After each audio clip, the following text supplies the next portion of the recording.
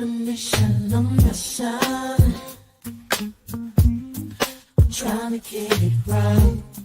Transition, changing the way that I see life. Transition mind. I'm on a mission, trying to get it right. I'm transitioning my life. Making a transition. Ooh, making a transition. Ooh, ooh, ooh, ooh, ooh, ooh. Making a transition. Ooh, ooh, ooh, ooh, ooh, ooh, ooh. Making a transition. Turn a mission, a mission. I'm on a mission. On a mission, I'm trying to get it right. Changing the way that I see life. Transition in my life. On a mission. On a mission. On a mission. Welcome. This is Alchemizing Energy, and I'm here again with Baba Yashabaya, and we are going to do a deep dive and really get to understand this new order that Trump has put out, new executive order, where he is going to basically almost make homeless people have to join mental health facilities, and some people will be put into prison or jails if they are found in these encampment sites. These things are kind of focusing on like encampment, camping out, things like that. So let's look at what the actual summary of the order is. U.S. President Donald Trump recently signed an executive order regarding homelessness, focused on clearing encampments and encouraging treatment for substance use disorder and mental health issues among people experiencing homelessness. The order, signed July 24th, 2025, according to the White House, aims to restore order to American cities. Key components of the order include directing federal agencies to reverse precedents, restricting local governments' ability to remove encampments, and incentivizing states to expand civil commitment for involuntary treatment. The order also seeks to redirect federal funds from housing first programs to those prioritizing sobriety and treatment. It requires prioritization of grants for cities and states to enforce bans on public camping, loitering, drug use, and track sex offenders. The order also aims to defund harm reduction programs and ensure safe housing for vulnerable populations by preventing sex offenders from being housed with children and allowing programs exclusively for women and children. This executive order reflects a shift towards enforcement and required treatment rather than prioritizing housing first. Critics from homeless advocacy groups have expressed concerns about the potential criminalization of homelessness and the human rights implication of forced treatment. You can find more information about the order from sources like Los Angeles Times, PBS, and CNN, which I do have here as well. So, this is a watered down kind of version of what's going on, but I want to also show, kind of give you other opinions about this because when it really comes down to it, this could really be a really very bad thing. When it really comes down to it, it could have ice-like situations, rounding up people. Who's going to enforce this roundup? What's going to be is it going to be another force that he creates, task force to round up people? How will they know if they're homeless or not? If they just not, I don't know. So As a mental health professional, this is one of the scariest things for patient rights. This does a lot of different things. And this targets a lot of different people, and it targets more than just homeless people. Right now, the criteria to be inpatient is that you have to be a danger to self, you're going to kill yourself, or you're going to pretty much harm or kill other people. Hypothetically, if you're not, you should not be petitioned or hospitalized without your consent. But this changes that, and this says basically if you are not able to care for yourself and you live on the streets, or if you are perceived as a danger to others, which could be defined as anything. Like they could say trans people are a danger to others because they are in front of their children, right?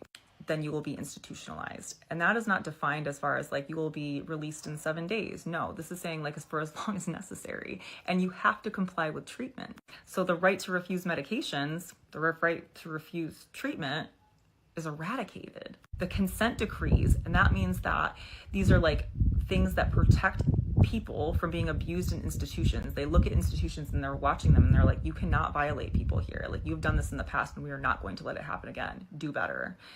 They're terminating it. So not only are they saying that like, okay, let's institutionalize people, let's make it as easy as possible, let's get people off the streets, let's just take people that we want to get rid of, but they're saying that like these people do not need to get protected once they're locked up, and they do not have the right to say no. If they want a house and they ever want to get out of here, they need to do what we say. It doesn't specify that the psychiatrist or who's making these decisions, right? It doesn't specify anything as far as like, is this medication? Are they going to be forced to take antipsychotics? Are they going to be forced to like, I don't know, have conversion therapy? Are they going to be forced to detransition if that's the threat, right? And gender dysphoria is in the DSM. That could very well be a part of this. It starts by saying that homeless people should also have all of their health information, so their mental health information taken by housing and then reported to the government and reported to police. And then these people are going to be monitored. So if you have a mental health issue, now you can be monitored. If you're unable to care for yourself, so if you are autistic and you're not able to care for yourself and you live on the streets or you just lost your job, now you can be institutionalized. You know, if you're just going through some hardship, because right now, like, everyone's losing their fucking job, you could be institutionalized. What? There are not state hospitals to take all of these people. That's the fucked up thing here too, is like, where are they gonna put people? They don't have hospitals to put them in. There are not enough beds for people currently at all. So like, you're gonna have this mass push of people, they're going to prison. That's where they're gonna go. And there's not gonna be a way out for them. This is scary. Or if like somebody just had a relapse, like they got better and they had like a relapse, like instead of just getting outpatient treatment, they're going to be like, nope, you can't do that. You got to be institutionalized. Like, we are demonizing healing because healing is not linear. You do not just go somewhere and then get better and then like you just go off and live a great life and get a job and everything's fine. Like, it doesn't work like that. And we're destroying the outpatient supports. They're destroying Medicaid. They're going to take away the state hospitals that are left and the community mental health centers that are left. It's like everything's just coming into place as far as like they're destroying the system and then implementing these things where like, oh yeah, these people are going to have to get treatment, but there's nowhere for them to get treatment at. So what does that mean? And then we have Make America Healthy Again, who had previously put out things about like, you know, SSRIs are dangerous and psych meds are dangerous. And they have continued to say that. Now they've had things come out about how like SSRIs in pregnancy are dangerous and we shouldn't let women who are pregnant take psych meds, which like, the push into mental health here, into healthcare here is dangerous. And that's all I have to say on this. I can be called fear mongering all day long, but you know what? You will see. Thoughts, Baba? Yes. You know what? You know what's also scary? Listen to this. What about people that has early stages of Alzheimer's? Yeah. Mm-hmm. Okay, you roll up on a person, and they going through these stages because that's on the uprise now in America. And I found out through an old article, and I was talking to the wife about it. Do you not know back in 1963, they was going through some of the black schools and testing out a drug that see how long it take for it to develop Alzheimer's in people? No, I didn't know that. Yeah, in Tallulah, they was picking out a lot of black schools, not just in Tallulah, but all across the country in certain areas, and they was experimenting with them with this thing, some kind of drug. They see how long it take for it would transition into Alzheimer's. That was back in 1963, and I was intending to get. I didn't know we was gonna go this way. I'd have got the article. It was in the newspaper, and they tested some people there at McCall school there in Tallulah and other places. So a lot of these things we're experiencing as this drug had been put into place long before now. Those tuberculosis shots and stuff that Yeah. we had to have, it was hidden in the medication, and they would see how long it take you to develop Alzheimer's, which for some way or another it would hit at a certain time. Then, but anyway, that's we'll look into that other a little later. But That's I need you to go back because that was some key statements he said that was said they read. And remember this. This is what Hitler did. He began to demonize, and I know everybody talking about the Jews, but you had blacks who was in the Holocaust, and Mm. they were more demonized than any. But they don't talk about that. We always talk about the despised Jews and everything like that, but there were there were people of color, melanated that was living there that went through and nobody talked about it as if they never existed. So this is the same thing. Remember, Donald J. Trump, transition the name Trump, is German origin. He's German, all right descendant. His father and all that. Put up his bio. Mama Switzerland, daddy from family from out of Germany. And he's the main one trying to orchestrate this. So they're trying to create that pure white race or agenda by removing anything of color. Now I know people might not like it, but just look at the man's movement and what he catered to and what he don't cater to. And like somebody was saying the other day, the reason that a lot of whites lean that way because they thought they give them a free card to start pushing that old Jim Crow 2.0 idea because they figure he gonna back them, you know. And so,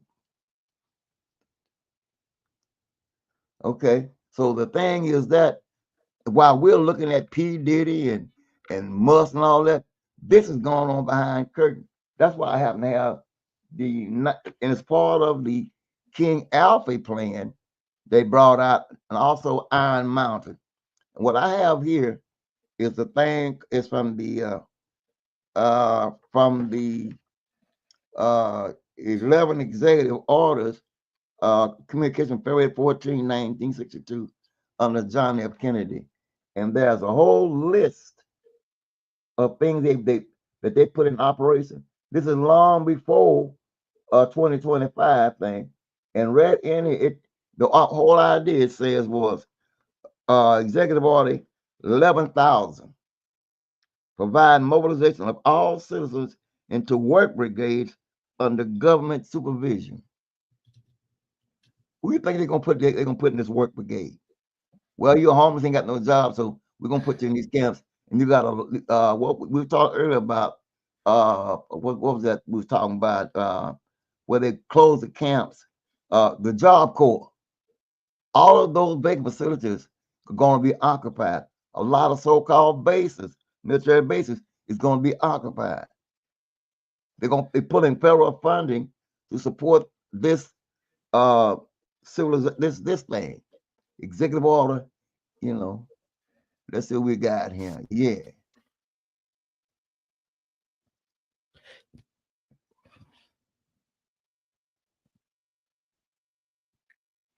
So this is covering civilian manpower. So all these things are connected in some kind of way. He's doing something one way, but it's actually backing up some like old law that was probably dormant Yeah, at that's some they point. doing a lot of old plans. You know, he talking about going back to 1789 or some things a while back, and he's going to enact certain laws because these laws has not been amended or been changed.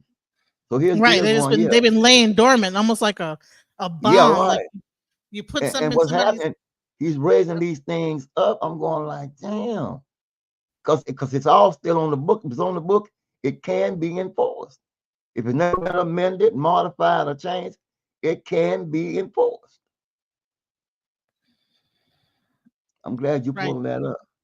It's Yeah, these plans and programs shall be designed to develop a state of readiness in those areas, respect to all conditions of national emergency, including attack upon the United States. So, civilian manpower mobilization, develop plans, issue guidance designed to. So, what it sounds like what they're doing is they're trying to, what do you say, clear the swamp, right? and Now, we clean thought up. the swamp was the government swamp, but no, it's also the homeless swamp, the people that all it's clearing the every anything that he considers to be A liability. Anything considered to be a liability and not an asset, they're clearing it out. That's what it's all about. Anything they yeah. can consider a liability, So because then check they this. And and see, we count too much on federal funding. So once they move the money and you have no backup, you have nothing to carry you on or sustain you, then bam, you fall. That's why you And really then can't. if you become homeless, now you're considered mentally ill. Yeah, They could throw you into a mental ill facility or into a camp. They're going to probably get rid of shelters so that more and more, because they're getting rid of the funding of the shelter. So therefore, right. more and more, you'll probably be outside when you're homeless, and they'll be able to scoop you up just like ICE is doing the people. Do what? That was the danger that I was saying. I was trying to tell people, like, listen, you guys, y'all aren't see. I can see it a mile Mhm. away. Yeah. And not only that, then they gonna start experimenting on you. You Mhm. know, y'all talking about harvesting organisms. You ain't seen the oh baby, come on. It has many implications because one thing causes a domino effect to lead to something else.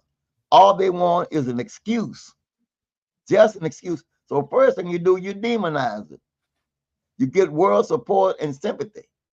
You got to work. You got to be careful what you agree to and what you accept, and what do you surrender. What do you surrender as for protection? I don't know if anybody familiar with the King Alfred plan. If you can pull that up, or the meeting at Iron Mountain, some things because it was talking about this thing with about the chemistry warfare, putting certain things into the body. You know, these things we talked about 20, 30 years ago.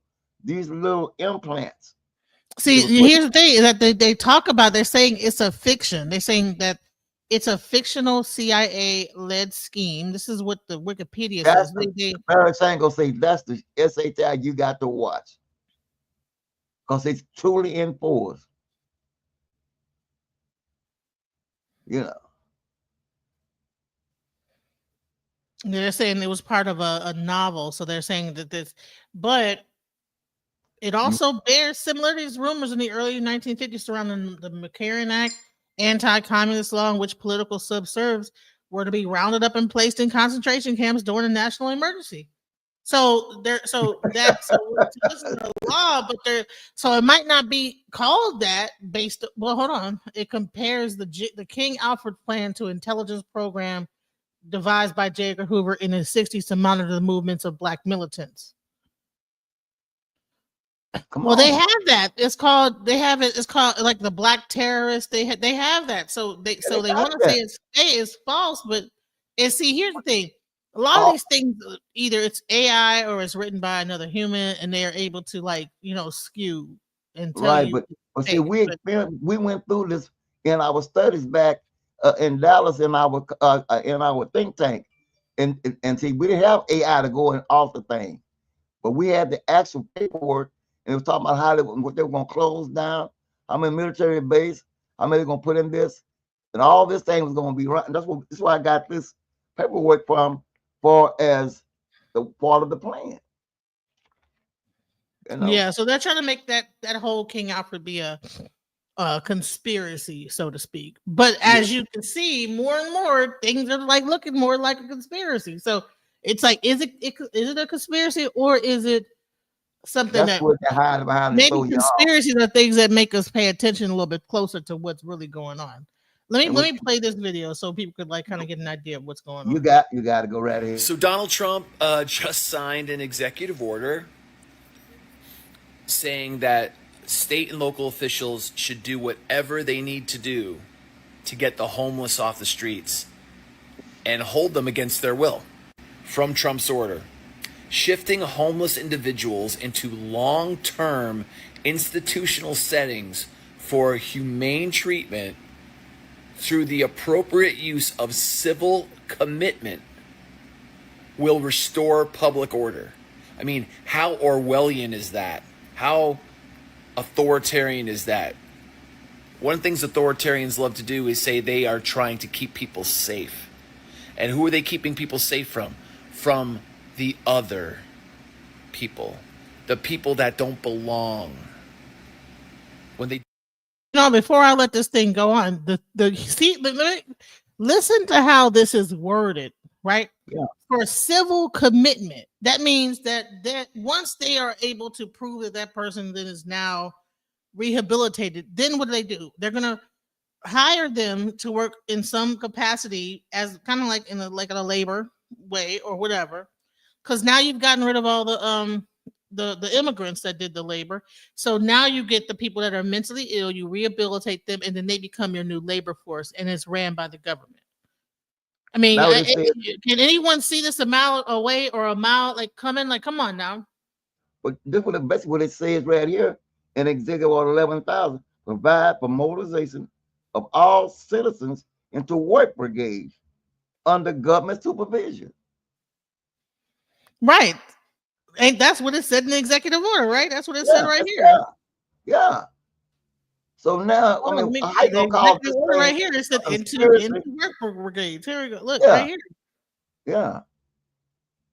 So I mean, how you gonna say this thing is a conspiracy when it's actually in motion?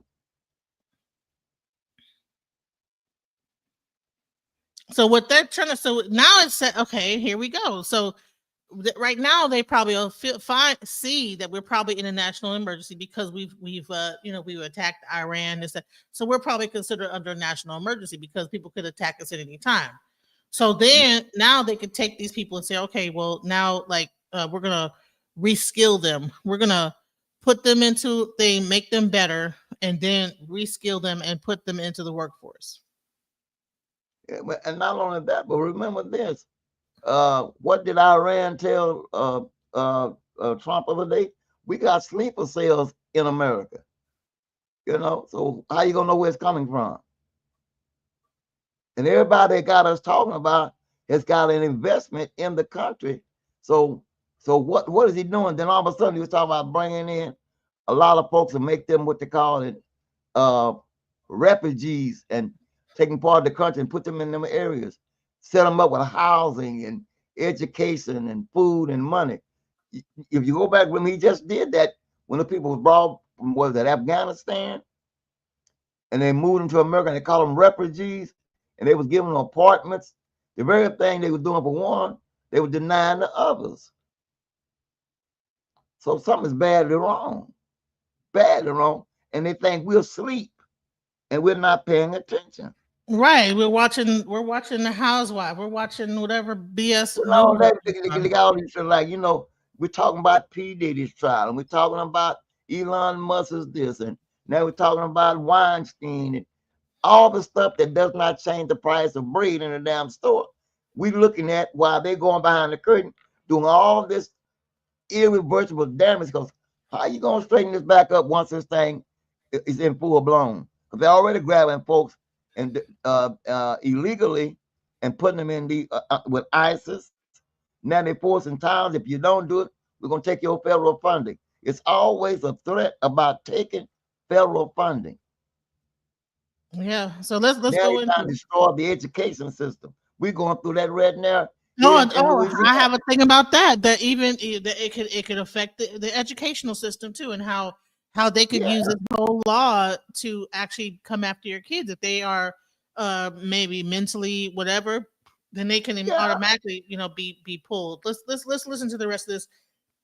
Go right ahead, I sis. want you to really pay attention, you guys, to the words he's using about this, like to make them Please pay attention to the key word and the key statement. I want you to not only hear but to listen. Please don't just hear but listen. Don't hear to argue. Learn to listen to understand. Shay. So Donald Trump just signed an executive order saying that state and local officials should do whatever they need to do to get the homeless off the streets and hold them against their will. From Trump's order, shifting homeless individuals into long-term institutional settings for humane treatment through the appropriate use of civil commitment will restore public order. I mean, how Orwellian is that? How authoritarian is that? One of the things authoritarians love to do is say they are trying to keep people safe. And who are they keeping people safe from? From the other people, the people that don't belong, when they dehumanize groups of people. So I know MAGA isn't going to care about this, because they still see these people as not human. But I want to show you the gradual slide we're starting here. Okay, first it was we're just going after the criminals, just going after the terrible illegal aliens who commit crimes. And who would be against getting violent cartel members off the street? Nobody. But then all of a sudden we start realizing that there are U.S. citizens being caught up in this dragnet. People who are being sent to other countries, dangerous situations like that. People who are vets who are being disappeared because they're brown. But unfortunately, most of MAGA is like, yeah, they're not real Americans because they're not white. But now I want you to see what's happening now. There's another vulnerable population, another group of people we can discard from society. And so now they're going to take these people off the streets against their will. Now listen, I know there's a homeless problem. I get it. There needs to be something done, but this isn't the compassionate, humane thing. You mean compassionate and humane like Alligator Alcatraz? No. This is yet another group of other people that are seen as less than, that we are now going to take out and disappear. Who do you think's going to be next? Now, I'll agree, most of the MAGA groups are going to not be there for a while. But understand, this is not about safety or security or any of that. This is about ridding the country of the weak, ridding the country of the minority, ridding the country of anybody they can dehumanize that isn't white. Now, I have a son with a disability, and I have a son who is Asian. When are they going to come for him? And for all of you who are minorities who are supporting MAGA, understand that you are not safe in Trump's America. You are not. So here comes the next level, guys. Who will be the next marginalized group that will be discarded by Trump's America? This is just the tip of the iceberg. We need to push back. Even if you're for strong borders, even if you're for, getting homeless off the street, understand that this is not what it's about. Fight back, resist. Wow. So what are your thoughts on that? He's spot on. It's the domino effect. If they see they can get away with one bunch, and then they start cutting off little by little, and they put you in certain categories to eliminate that category. Put you in another, eliminate that category. So the whole thing is by a process of elimination. As the more you demonize certain things, this is how a lot of time wars get started. They demonize the other country, and then you go after them under the disguise of democracy. Come on, people. That's, we're going to create a democratic process under democracy. We've had more lies told and more people destroyed under democracy than you could think of. It's an illusion. It is liberalism is an illusion. It's not a fact. In protocol, it tells us that. Protocol design. Is that what you were talking about? Yeah. It says. And then you had Q up there arguing that this was not a real thing. I'm like, well, baby, they can say what they want to say, but we've checked it out for the I know the war and our think tank for the last since 99 we tracked it, and everything they've said we've tracked, and we have seen it work. Here is one. Political freedom is an idea but not a fact. The idea one must know how to apply whenever it appears necessary with its bits of ideas and attacks on a mass of people to one party for another party to crush another. This task is rendered easy if the opponent has himself been infected with the idea of freedom, so-called liberalism. That's in protocol. And then in the last funeral rites, and this is the one that I love, it tells you that they took all the precious gold and metal and turned it into paper money to Yep. control the value system, to control. This is fulfillment of prophecy, 1923, and this is what it says. Item 4: as for the principal banks and exchange in the name of the Rothschilds, the Garwood, homelessness, without control of the world press, the power of gold cannot be maintained. The press of one country, the press of one country will not be sufficient. So they took over all the press, and they took and flooded the market with paper money. The goal of the nation is the real Lord of Israel. The gold mart in England is closed today, and of course, in Jewish experience, hands gold.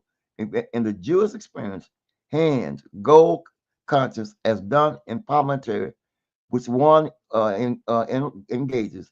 The Jews have flooded all nations with paper money, and how they fix and unfix the rate of exchange and interest. They tell you. So how do we operate? Well, yeah. Well, now they're. I believe that's now that you have Russia, China, you have that BRICS situation going on in Yeah. America. What they're trying to do in American currency being based on human beings, they're trying to get control of that level of currency because there's a whole group of people now that have not been able to feed into that whole system, right? Right. So you really. I mean, I don't know if. The currency war is going on as well. While we're talking this, there is a currency war going on. What's going to be the world's dominant currency for exchange, right?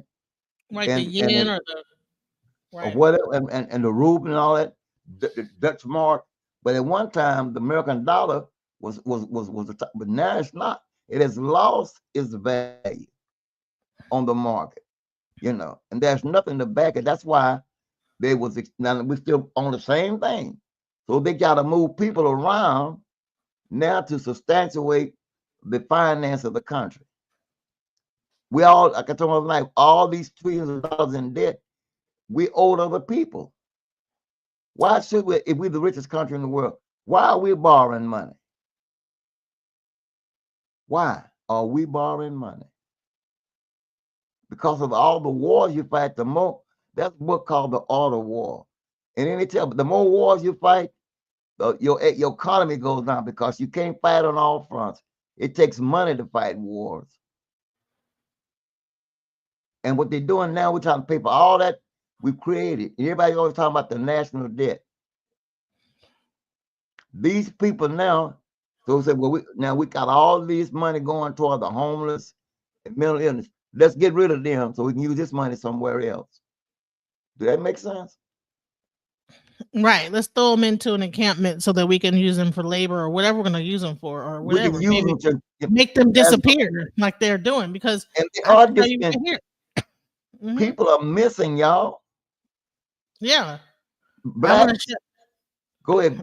Yeah, look at this. He is serving a life sentence for helping his mom fight breast cancer. This is the story of Marcos Besoto Salinas.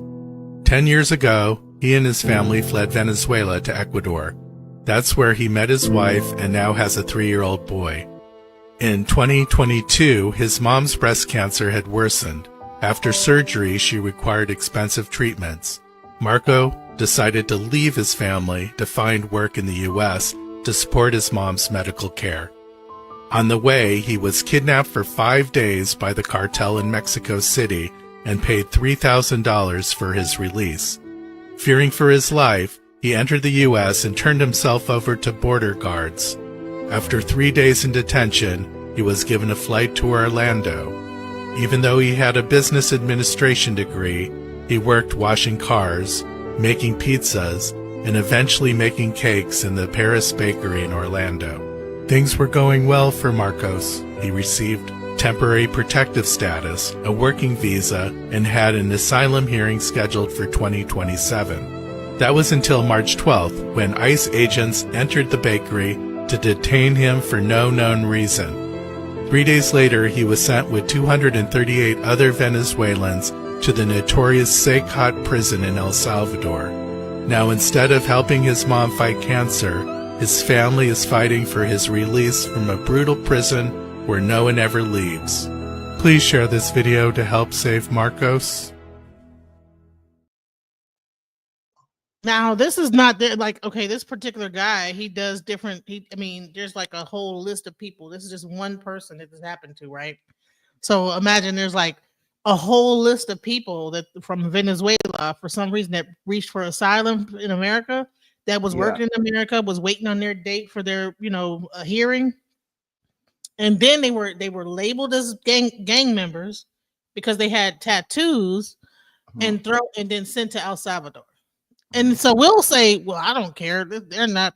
They're immigrants, right? But see, this is the same thing that could happen across the board if we don't be careful. That's the thing that's happening. Not going to happen. As we speak right now, it's already in operation. And that's what's sad. And then a lot of us, okay, what we got is, can you read that comment by? So she's saying, as someone who used to be homeless and addicted, I thank President Trump for finally addressing the issue. Prison straightened me out, and I'll never touch the stuff again. But it don't straighten it out. It don't. Sometimes it makes it makes it worse. See, everybody experience with certain situations ain't the same, so you can't speak for the overall whole. Now, well, she's one. You can probably bring up 5 others who would really go against it, and that's our problem. We can't find what's the word, apathy or empathy when you see people going through things. As long as it don't touch us, even if we only experience for a little while. And this is no attack. I've seen this on a regular basis as I travel around the country. I'll sit and talk to them. I've been in El Paso, down on Pasana Street, where you cross over out of Juarez into El Paso, and how the borders work down there. You pay a penny to get out and 2 pennies to get back in. That was back in the day.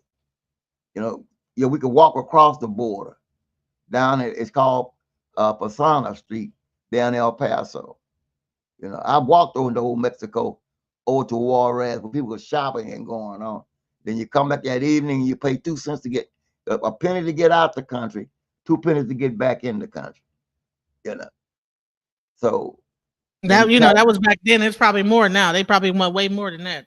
Oh yeah, but then sometimes we had to go across the border or go through the border to offload loads that was going into Mexico or coming out of Mexico, because we had those exchange points to swap out loads between the. Right, you used to be a truck driver. So for anybody that's wondering what he meant by swap out loads, he used to be a truck driver. 56 years. So a lot of times we could, because we our insurance wouldn't cover us going in, so we would come to a exchange point, and we would drop our trailer, and they would take the trailer across and unload. And sometimes the trailer come back with tires missing, lights missing. They strip that bad boy out, So it just all kind of stuff used to go on. So being a part of logistics, so I've seen this happen.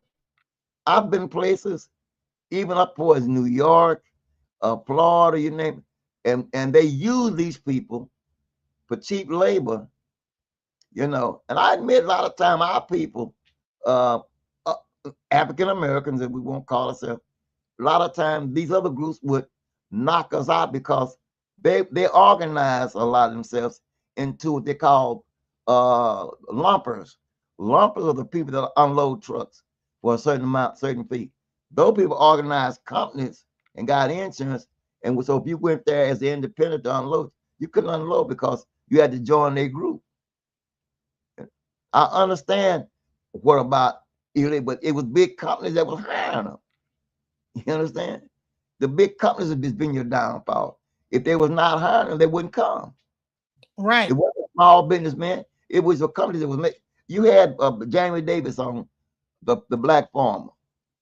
The black farmer kids here because big white farmers were hiring immigrants to come and do the work. Okay, and they had a bigger profit line than the black farmers.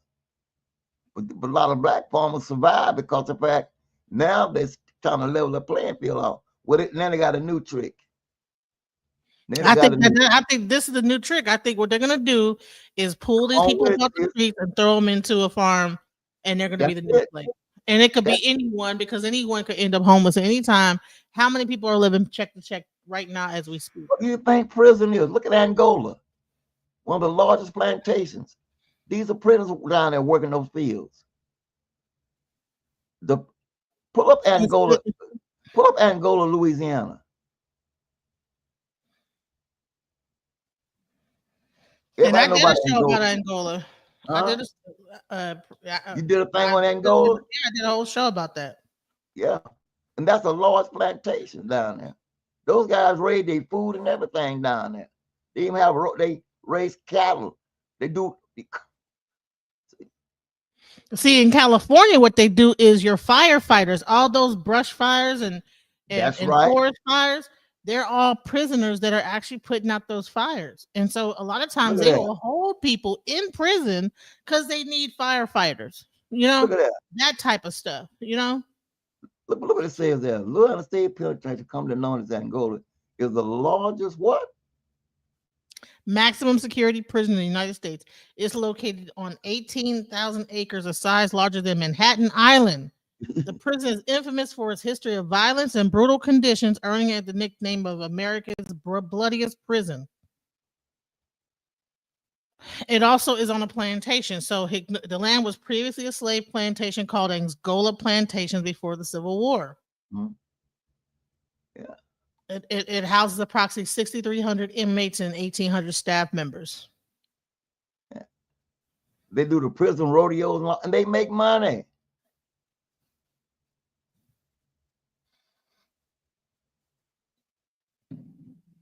Yeah, it also houses the death row. So yeah, this is the type of stuff. So here's the thing: is that how do we determine? Okay, so each state get to determine where they mentally ill go. How do we know that some of the people ain't gonna get sent to a place like this? It's up to the state to determine where these homeless people go, right? So he's talking about, well, yeah, prison helped me, but honey, you went to prison probably for a charge. These people have not been charged with anything and going to get sent to prison. That's right. Yep, there you go. So they're not there. These are free human beings walking the earth, and then somehow, based on someone, whatever, because they're in a certain area at a certain time, when they decide to round them up, gets put onto a bus and shipped off to a mental facility or a prison. Because first of all, the mental facilities are full, the prisons are full. Where are they going to go? They're going to have to create a place. And where is that place going to be? Is it going to be another alligator Alcatraz? What's going to happen? Yeah. So let me play this one. What if I told you the president just signed an executive order that could let the government lock up the most vulnerable people in our country? Homeless folks, people with mental illness, and even veterans like me, just for existing on the street. I'm talking about Trump's new Ending Crime and Disorder on America's Streets executive order. And trust me, this is way deeper than it sounds. Let's break down exactly what this executive order does word for word. Now, Trump's Ending Crime and Disorder on America's Streets reframes homelessness, addiction, and mental illness as threats to public safety. Now, it gives the Attorney General power to fight court rulings that used to protect unhoused people from being locked up. It literally calls for civil commitment, which is just a legal way of saying force confinement for anyone they decide is a problem. Now, this order tells cities and states, if you want federal grant money, you better crack down on so-called urban camping, public drug use, loitering, or even just existing in public if you're homeless. If you don't enforce those bans, well, you lose funding for housing and health programs. It bans support for proven programs like Housing First and harm reduction, and instead forces people into institutions or programs that require total sobriety, no matter if they're ready or not.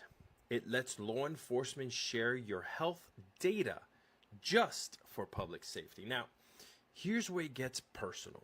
As a veteran, I know way too many brothers and sisters who came home from combat with wounds that you can't see, myself included. PTSD, depression, addiction, sometimes it lands us on the street.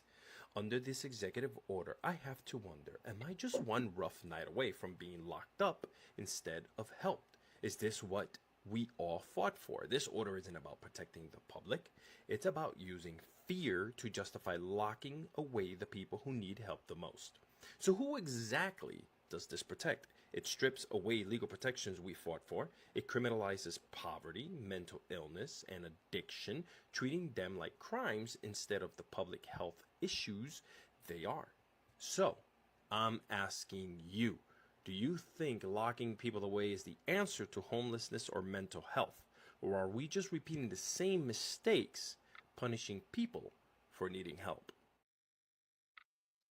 Now you're a veteran, and so am I. Yeah. It's just the see when I came out, they what we call busted out sent me back to my where I was recruited from, back to my hometown. But so I was one of the fortunate ones that did not get all this. But there were those that was not as fortunate as others.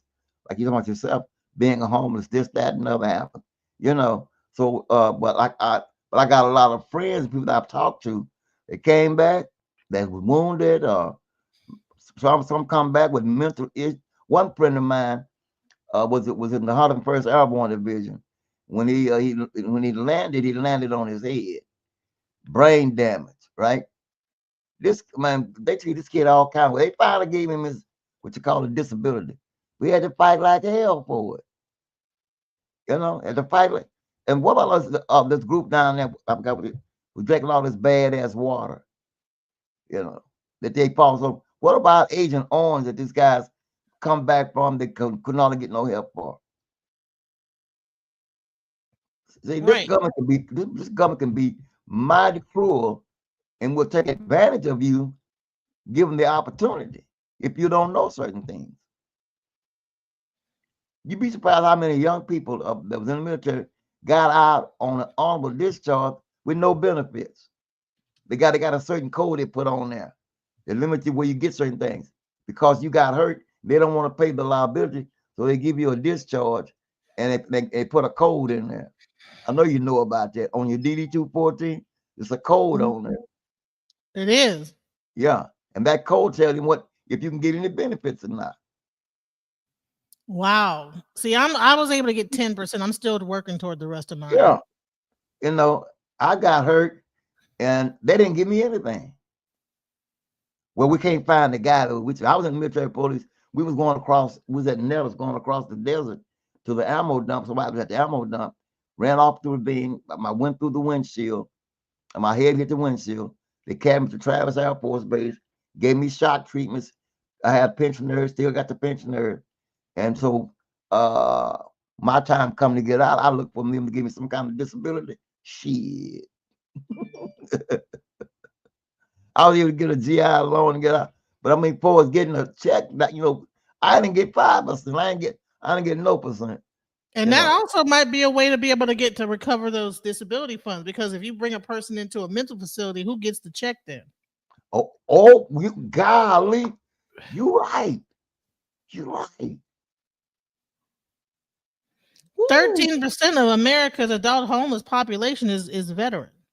Yeah. So if you bring them into a mental facility, who is now receiving your Social Security, your veterans benefits, your Social Security check? Golly. Same thing with the people that are disability, right? So say you are mentally disabled and you're homeless and you get a weekly check. So this is the way I believe the government is using to be able to absorb the funds back into the government from those that are disabled. Sis, that's spot on. I never thought about it like that. You're right. Damn. You're right. Because, golly, what about those funds that's been allocated? Where does it go? Where does it go?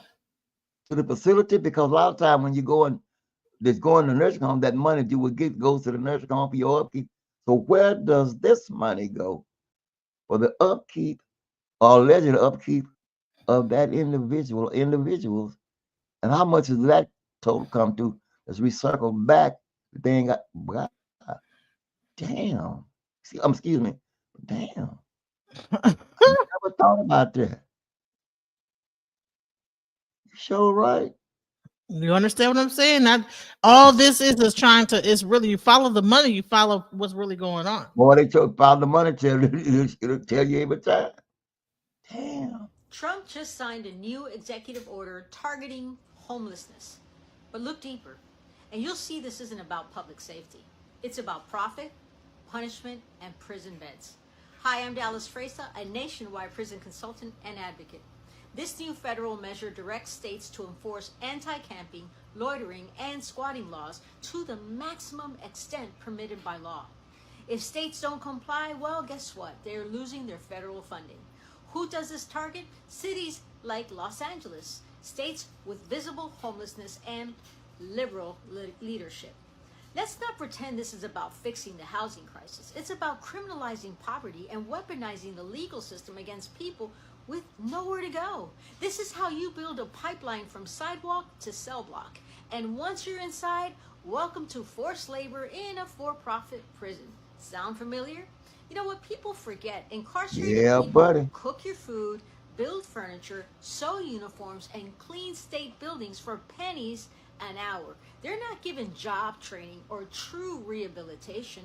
They're used, overcrowded, forgotten, and now we're going to fill these beds with unhoused people. We're not solving homelessness. We're monetizing it. Let me be clear. This is modern day slavery. And yes, that's a strong word, but it's accurate. Prisons make billions off of free or nearly free labor, and this new order ensures a fresh supply of bodies. Poor, mostly black and brown, often disabled, mentally ill, or just broke. We all see the crisis on our streets. So why not increase housing? Why not raise the minimum wage? Why not treat homelessness as a public health emergency, not a criminal act? If this doesn't sit right with you, if locking up the homeless feels like punishment for poverty, speak up. Comment below, is this really about safety or about control and profit? Share this video, tag someone who needs to hear it, and follow me for more on how the prison system profits off pain, poverty, and people with no place to go. Because awareness isn't optional anymore. It's the first step toward change. Thank you for the follows. I can't wait to hear the comments. Love and light. And see, and that's exactly what we're saying. It's Yeah. going to be a way to have another labor force. They're getting rid of one labor force and replacing it with another. Yeah. Because they're like, oh, okay, well, why aren't they working? This stuff is deep. This the more you dig, the more deep it is, and I have to think of it because out of all I've done, I forgot that the recycling of the money goes back in because the money follows the people, and if they're drawing checks, whether it's Social Security, disability, whatever, wherever they go, that money follows them. Right. So if you're making $800 a month for a disability, $900 a month is the average check. You know what I'm saying? And then you put them into a facility. That means that $900 a month goes towards housing that person. I got one better than that. I've got a brother-in-law that draws $4,000 a month. And VA benefits, huh? Yeah. And sometimes people just choose to be homeless. Some people just don't want to live. Now he's not homeless, but he's not homeless, but because he's living in a home place.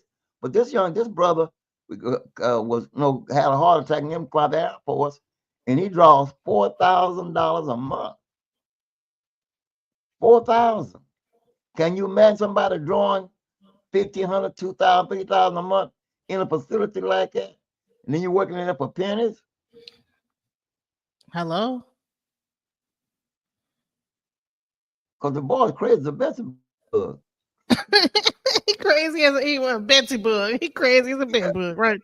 So all he gotta do is be in one of them places where they rounding folks up, and boom, next thing you know, they got his $4,000 check. He can't get out. How do you even get your loved one out? There's no procedure once he's in. Yeah, because right now there's a procedure. It's called 5150. You have to have a certain thing. You have to agree to treatment, all this other stuff. If you remove that from the case, that means you could just a person could just, even when you bring your loved one to the hospital, the mental hospital, right? Say your Yeah, loved one's tripping out, they get arrested, they bring them to the mental hospital. They could keep them from that point on yeah, because you don't know whether they're homeless or not. yeah. It's another So thing. These this veteran is hospitals and turning things. into another. And who is going to be the task force to enforce this? Is it going to be ICE? Are they going to like expand ICE's capabilities, or is it going to be a new group of people that they go out to like round people up? Is it going to be the police? Is each state going to be responsible for rounding people up now? Is You that going don't. to be the new You're thing? gonna lose your federal funding if you don't do it. And see, one while he was talking in all Democratic states that had Democratic governors, and that's crossing the line. It's I mean, Genesis is sad, and this is a topic that need to go even deeper. But you just hit with that, and that I just can't. I'm going, dang, she's right, because you gotta Bring up follow. It's people all about the retirement. money. Everybody that's homeless is not broke. They're just homeless. No, They might not have it all there to like run a house, whatever the reason or whatever. Because living, li- getting a house, keeping an apartment, see, bills. and now This I'm sorry. Now they passing this panhandling law. You can't panhandle no more in Louisiana and Mississippi. You go to jail. Well, catch you on the corner and can you spare a dollar spare? You better not. You're going to jail. wow. Right off the corner. And see, I had a group home where I had like mentally ill people there, and it was this one guy named Jake, and he loved to go to the store and beg from Panhandle, honey. He would go back and come back with it, honey. Come back with food, money, everything, But he purposely wanted to look a certain way so he can get the money. So he But I wasn't had that crazy. He was crazy, but he went there. He knew how to go out there and come back with it. I had a friend of mine in Dallas. You know where Forest Avenue Bridge is over in South Dallas, where the Yeah, old Forest where, Lane. Yeah. where the theater. We had this friend because they had a gym over there. His name was Donald. Donald said, I can make more in an hour than you make all day. Donald would go down there with his two children with a sign saying, I'm a veteran, homeless, stand on that corner. And this is no lie. That was what was gone about 4 hours. He came back with $300. Wow. They was cleaning up. Wow. They was literally So cleaning so up. so they're gonna probably like make that panhandling law go across the board and make that a whole But law across. Louisiana, Mississippi got it because Governor Landry passed a law 2 months ago, and a lot of guys that you see in Monroe on the corner, they ain't there no more. Man, but see, think about all these encampment sites. Think about what's it called? Man, think about Skid Row. All those people. Shit. This is Shalene Benya. Yep, he Yeah, said yeah. I'm from Louisiana. Yeah, man, you know about it then, bro. Yeah, landed them, and then now Mississippi got the same law. And so many folks depend on the little hustle. Some don't. Some know it's a hustle. But and I found a lot of whites over there hanging around Walmart in Mississippi, in Vicksburg. When they passed, they vanished. But they was, man, they it was across the board. But I'm still stuck on the fact that what you raised, those monies that they're getting, where does it wind up? Because the government don't get it back, not direct. So the facilities that they're gonna put them in.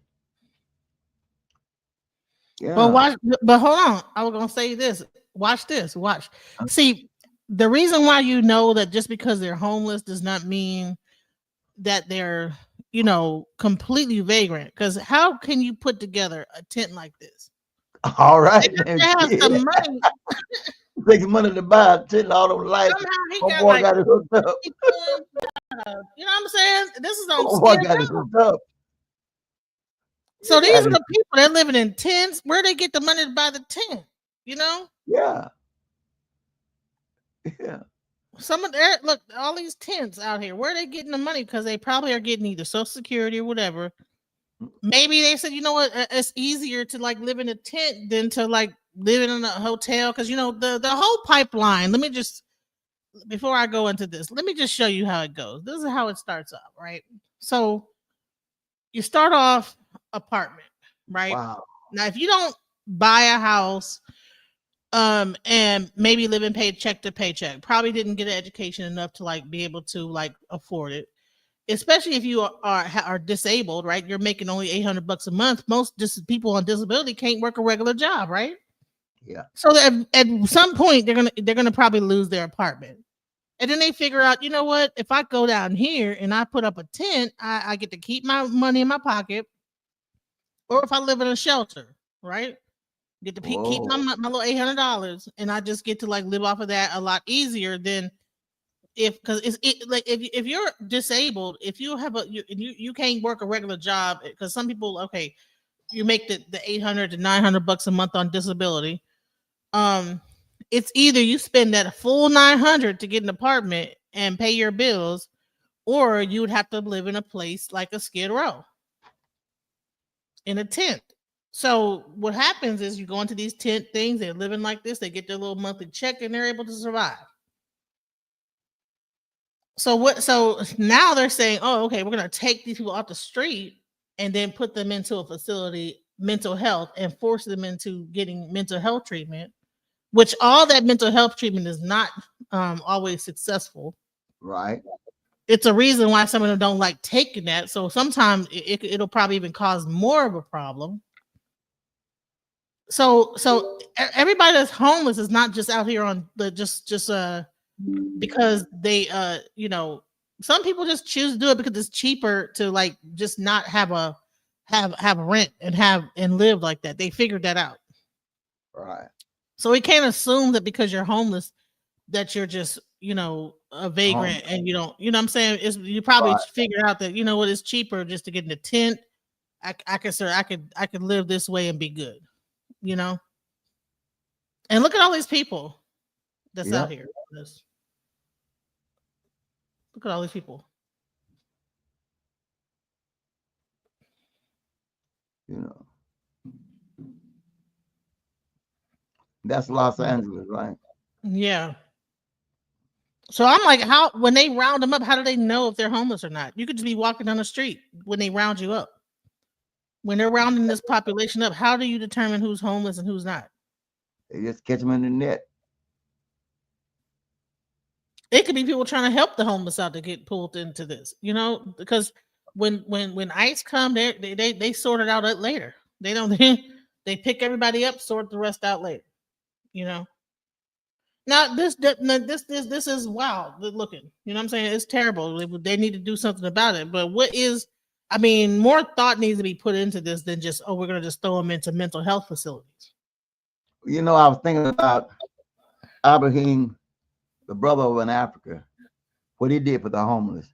He created a place for them, free home for them to live in, free health care.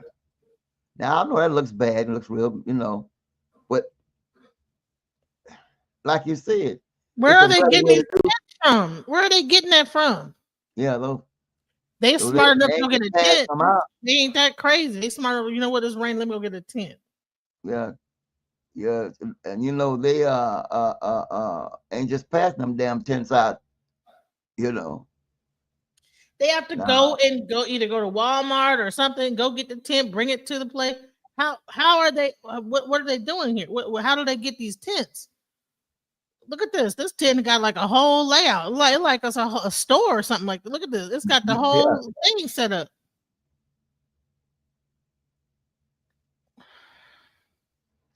Wonder what street is that in California?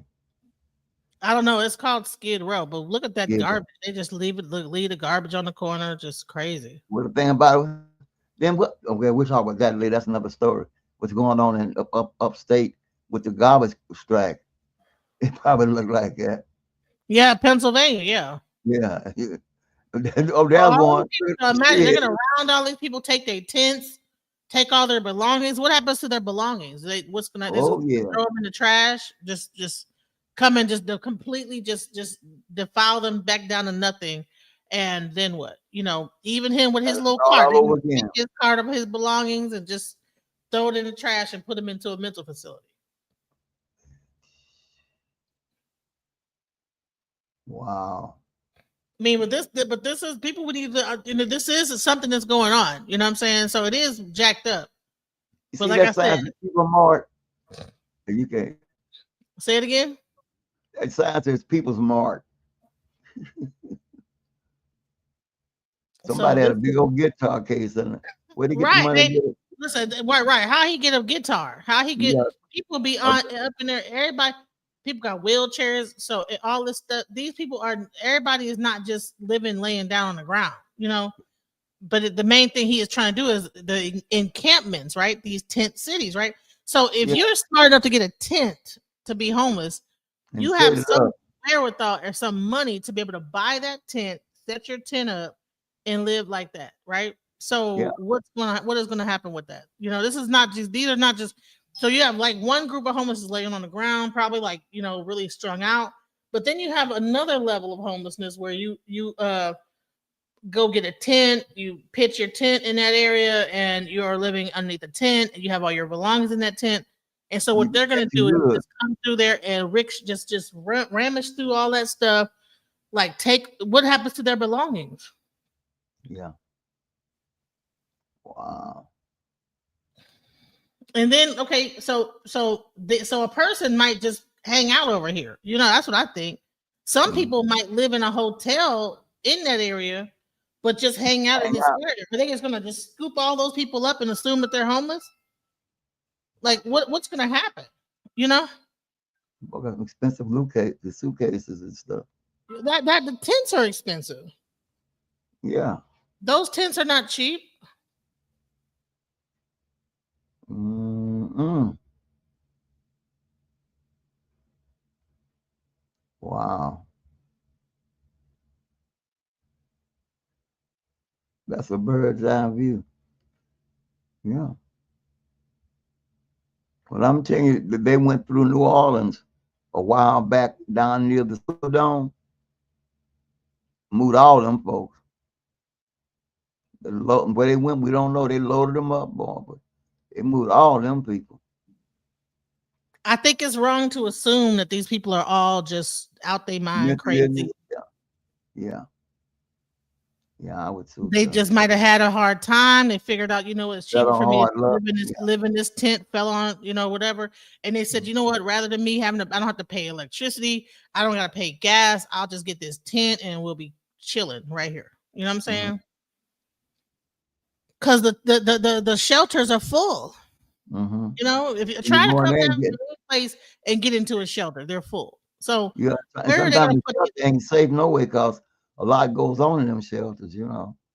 So yeah, they will take their chance on the street. yeah, yep. Rather take their chance on the street. So then what happens to these people? Yeah. That's gonna be something need to be really looked into. I don't know where you are, but the weather's getting bad down here. Um, I really want to step out because it's really deep. Can we continue this because the Yeah, weather's Queen's real? about to come on in a couple of seconds, but yeah, I just wanted to and then I want to also Well, I show. tell you what, this is the one I'm talking about because I never thought about the idea about the money that's being recycled. That Yeah, you really have a everybody that's point. homeless is not broke. Just because Yeah, you're homeless is not. People could be homeless and have a job. I and was homeless. I had a job. yeah, I was homeless when I was homeless in Washington D.C. I okay, lived above a flower shop, and I worked at Kinko's every day. I right. had a job every day.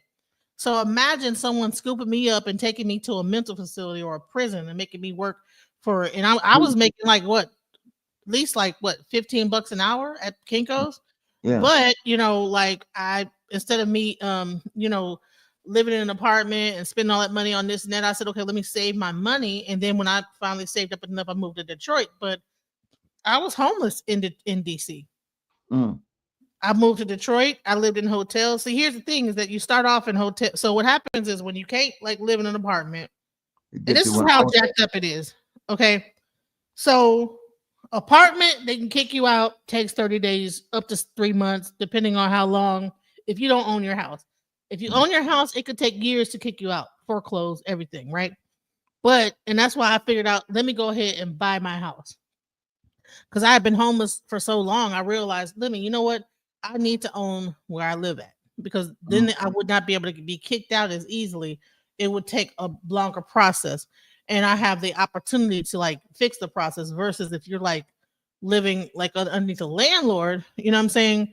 Right. Your process might be maybe 3 months if you get behind or you lose your job, right? So what Mhm. happened is that okay, I figured that out. Everybody don't figure that out, you know, or their credit might not be that good, or might not like I worked very hard to get my credit to the point where I could actually go and buy a house, you Mhm. know, and I had the VA and everything, the VA loan to be able to buy a house. Everybody don't have that, you Right. know.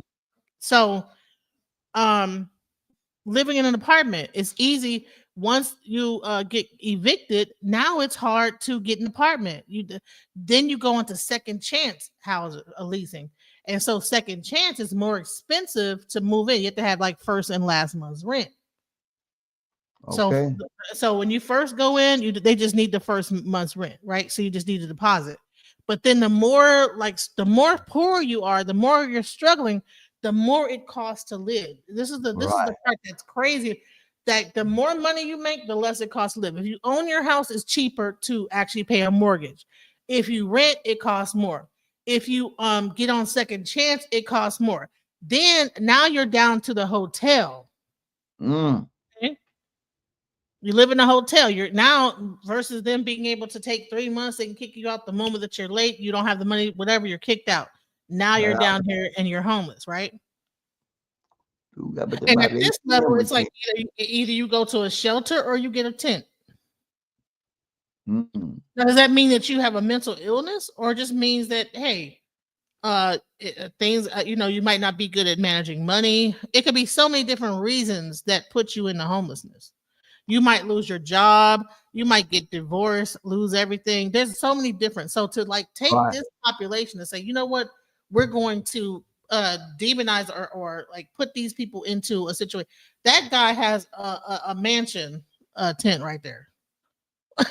That Mhm. guy's tent was massive. Okay, so I mean, like I said, so I just wanted to like really show that this is not just an Hey, issue of you you got know that's because imagine how much it costs to live in a hotel. You got to pay like what 11, like what $800 a week or something like that. So you have to have a lot of it all money. depends, but not less than five and probably more.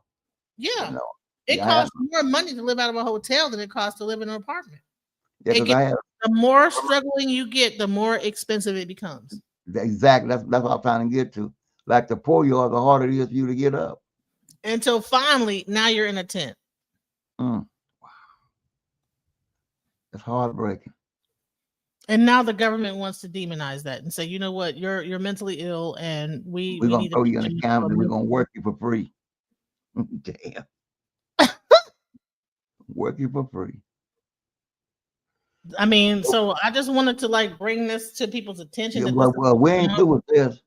We're not through with this because I mean it's a lot more that we because like I said, I had never thought about that particular topic, that part of it, you know. What happens to the money? What happens if you are on Social Security? And Does the wind up homeless and wind up homeless. What do happens they to the money? discontinue? Do they? I mean, yeah. Do they discontinue? Do they like? Yeah. You now become a ward of the First, state? we need to investigate that because that's a point. That's a sore point.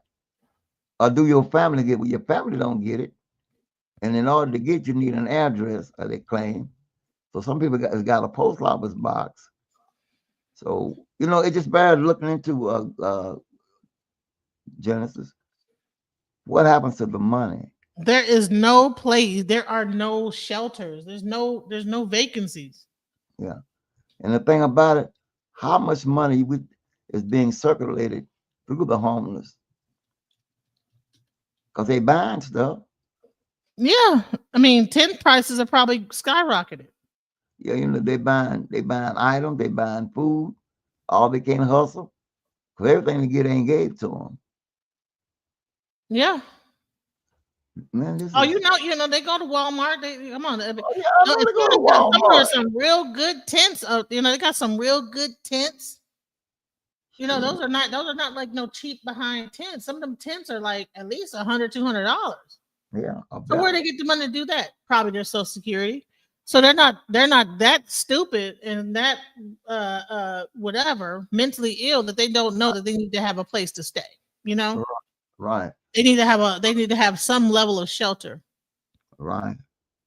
You know, and Yeah. so like I said, this is what's happening. I mean, it does look jacked up, but I'm just Yeah, saying but is it, that it is what it is. it is Yeah, what it it is is. what it is. And we got to get more into this. But like I said, the weather's getting bad down here. I'm gonna They make go ahead. themselves beneficiary of your livelihood. Yes, they will. Woo! That's right, man. Yes, indeed. Well, look, love, I'm gonna get off here and go get ready. I got nothing to do later on if the weather breaks. We're gonna stay on top of this. Maybe one day next week, if not tomorrow. But we can do it tomorrow and talk about it on the principles of EPAR. You know. Yeah, I'm gonna play a couple more videos before I go. Okay, well, go ahead and excuse me. Let me get in and do this, and we're gonna work on this. Let's make this one of our topics because this is really crucial. Yeah. These are people. These ain't just something you throw away. These are people that's trying to make it. And what is that? Oh, yeah, okay. I thought that the police coming down through there. Like they already started. They already started. Yeah, yeah. You know what I'm saying? They already All right. started. Trump just signed a Already truly started. terrifying executive order to bring back forced institutionalization. Yep, you heard that right. It's truly terrifying and no one is talking about it. I'm Eliza Orland's career public defender for 15 years in Manhattan, and we have to talk about the executive order that they're calling Ending Crime and Disorder on America's Streets. This order specifically targets unhoused people, people with mental illnesses, and people who use drugs. It calls the hundreds of thousands of people experiencing homelessness on a single night endemic vagrancy and frames them as threats to public safety. Trump is using fear to justify locking them away under what he calls civil commitment, aka forced confinement. Here's what the order actually does. First, it directs the Attorney General to overturn federal and state court decisions that protect people from involuntary confinement, essentially gutting due process rights that took decades to secure. Second, it ends housing first policies that have actually worked to reduce homelessness. Instead, it forces people to accept treatment whether they want it or not as a condition of receiving federal housing aid. Third, it prioritizes federal grants for states that enforce bans on urban camping, loitering, and squatting, aka criminalizing the simple act of existing without a shelter. Fourth, it expands civil commitment to anyone deemed a danger to themselves or others, or who cannot care for themselves. Language so vague, it could quite literally apply to anyone experiencing a crisis. This is not about safety or compassion. The order literally says the goal is to protect public safety by removing people from public view. This is about control, criminalization, and disappearing poverty, not solving it. This is mass incarceration 2.0, only now it's dressed up in fake compassion and medical language. We've seen this before. In the era of massive state hospitals, warehousing, and forced sterilization, and we know how this ends. As a career public defender, I've seen what happens when governments use the courts to cage, confine, and criminalize instead of care. If you're as horrified as I am, share this video and follow me. If you're interested, I can break down every section of this executive order piece by piece because this isn't just cruel, this is calculated, and we need to understand exactly what we're fighting against. Thanks for being here, and please make sure you're following for more. Again, this is a calculated order, you guys. This is calculated. So I think that we need to pay attention to what's going on with this situation. And I hope that you guys have gotten a lot of this. I've got one more video I want to show. I was hoping that Queen would be able to come up and join to to talk about it from the other side. You know, she kind of like agrees with like some of the things that Trump is doing, you know. So I wanted to hear like another side of it. In the meantime, I just wanted to show that everybody that's in these encampments, like they receive a check. Like not everybody, but a lot of people. How are they getting their money? You know, how are they able to survive? They're getting their money somewhere, right? A lot of people that are mentally ill are on disability. Where does that money go then when this happens? When this whole law drops down, who is going to get is that a way to maybe absorb social security back from the disabled that choose to be homeless or whatever? You know, is that what they're going to do?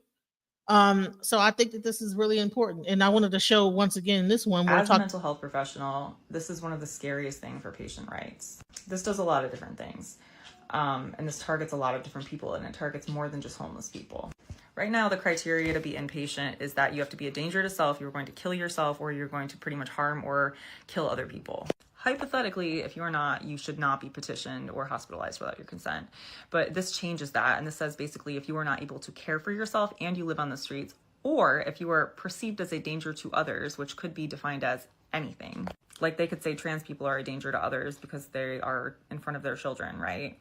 Then you will be institutionalized. And that is not defined as far as like you will be released in 7 days. No, this is saying like for as long as necessary. And you have to comply with treatment. So the right to refuse medications, the right to refuse treatment is eradicated. The consent decrees, and that means that these are like things that protect people from being abused in institutions. They look at institutions and they're watching them and they're like, you cannot violate people here. Like you've done this in the past and we are not going to let it happen again. Do better. They're terminating it. So not only are they saying that like, okay, let's institutionalize people, let's make it as easy as possible, let's get people off the streets, let's just take people that we want to get rid of, but they're saying that like these people do not need to get protected once they're locked up, and they do not have the right to say no. If they want a house and they ever want to get out of here, they need to do what we say. It doesn't specify that the psychiatrist or who's making these decisions, right? It doesn't specify anything as far as like, is this medication? Are they going to be forced to take antipsychotics? Are they going to be forced to like, I don't know, have conversion therapy? Are they going to be forced to detransition if that's the threat, right? And gender dysphoria is in the DSM. That could very well be a part of this. It starts by saying that homeless people should also have all of their health information, so their mental health information taken by housing and then reported to the government and reported to police. And then these people are going to be monitored. So if you have a mental health issue, now you can be monitored. If you're unable to care for yourself, so if you are autistic and you're not able to care for yourself and you live on the streets or you just lost your job, now you can be institutionalized. You know, if you're just going through some hardship, because right now, like everyone's losing their fucking job, you could be institutionalized. What? There are not state hospitals to take all of these people. That's the fucked up thing here too, is like, where are they going to put people? They don't have hospitals to put them in. There are not enough beds for people currently at all. So like, you're going to have this mass push of people. They're going to prison. That's where they're going to go. And there's not going to be a way out for them. This is scary. Or if like somebody just had a relapse, like they got better and they had like a relapse, like instead of just getting outpatient treatment, they're going to be like, nope, you can't do that. You got to be institutionalized. Like, we are demonizing healing because healing is not linear. You do not just go somewhere and then get better and then like you just go off and live a great life and get a job and everything's fine. Like it doesn't work like that. And we're destroying the outpatient supports. They're destroying Medicaid. They're going to take away the state hospitals that are left and the community mental health centers that are left. It's like everything's just coming into place as far as like they're destroying the system and then implementing these things where like, oh yeah, these people are going to have to get treatment, but there's nowhere for them to get treatment at. So what does that mean? And then we have Make America Healthy Again, who had previously put out things about like, you know, SSRIs are dangerous and psych meds are dangerous. And they have continued to say that. Now they've had things come out about how like SSRIs in pregnancy are dangerous and we shouldn't let women who are pregnant take psych meds, which like, the push into mental health here, into healthcare here is dangerous. And that's all I have to say on this. I can be called fear-mongering all day long, but you know what? You will see. The Trump administration just made it legal today to civilly commit and put someone into an institution who has a mental illness, is homeless, or has an addiction. Ending crime and disorder on America's streets is not at all what it looks like. Let me break this down for you. In Section 2, titled Restoring Civil Commitment, it says the Attorney General with the Secretary of Health and Human Services, so that's Pam Bondi, and RFK Jr., shall take appropriate action to seek, in appropriate cases, the reversal of federal or state judicial precedents and the termination of consent decrees. What that means is that all federal and state case law surrounding civil commitment, they're upending that with this executive order. The Attorney General and Health and Human Services will provide assistance to state and local governments to identify, adopt, and implement civil commitment and institutional treatment that allow for appropriate commitment and treatment of individuals with mental illness. So if you remember, we go back to where it said that all the judicial precedents and the consent decrees are out the window. That is your due process. What this means is that anybody can say that you're mentally ill and that you're a danger to others or yourself. You don't have to have a mental illness at all, or you could have a mental illness, such as major depressive disorders. It's outing everybody. If you are someone who is unsheltered, anyone could say, well, if you're unsheltered, you obviously can't care for yourself because you're not getting a job, you don't have a home. Obviously, you can't care for yourself. Do you see how easy this is? But let me go on. In Section 5, increasing the accountability of people in homelessness programs, we involve HUD. And this one, I mean, the rest of it is all terrible, but this is really sickens me, because Section B says the Secretary of Housing and Urban Development, which is HUD, shall take steps to require recipients of federal housing, all federal housing, homelessness assistance, to increase requirements that persons participating in the recipients' programs, just fancy wording for people who are participating in this federal housing, who suffer from substance use disorder or serious mental illness, use substance abuse treatment or mental health services as a condition of participation. That means that you seek mental health services as a condition of retaining your housing. I have no words. No words. It goes on. The Secretary of Housing and Urban Development, HUD, in consultation with the Attorney General and Secretary of Health and Human Services, Pam Bondi and RFK Jr., shall, as appropriate and to the extent permitted by law, which we know is bullshit, shall allow or require the recipients of federal funding for homelessness assistance to collect health-related information that the Secretary of HUD identifies as necessary to the effective and efficient operation of the funding program from all persons to whom assistance is provided, and require those funding recipients, people receiving housing, to share such data with law enforcement authorities in circumstances permitted by law, again, bullshit, and to use the collected health data to provide appropriate medical care to individuals with mental health diagnoses, not mental illnesses, not severe mental illnesses, mental health diagnoses, or to connect individuals to public health resources. They don't want to connect you to anything, and we know that. We've seen that for months now. This is the next line on the poem. Nazi Germany did this. They were coming for the disabled under the guise of homelessness and substance use disorders and saying, oh, we need to get the quote, crazy people off the streets. It's unfair to everybody, the homeless, the mentally ill, the addicted, and everybody else, because they are vagrants and just to make everybody unsafe. And just like whatever it was, I forget, that the Nazi party put out with their National Socialism when they were saying, like, oh, this is what our party's about, and there were all these good things. There's things in there that are actual socialism, and they're like, hey, yeah, that's actually a good idea. But then they sneak in one little part here and one little part there. That's straight fascism. That's what this is. Starts out addressing just kind of more homelessness, and then the wording keeps changing. Just like I said, it talks about people with severe mental illnesses, and then it just goes straight into mental diagnoses. I can tell you from this and being on housing myself that it doesn't matter if you have a mental health diagnosis or not, because either you do or you do, right? This is all a ruse and a guise to create reasons for more camps, more prisons, because it's a lot easier, especially, to come after political dissidents if they deem you as being mentally ill and you don't have the right to due process in that case. To people who are on disability for these things, they're super in danger. We know that Palantir, Peter Thiel, and all those evil people are working with the White House to collect all of this data and more on every single person in the United States so that they can put together a master list so that they know who to go after, and they know where they live, and they know where they work, and they know where they bank, so that they can find you easier. I don't have any words. I can't tell you just how dangerous this is, and I know that most of you will understand and will know that there's so many people that don't.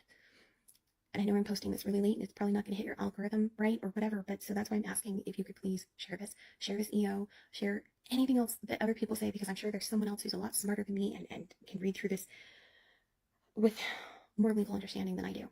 Only reason why I'm doing this is to spread this information, get those people that don't quite get it yet or aren't, or thinking, well, maybe it's not that bad. It really is that bad. your friends, your family, your coworkers. If you are still riding the fence of whether or not this is fascism, of whether or not it's really that bad, you need to wake up and listen, and it's going to get worse. What you decide to do now is what you would have done back in 1942.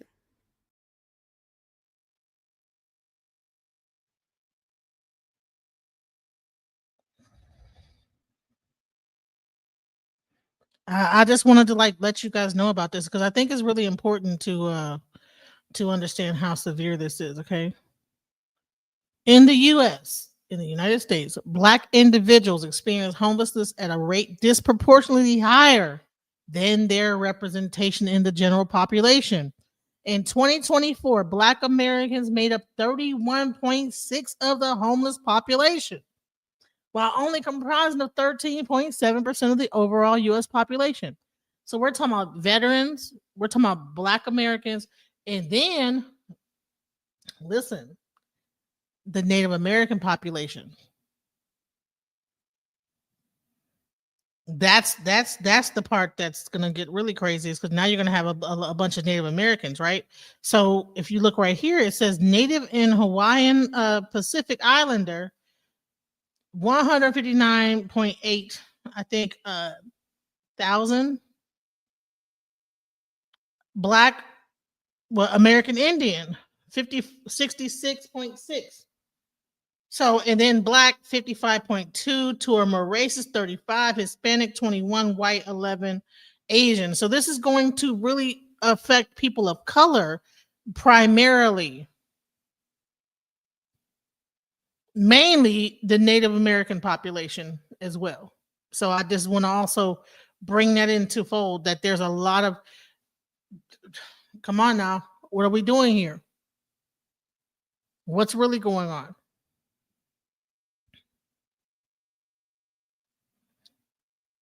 You're about to see how Trump's new executive order is about to clear the homeless off of American streets. This is the biggest push that a president has ever done to end homelessness in ever. So on July 24th, Trump signed the End Crime and Disorder executive order. The goal is to get homeless people off of public streets and get them into treatment centers and even institutions. The White House says there are more people sleeping outside now more than ever, and blames mental health and addiction as the top reason. But here's where it gets controversial. The order pushes cities to ban open camping, drug use, and loitering. If cities want federal funding, they have to crack down. And it's not just about policing. Trump wants the rules changed so it's easier to commit people against their will if they're a danger to themselves or others. Even more, the order cuts funding for popular housing first programs and safe use sites, shifting money to places that require sobriety or treatment first. Shelters will also be allowed to kick out certain people like sex offenders and prioritize women and children. Activists say that this will criminalize poverty and gut programs that actually work. Supporters say that it's the only way to restore order. And there's a huge legal fight brewing. Some say this order can even break some civil rights laws. But here's the part everyone's overlooking. This plan depends on state buy-in, and tons of lawsuits are already on the way. What happens if states refuse, or if courts block Trump's plan? Could it actually make homelessness worse? Do you think this will actually fix America's homeless crisis, or will it push people out of sight?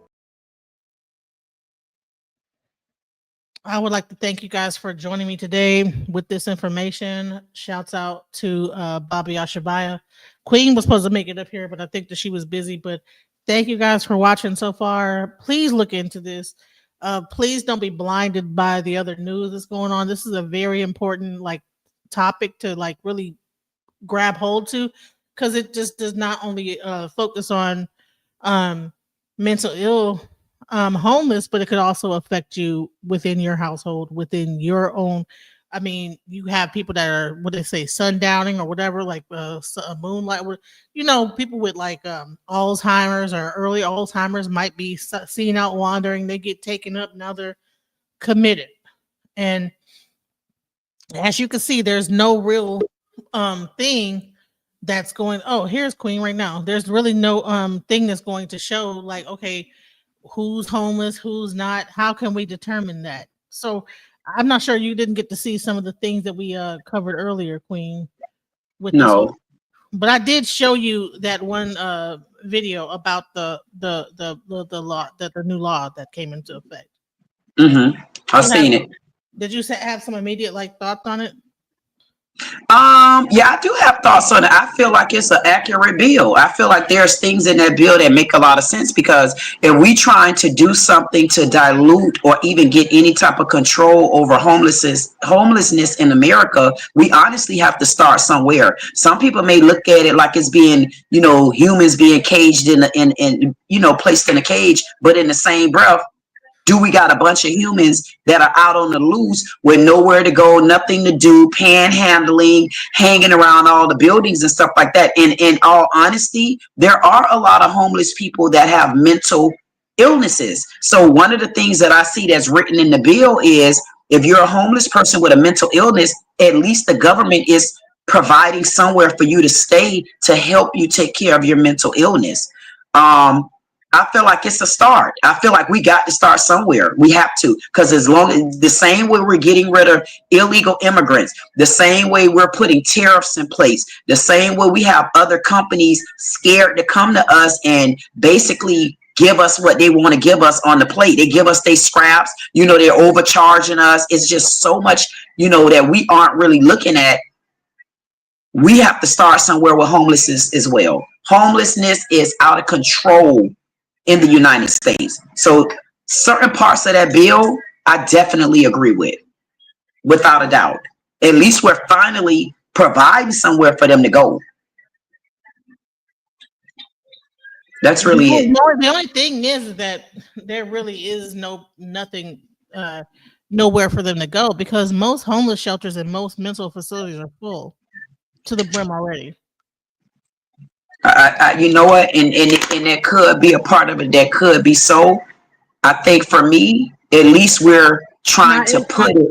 Trust me, I deal with the homeless I used to be homeless. So yeah, me too. That's why this really hits home, and it's very difficult. Like that's why I had a shelter, like not a shelter, but I had a group home for the mentally ill, right.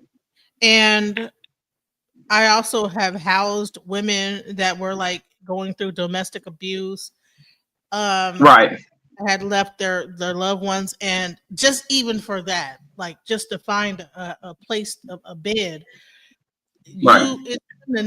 you cannot find beds. There's no beds, so they're going to have to create that place. And is that place going to be something quickly, swiftly thrown up like Alligator Alcatraz, where you're just throwing people in an encampment site just to be able to house them? That's the part. Or are they going to end up in prison? In a jail cell, housed at a prison. That's the part that gets scary when you think about this, because when you don't have adequate housing for these people, and I brought up a thing earlier. I said, well, what happens to these people's Social Security when they get housed? Because I know it goes towards it. It goes towards it. Exactly. But I know that if you get locked up in jail, your Social Security gets cut. But they're not considering it as jail, though. They're considering as if you have a mental problem, the checks that you have anyway should indicate that you have some sort of mental disability. And I would rather see a homeless person with a mental disability. I would rather see them somewhere away from general population. I mean, I've come in contact with a lot of homeless people, and they have mental illnesses, and I've been attacked a couple of times by them. I would rather see them being able to have a bed at least to go and lay down in, other than sleeping on the grounds when it's cold, sleeping on the grounds when it's raining real bad, just panhandling, running up to you while you're going in the gas station. It's like, it's totally out of control. So if it's this far out of control and homelessness need help, what would you offer to start sufficing for some of the homelessness? Because if you're not comfortable with the bill, what would you do that nobody's done anything yet? So what would be a start for you?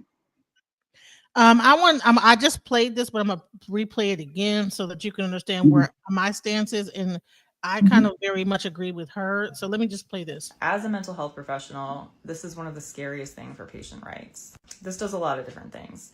And this targets a lot of different people, and it targets more than just homeless people. Right now, the criteria to be inpatient is that you have to be a danger to self, you're going to kill yourself, or you're going to pretty much harm or kill other people. Hypothetically, if you're not, you should not be petitioned or hospitalized without your consent.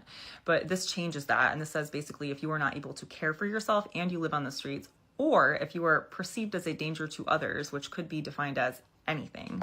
Like they could say trans people are a danger to others because they are in front of their children, right?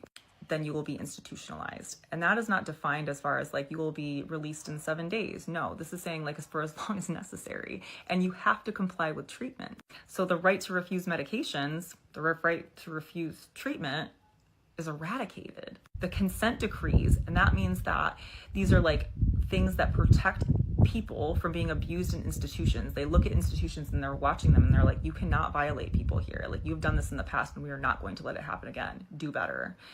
They're terminating it.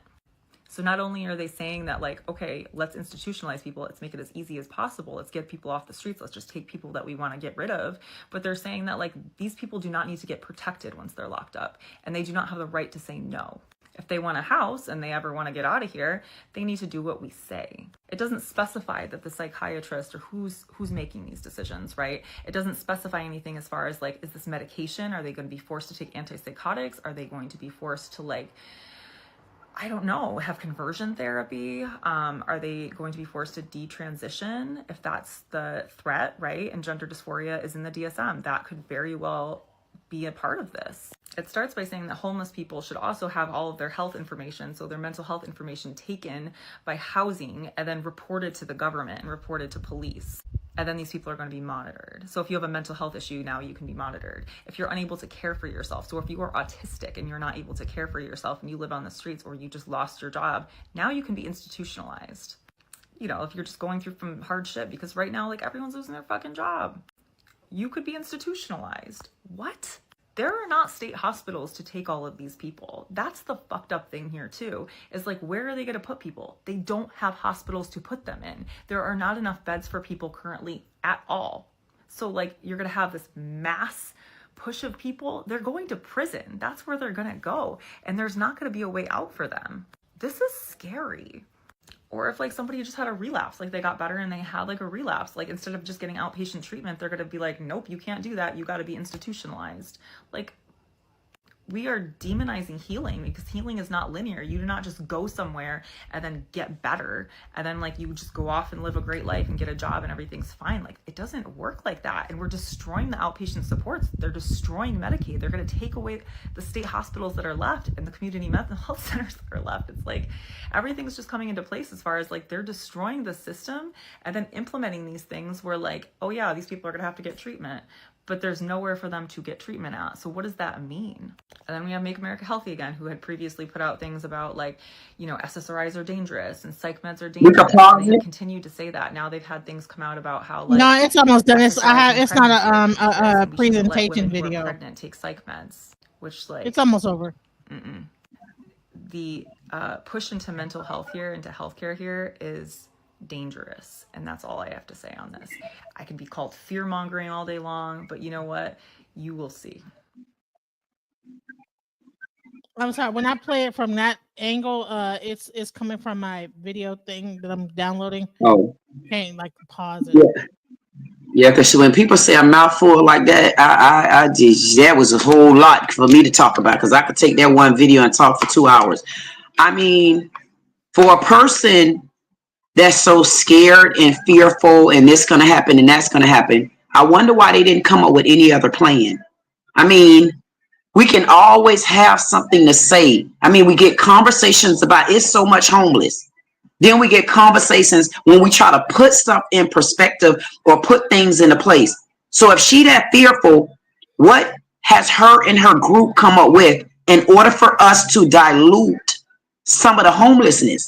Number one, he didn't, that order isn't written for all homeless. That order, you got to read the whole order. That order is written to say when you're a threat to yourself and you're a threat to the public and you have mental illness. That's what that bill says. It doesn't say all homeless people. So I'm not understanding why is the conversation being so broad. because it's not a broad conversation. It's really a more minimal conversation. If you're out there and you're homeless, and I'm sure there's a lot of us that seen homeless people that we know for a fact have mental illnesses. I'm sure there's a lot of us out there that have even seen homeless people, and you see how they're hurting themselves and also hurting others. So if that bill isn't good enough, what's the next option? People like to talk, but they don't show what the solution is. So if homeless been going on this long, what would her solution be? She didn't offer a solution. What's the solution from anyone? Okay, so I don't think that this bill is the solution. I would say this is that okay. So let's go into what the bill says. So Donald Trump just signed an executive order saying that state and local officials should do whatever You're they on need mute. to You're on do mute. to get the homeless off the streets The direct and bill. hold them against their will. See, that's not a bill from for Trump's me. order. That's not going to help Shifting me. homeless individuals into long-term That's not the bill. institutional settings for humane treatment through the appropriate I'm gonna use try to of get the bill. civil commitment will restore public order. I mean, how Orwellian is that? How authoritarian is that? One of the things authoritarians love to do is say they are trying to keep people safe. And who are they keeping people safe from? There's somebody From talking. Where's the other bill? people. The people that don't belong. When they dehumanize groups of people. So I know MAGA isn't going to care about this because they still see these people as not human.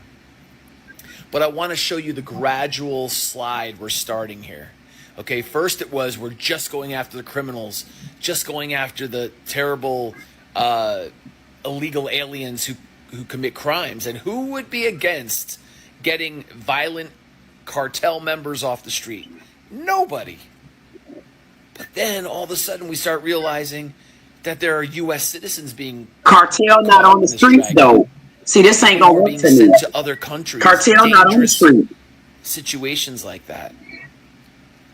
People who are vets who are being disappeared because they're brown.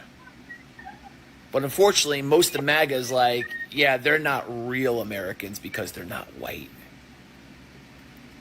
But now I want you to see what's happening now. There's another vulnerable population. Another group of people we can discard from society. And so now they're going to take these people off the streets against their will. Now listen, I know there's a homeless problem. I get it. There needs to be something done, but this isn't the compassionate, humane thing. You mean compassionate and humane like alligator Alcatraz? No. This is yet another But group what's of wrong with other people that are seen as less see, than, that we are now going to. All right, so See that? I found the bill right here. Let's go. Right. I mean, see, I hate to listen to people when they just from a channel. I like to show the bill. The bill itself explains not what they saying. And you can't say in the same breath, we got a homeless problem, but you don't got a solution to it. And then bringing Alcatraz in it, those are illegal immigrants in a clean jail compared to how the average jail looks. No, Have y'all not seen a alligator jail? Alcatraz is not a good option either. The jail that they show pictures of down there, I must not be looking at the right jail. That was flooded out when it rained. That people I down there must- died in. There's no way those people damn near drowned. It ain't rained. You talk about the same jail in Florida? Yeah, It ain't flooded down here. It's flooded out. No. I've been living. Miami is 30 minutes away from me. Alcatraz is 33 minutes away from me. It ain't did no flooding like that. Not where it flooded nobody out. It might have been flooded around the streets. Ain't no way in hell it flooded that jail out, and I didn't know about that.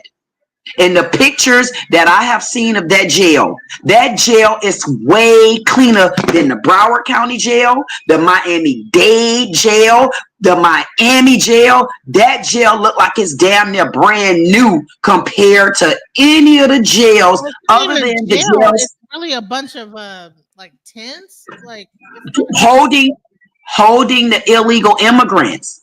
and It's still cleaner than any of the jails, unless I wasn't looking at the right thing.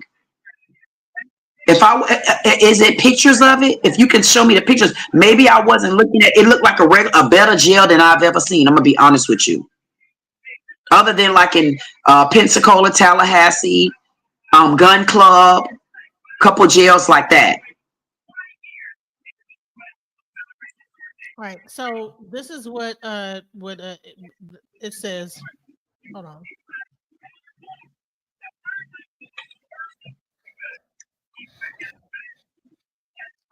Hold on. Recent flooding at the controversial Alligator Alcatraz Migrant Detention Center in Florida has brought renewed criticism and environmental concerns to the facility. The facility, located in the Everglades, has faced opposition due to its location and potential impact on the surrounding environment and water supply. Okay.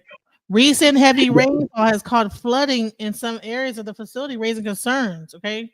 Some Here, At 6, Alligator Alcatraz has officially opened its doors. The controversial migrant detention center can now house migrants, but critics are pushing back, saying it's a hazard to the nearby environment. And first of all, this is not a jail. These are tents. I'm saying they housing them like they're using them like a jail, like a facility for them to wait in until they go where they need to go at. And DeSantis got on the news to say today they have also start deporting them. In the flooding, there was no flooding. It wasn't flooding in there, DJ, where they couldn't sleep in their beds. That's not where the flooding. The flooding is in the surrounding areas. They wasn't flooding where their life are threatened. This after rounds of rain led to flooding in some areas. Now, CBS News Miami's Joan Murray is joining us live right now from the Everglades. And Joan, you spoke with a Miccosukee tribal leader who highlighted the issues of flooding and health concerns. That's right, Elliot. Now, where we are standing not far from the entry to Alligator Alcatraz is considered tribal land, sacred land. So I spoke to a tribal leader about what he's worried about. And tonight we're also hearing from the state answering the concerns raised about safety and flooding. So for us, our medicine is in this land, and we feel it protected us, so we need to protect it. Miccosukee tribe leader James Osceola worries about the impact the new immigration detention center that's gone up in the Big Cypress National Preserve will have on the environment and wildlife. He spent a lot of time on the edge of the airfield, considered sacred land, and he said flooding is common. They're in the process of elevating the highway, and we've been trying to get our camps and homes raised, and this has been an issue for decades. On Tuesday, some rainwater seeped into one of the holding tents, the time of the presidential visit. Emergency management said a vendor has now tightened the seams, and the head said they have prepared for any emergency safety situation. We're prepared for that. We have installed tornado sirens on this facility. We have installed weather detection capability on this facility. We have installed long-range acoustic devices so that even if somebody's in the recreation yard or anywhere else, when that happens or is about to happen, we can notify everybody. You need to see. Them places look better than the jail, man. It's a decoy. Over the state not getting an environmental study before opening Alligator Alcatraz, and Osceola said the tribe was never consulted. The government has set up terms where if there's going to have something happening in Big Cypress, Everglades, they're going to consult with the tribes. That was actually something established between the governments, and that was not honored in this process.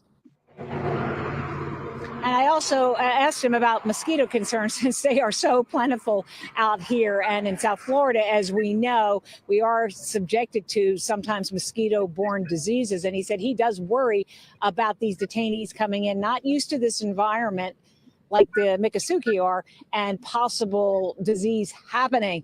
The state has set up an infirmary. This is ridiculous. That's ridiculous. We have also learned from the state that they are working with Homeland Security and ICE for detainees to take in detainees, but so far that has not happened. I don't see the problem. I don't see what the issue is. There is literally nothing wrong with that facility. I'm trying to understand what's the real deflection here, because illegal immigrants have to leave, because there is literally though the Indian reservation. It's not just illegal immigrants that are being put there, but it's okay. If you're in there and you're not supposed to be there, then you need to get an attorney. No, just like we got regular Americans in jail that's not supposed to be there. Right. So what's happening is people that are seek asylum. There's different like levels of people that are being detained. Queen, you only think it's only illegal immigrants that's being detained? No, it's more birthright citizens. People that were born here are getting put into these camps. Well, they gonna have to sort that out though, DJ. I mean, I would rather go look into my jails with my Black American men that's being housed in jail for no reason than illegal immigrants that shouldn't have even been here from the jump. I mean, how many people really came on and say they illegally detained me as a child? It's not. I mean, it sounds like we blowing it up to make something so that we can deflect on getting rid of illegal immigrants. Like, I don't understand why so many Americans don't want to have a little bit more.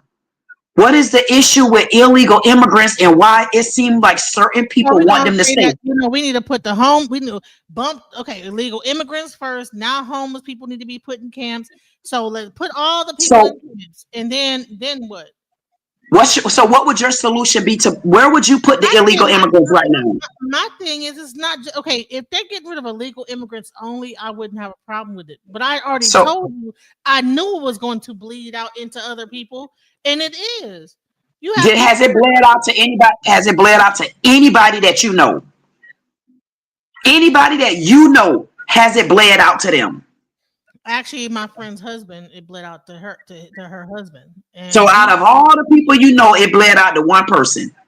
That's what I'm trying to say. I don't understand. So what would your solution be to homelessness? Because everybody have been around for illegal immigrants. Everybody have been around and seen the homeless people. I'm a solution person. What would your solution be to the cause?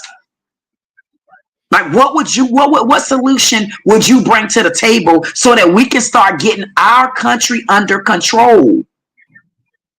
I'm like lost, because for me, hey Pan, for me, there's no way I'm gonna care that illegal immigrants are sitting in the Everglades. They eating good.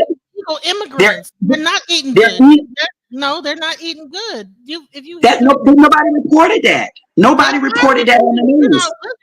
You're not seeing the reports I'm getting back because I'm watching it. They are not eating good, bro. What are you talking about? I watch it. You haven't seen me on my lives every single day. I'm running this in the hole with these thieving ass Democrats. They the one brought all the illegals over here. Like, why aren't we going towards them? You get what I'm saying? I'm like, it's like, what about the innocent men in America that's sitting in jails and they not supposed to be in jails and they live here? Like, I'm trying to so what would your solution be for illegal immigrants and the homeless? What would your solution be? Because there was no solution prior to now. I don't have anything against deporting illegal immigrants that are, causing a threat to the society. I don't have a problem with removing those people that are causing an issue in society, that are gang members and this, that, the other. That's how it started, right?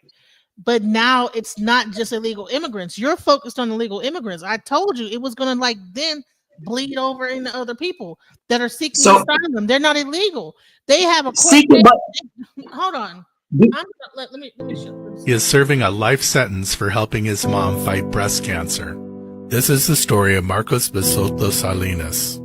10 years ago, he and his family fled Venezuela to Ecuador. That's where he met his wife and now has a 3-year-old boy. In 2022, his mom's breast cancer had worsened. After surgery, she required expensive treatments. Marco decided to leave his family to find work in the U.S. to support his mom's medical care. On the way, he was kidnapped for 5 days by the cartel in Mexico City and paid $3,000 for his release. Fearing for his life, he entered the U.S. and turned himself over to border guards. After 3 days in detention, he was given a flight to Orlando. Even though he had a business administration degree, he worked washing cars, making pizzas, and eventually making cakes in the Paris bakery in Orlando. Things were going well for Marcos. He received temporary protective status, a working visa, and had an asylum hearing scheduled for 2027. That was until March 12th, when ICE agents entered the bakery to detain him for no known reason. 3 days later, he was sent with 238 other Venezuelans to the notorious Secot prison in El Salvador. Now, instead of helping his mom fight cancer, his family is fighting for his release from a brutal prison where no one ever leaves. Please share this video to help save Marcos. Okay. So Marcos was illegal. To seek asylum, that means you came over here and you didn't even go through the right doors. I mean, stuff like that is still not going to deter you. That seek help from the government. People come here for help. They give them a visa. So he was actually here legally because they didn't give him a visa. No, they gave him a working visa. You didn't listen to the story. They gave him a visa. They gave him like a thing to be able to be here temporarily. His trial was coming up, and they took him and put him and then sent him to they didn't even send him back to Venezuela where he came from. Sent him to El Salvador, wherever the hell this other place is. So I really don't care. Fuck the people and like don't care. I don't care, but that's not humane. There's no empathy in that. I don't agree. I don't know what empathy. The moment that we stop having empathy for other people is the moment that other people start having empathy for us when we go through. And I will have to deal with that because I'm not in nobody else's country but my own. The only thing I'm looking for in my country is some peace. I'm looking for peace and I'm looking for relief. I had enough years to where I was emotional for illegal immigrants. I was emotional for immigrants. I was emotional for food stamp recipients. I was emotional for so many different things. Right now in my life, those emotions are off the table for me. I'm honestly, I'm not that one when it comes to that particular conversation. Why? There's so much going on in my country for the people that have United States birth certificates, for the people that have United States Social Security cards. I cannot continue to go down that road. They got to get them a group so that they can support the immigrants that came over to the country the wrong way, and now they're going through something to have to get out of it. I'm not in nobody else's country. I'm in my country, and I want peace. So this initial conversation was about homelessness. How people are beginning to now create laws against this. So they started off with this group, and now they're like moving slowly into this population. And we're like, oh, okay, well, this seems like it's still a good idea. So Donald Trump just signed an. So bottom line is that, I mean, I get it. You're like, okay, well, you're going to get the homeless population up the thing. Not everybody that's homeless is mentally ill. But that's the problem right there. So my point was, I mean, now here's the problem. How many mental ill, how many patients, how many people have been taken off the streets so far from homelessness? So if nothing has happened yet, I'm not understanding why are we starting a war ahead of time? No. So, plenty has happened. So what's the solution? I know in Detroit alone, they have programs. Each state has programs to help their homeless population. How many have helped the homeless? They're getting rid of the things that all the programs they had, and then they're saying, okay, now just put them into a mental facility indefinitely. Now that's not what that bill is. So homeless people should not have Medicaid. They should not have like certain things unless they comply with the specific laws that are put out into this bill. That's not what that is. And they said that homeless bill, that when they putting you in an institution is when you're deemed mentally ill. And most of those homeless people, I'm sure, already have a track record. And it started because in the bill that I read, it say if you are doing something in the public or you're doing something to yourself, those two says it. And it's in that bill. So I'm not understanding if nobody have a solution, and then a solution come up, what's the fight if nobody put their boots on the ground to help it before now? So my question again is, what would the solution be for you. There's a difference between being homeless and homeless with a mental illness. Okay, so let's go into what the bill says. Okay, it's Mhm. saying that the overwhelming majority of those individuals that are homeless are addicted to drugs, have a mental health condition, or both. Nearly 2/3 of homeless individuals report having regularly used hard drugs like methamphetamines, cocaine, or opioids in their lifetimes. An equal large share of homeless individuals reported suffering from mental health conditions. The federal Right. government and the states have spent tens of billions of dollars on failed programs that address homelessness, but not its root causes, leaving other citizens vulnerable to public safety threats. Shifting homeless individuals into long-term institutional settings for humane treatment, through the appropriate use of civil commitment. So all those homeless people are going to get committed into a mental health facility, and it's going That's not what it to. says. That's It said exactly if what you have it a says. problem, Long-term if you have a institutional setting. It's if, commitment. What do if you you have say? a mental if you have a mental illness, It it didn't didn't say say if you have all. a mental illness. That's not. Shifting homeless, it didn't say shifting homeless individuals with mental illness. It says So what's your shifting solution? homeless So, individuals. So what's going to happen is that the state is going to be for. First of all, how do you sort through who has a mental illness or not? You're going to have to round up everybody that's sitting on the street that's and then figure out if they have a mental. Again, round up everybody, sort it out later. The same thing that happened that's going on with the immigration.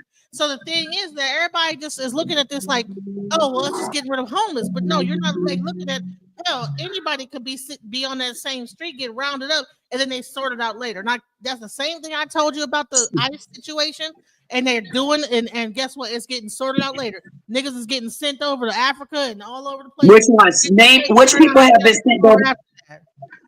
Which people have been sent over to Africa? Which Americans have been sent to Africa, There's DJ? a whole soldier that got sent over there. That So one whole soldier, one soldier, no, there was like 3 of them. I gotta find three it. soldiers out of all these hundreds of thousands of people. You telling me about three?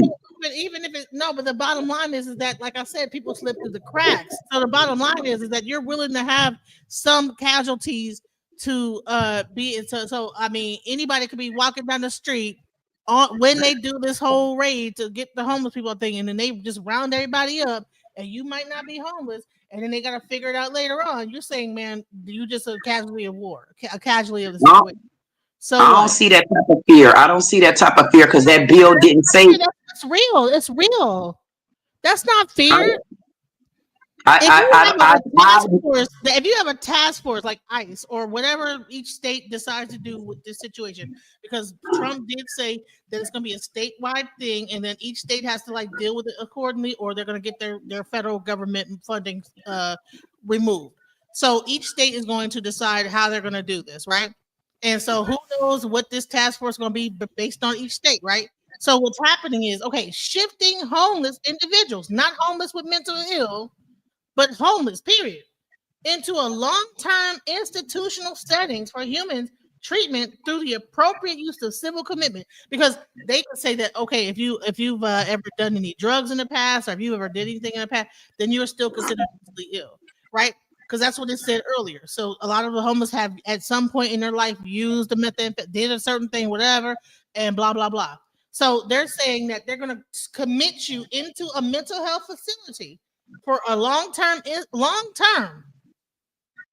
that means like that you're going to be there into a long, not based on your situation term. No, long term institution, which is like a mental illness facility. I'm not sure that that's going to be. They're going to throw that up in 8 days, like alligator Alcatraz in each state, where they shove these people into like a little place there somewhere where they can hurry up and put you in there. I'm not sure what the timeline is. Surrendering our citizens to disorder and fear is neither compassion or to the homeless nor to the citizens. My administration will take a new approach. The bottom line is that we can like say that this is fear mongering, but that what I'm saying is fear mongering. But I'm saying is that if you take anyone, and because I mean, if you ever been into a facility, a mental health facility, you know that you don't get to determine when you leave. It's up to the doctors to determine that. So you might not be mentally ill, but if the doctor decide to keep you there for extended amount of time based on whatever, then what? Hey, what's up? Hey, what's up, Pamelottoism? Peace, peace. How you doing? I saw you left earlier. I didn't. I was trying to get you to say what your piece was. Oh, my bad. Hey, I got a man. phone call, and all right, I'll make it brief. Actually, No, you're not. not only do I support the creation, and much love to Queen Dee too. I was seeing her earlier. Not only do I support the creation of the alligator Alcatraz, I think we need to make some more alligator Alcatrazes throughout the entirety of the U.S. and surround it with other types of animals like wolves and wherever the climate, whatever type of predators is in that climate. Because if we as U.S. citizens, we could be mass incarcerated, I'm never, ever, ever going to have a problem with illegal aliens being mass incarcerated and mass deported. It's a beautiful thing. I see it as my taxes working to my benefit. Pan, you always go too far. And I Well, definitely support Alcatraz. I'm down with you on that one. You know you be going too far. You can I ask you seriously? What about what I said do you think was too far? listen about the animals and all of that, because I definitely above every single law support Alcatraz. Like I was saying to her before, what about our black men that are sitting in jails and prisons and they're not supposed to be there, and the conditions that they're living in is 35,000 times worse than what I'm looking at in this Alcatraz. They are basically sitting in a plaza. There's no flooding going on over there. There a little bit of water seeps through anybody's doors. They're not being mistreated. They're being housed. They're eating good. They're drinking good. God damn it, they using lights that I'm paying for. What more do they want when they're here illegally? It still costs us money to even house the illegal asses over there. I can't go along with that. I'm not. Well, let me say this, and I apologize for cutting you off. Is there more you wanted to say? No, you're good. Go ahead. Yes, the reason it is imperative to have the different predators, the different animals surrounding the Okay. incarceration facilities similar to the alligator Alcatraz is because this is a deterrent from the illegal aliens to prevent Coming them in. from escaping. So, Exactly. it's a beautiful thing, really, honestly. And I don't think anything I'm saying is extreme at all, because if we look at it, it's actually an extreme amount of illegal aliens that have invaded our country. So extreme conditions may require extreme responses. I'm gonna say that again. Extreme Yeah. conditions require extreme responses. So yes, we need to build alligator Alcatrazes, wolf Alcatrazes, panda bear, grizzly bear Alcatrazes, all throughout the entirety of the U.S. And you know what, Pam? Initially, when you said it, I said, because we just got off the stage. I say you always go too far. But I can tell you this. When you put it that way, I'm going to be honest with you. I that mate. Because that's how they got in here illegally. By us not having doors covered, back doors Yes. covered, yards covered. I can relate to that aspect of it when you use it in that type of dialogue. And I'm not being funny. I'm Yes, really ma'am. not. I'm really honestly, if you're illegal and I'm not being funny, it's not that I have an issue with you, but I would like for illegal immigrants to go. I Got would to like go. for them to Got go. to go. Because how many illegal American immigrants are flooding other countries and continents? The way they treating the Americans, the legal Americans over in Mexico, protesting because they came there legally. They're paying their taxes. They're abiding. Yeah, DJ, why you didn't show that part of it? How Mexico is treating the legal Americans over there, protesting and tearing everything up they got going on over there. Why? Because the Americans did it the right way and they're making money. Even though they came in our country and made the money illegal. Why aren't we showing those videos in representation of our country members? Instead of showing Alcatraz from illegals that shouldn't even been here from the jump. So I'm not. You keep bringing up the illegals. I don't have a problem with the illegals getting deported. I'm saying, and that's what I've always said, is that there's going to be a certain level of bleed through. So let me show you bleed through. When I was getting apprehended, then they were banging on my window to leave or to get out. There was multiple officers telling me to do different things. Some were telling me to keep reversing. Some were banging on my windshield to get out. And I was trying to tell them, like, I'm leaving, like, I'll get out of here. Like, I don't want any problems. I'm trying to reverse. I can't breathe because of the tear gas in my car. I can't reverse. I can't continue to reverse while there's protesters behind me. And you guys are banging on my window and just surrounding my car. He's a veteran. He's and a US they didn't care. They continued to bang. They ignored everything I said, and they broke my window and they dragged me out. Can we see the video? I did.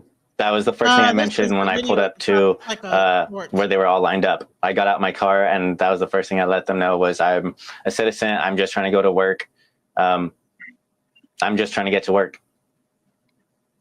Did you tell them you were a veteran? I did. I also let them know that I was a veteran and I wasn't doing anything wrong, that I'm just trying to get to work. I'm not trying to protest them. I'm not trying to fight them. I'm just a man trying to get to work. What happened once you got taken to detention? Explain what that situation was like for me. They took us in a SUV, a blacked out SUV, and they took us to a downtown facility, or a facility in downtown LA, where we didn't get there probably till late at night, and they booked us and everything, and they threw us into a cell. They didn't care to check on any medical, like issues wrong with us. They didn't care about what happened to us or anything, or why we're even there. They just put us in a cell without like black people. That sounds like a black people thing. I mean, where the videos at about when they did that to the black people? Where the videos at about how all the Mexicans, again, where are the videos about how they're treating the Americans over in Mexico as if they're illegal, but they're legal? I don't give a damn about what they got to say. We're going to all bleed over one way or the other, but where are the videos showing the Americans over in other countries, in Mexico specifically? Where is that particular video? Of course it's going to bleed over. It bled over for me for many years. Exactly. So I have no remorse. And I would like to ask a question, DJ Genesis. Did you see the footage of the young Black American couple in Mexico that got beat up, brutalized by the police? The brother had a swollen eye. His eye was swollen and looked like a grapefruit. Yeah, and he said blame Trump. Yeah, blame Trump. Yeah, let's see that video. So that's my point right there.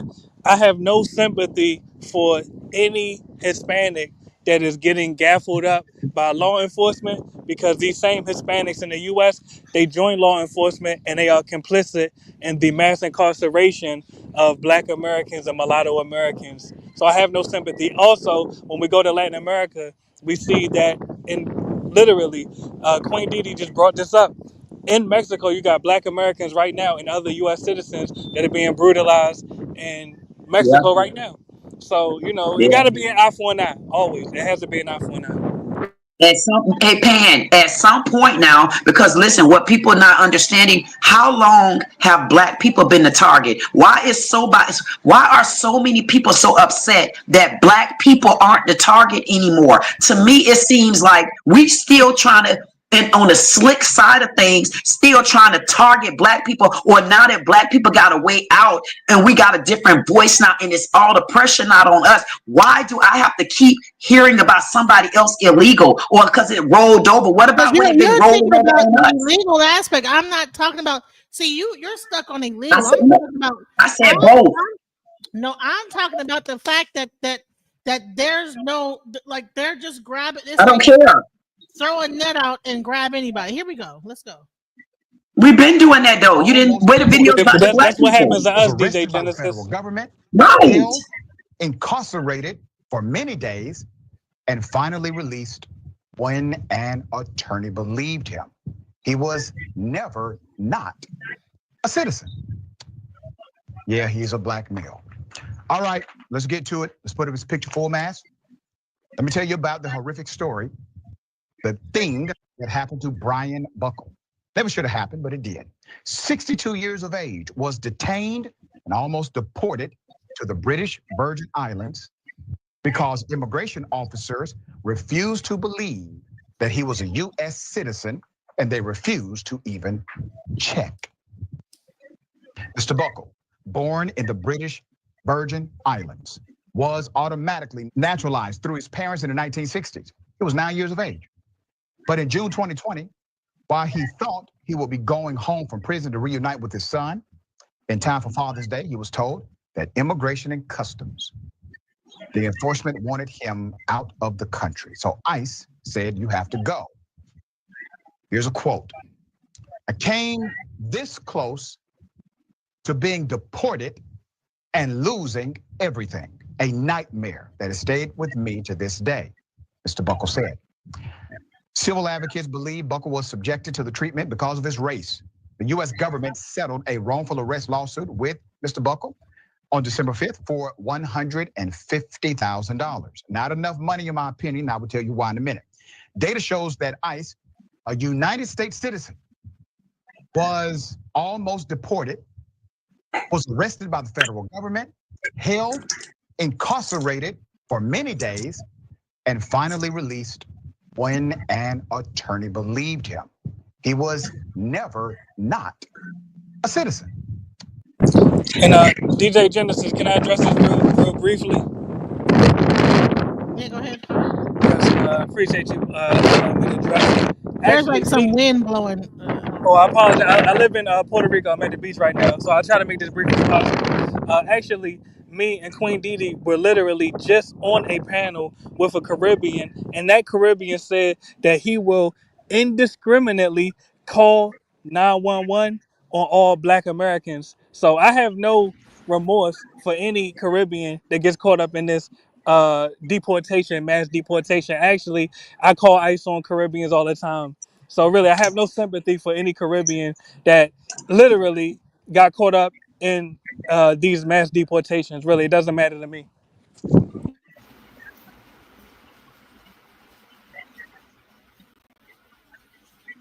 I second that motion. There's nothing that I could do about that. I just feel like we done been through a lot. Juan Carlos Lopez Gomez has been released. So you're thinking, okay, so just because they're not, okay, so it's like a whole bunch, it's more about whether or not they're Black and or whether they are FBA or not. It's not about whether or not they were born in America, etc. It is about that, but in any situation, something that shouldn't be there is gonna roll over. But I'm not gonna stop and get deterred or derailed or deflect. I'm not going to stop and get deterred. I'm not going to deflect. I'm not going to go on the other side when I know we're on to something. That's why we in the situation that we in right now. A bunch of poor ass people that ain't got nothing. We sitting there stressed out, can't hardly pay bills because we still worried about the wrong people business. Okay, if there's 2 or 3 of people that roll over in a situation, you're going to expect that in any situation. But there's no mass number of people getting deported from the United States that actually live here. These are people that's making it bigger than what it is. It's not out of control like that. So if you're born on a base in Germany, are you a United States citizen? If you're born in the base, wasn't your father? Hold on, wasn't your father a military person? Yeah, but I wasn't born in. I was born in the United States. Hold on. So say if you were. I can't go off of if. Hold on. Say if you were born in another. I can't go off of if. If not gonna help me because if it didn't happen, I can't tell you if. And then he was deported to Jamaica, a country he's never. Well, I want to answer that though. I This is the story of Jermaine Thomas. So Jermaine Thomas was born on a U.S. base. If both of your plans. Oh my bad. I don't want to talk over the video. Go ahead. For over 18 years. Understand that. So he ended up being arrested for trespassing, and ICE decided to detain him. His father was originally a Jamaican immigrant, came to the United States, got his citizenship, and became a U.S. soldier. I guess there were some technicalities in the paperwork, and they were able to send Jermaine to Jamaica, a country he's never even visited. And now Jermaine is considered stateless. And to be stateless is to mean that you are a man who belongs to no country. How is that okay? That man was raised here in But Texas. DJ Genesis, don't you And you realize just every clip you playing, none of these people are foundational Black Americans or None ADOS? of them. Yeah, these are foreigners. So I have no None sympathy of for them. them. They But all he's could go. not a foreigner. He was born in America. Well, it just said that his father didn't have U.S. His citizenship. father, He like was that. born on a base. His father was a American citizen, got naturalized, became a soldier, was a part of the U.S. Army, and then went to Germany, fought for the country, and then his son gets sent to Jamaica, where he's never been, and was born and raised in Texas. What are we No, no, talking no. about here? It said he was born on a base in Germany and his father was not U.S. citizen. That's what it said. No, he said that his father Exactly. was from Jamaica, joined the military, got naturalized as a U.S. citizen, joined the because you can't be in the military if you're not a citizen. Joined the military, got stationed in Germany, had him, and then he came to Texas, and then he was raised in Texas. He's never been to Jamaica, so how you send him to Jamaica? He's not from Jamaica. Well, wait a minute, DJ. Let's start over. Is this the case? But DJ, is this the case that been going on for a few years now? Because this is not a new case since what we're going through right now. You're showing us a case that's been years fighting in the court system. We want to look at something present. This has nothing to do with the deportation as of today. You're showing us something old. This is old. This is not new. If this is the same young Black man, his daddy never was a United States citizen. He never was a citizen. He was in the military. So I want to tell me the date of this video you're showing us, because it's not going to be fair if you're showing me something that's old. June 29th. No, but no, is this case is old though? This is not a new case. This is not a new case as of 2025. But regardless, he not us. So I mean, he's Caribbean ethnically. He has to go back to the Caribbean, really. And Right. the reason I'm gonna tell you, I take this stance. deporting people to Africa. Well, allow me to say this, please, and I won't be long-winded. Okay. The reason that what I'm saying is mutually beneficial. Number one, it benefits us as descendants of U.S. chattel slaves because we get to preserve more of our communities in the U.S. Now, what I'm saying also benefits immigrants because if they are forced to go back to their countries, that means that they are forced to build their countries and they are forced to end the brain drain that their countries are suffering from. So I'm not even saying this out of hatred. I'm saying what Yeah. benefits me also benefits them. They need to go back home, build their country up, fix it up. That's all I'm saying. And we're going to fix ours up. We need to. That's the point to me. In this case right here, I would understand what you're saying, DJ, if this something that just recently happened. This right here happened before Trump. This recently happened too. What are you talking about? That was only June 6/29. So like 11 days later, now this happens. So this is not just something that was not an old video with the Jamaican guy. I must be looking at something different. Yeah, you're looking at something different. That was like June the 30th, like the 1st of July, like the beginning of like the whole ICE raids. He was one of the people that got captured. Let's go. Custody of ICE were told that they were being moved to an ICE detainment center in Louisiana from Texas, only to their shock to find out that they later arrived in Djibouti. The men were held for weeks in shipping containers, shackles on their hands and their legs. This weekend, they were expelled to South Sudan, another country they have no ties to. This deception is highlighting the lengths at which U.S. under Trump's advisement will go to start deporting people to third-party countries under this entire ICE immigration lockdown. Lawyers for the three men said that once they resisted, they were told, "You're going to Louisiana. Don't worry, we're not going to deport you anywhere else." And imagine boarding a plane in Texas, thinking you're going on an hour or 2-hour flight max to Louisiana, and you end up in Djibouti. And one of them was a military. We know that this administration has said that they're going to start deporting people. What was the name of that black kid? What was the name of the black guy? Would then make them migrants 2 times over, or immigrants 2 times over, because if I immigrate to America, why would you make me an immigrant in Djibouti? Happy Friday. ICE have now started deporting. If they never came to the U.S. illegally, they wouldn't be getting deported to third-party countries. So I blame the illegal aliens They for were this. not illegal. They were not illegal. The guy was a military veteran. Hold on. What's the name of the guy that we're talking about, DJ? The black guy from Germany. What's his name? Jermaine Thomas? Yes. This is not a new case, DJ. This case been going on for a while now. This didn't just happen in June. It came to light on June the 4th, but this is not a new case. That's what I just said from the beginning. This has been going on far before Trump enforced the law. This case is not a new case. If that's Jermaine Thomas Thompson or Thomas that you're talking about, that's not a new case of 2025 is my point. That young man has been going through this case for years now. Unless that's not the same case. That's why I said at the beginning, are we talking about the same case? Okay, I'm trying to, okay. A 37-year-old black man just got deported, and he literally was born on a freaking U.S. base. Now, I know y'all like, how the hell he get deported and he was born? So all this stuff happened around the same time, this conversation. So No, that's when it started coming up. Look at the case. Don't just pull up anything off social media. That's what the problem be. You're talking about things from social media. Go and look at the real reports. Social media looking for views and stuff. Me, I don't play like that because this is not new.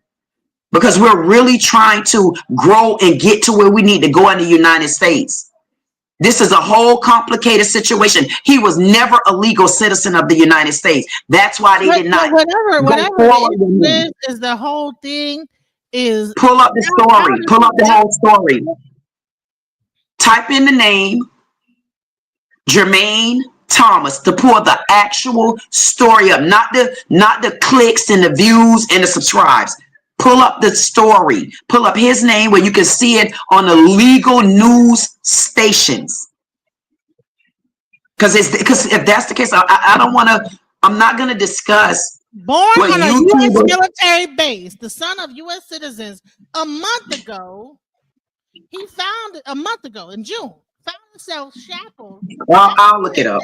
Ankle. This is July 8th. This is the story based on CNN. July 8th, 2025. Wait a minute.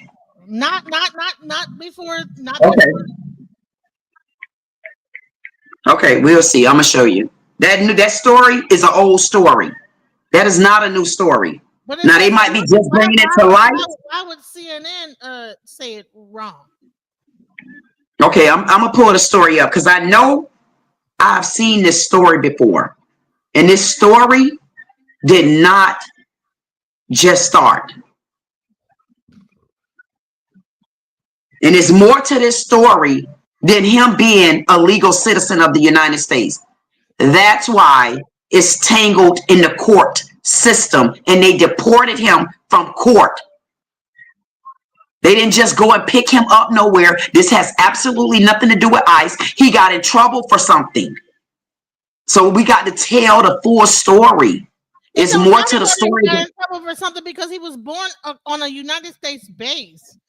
I guess the point that I'm making. He's not a Jamaican. Listen, if you are born, it doesn't matter if you do something wrong. What? This is a military base. Hey, DJ, I'm telling you to look at the whole story and not just look at what you see on Instagram and all of them. There's more to this case because I looked it up. That case is not a cutthroat case. This young man have been going through the court system, and the court found that he was not legal because of how his daddy came in. His daddy was only here because he was in the military. It's more to the story. That's why I say when you put stuff out like this, you got to look at if they're not a legal citizen. Okay, I'm gonna pull the story up. Because I don't like to go off of just YouTube stuff. I'm back to back pulling the story up on different like news channels. Okay. I'm like the whole time I'm talking to you, I'm showing the story. So I'm not just talking. I know what you're saying. I'm pulling it up now. So let me pull it up. Jermaine Thompson versus the state of Florida. This is his paperwork. I'm seeping through it because he's against the state of Florida. Let me see if I could get to it because it's a lot of pages here. See, if I known that we was going to be talking about this, I wasn't really trying to talk about this. I was really trying to get into the homeless thing, but we got into this real heavily. I really right? was No, I'm saying if I knew we was talking about this, I would have already brought it up. I was really trying to focus on the homeless situation because that is the title, but it's like somehow we just got focused on immigration.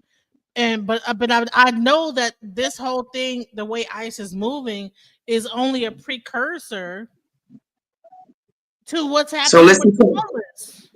Right here, DJ, this case has been going on for years. My point that I was making is the fact that this did not just happen because of the executive, because we're enforcing deportation. This case has been going on far longer. They're trying to bring it to the forefront, but this is not a new case, is my point.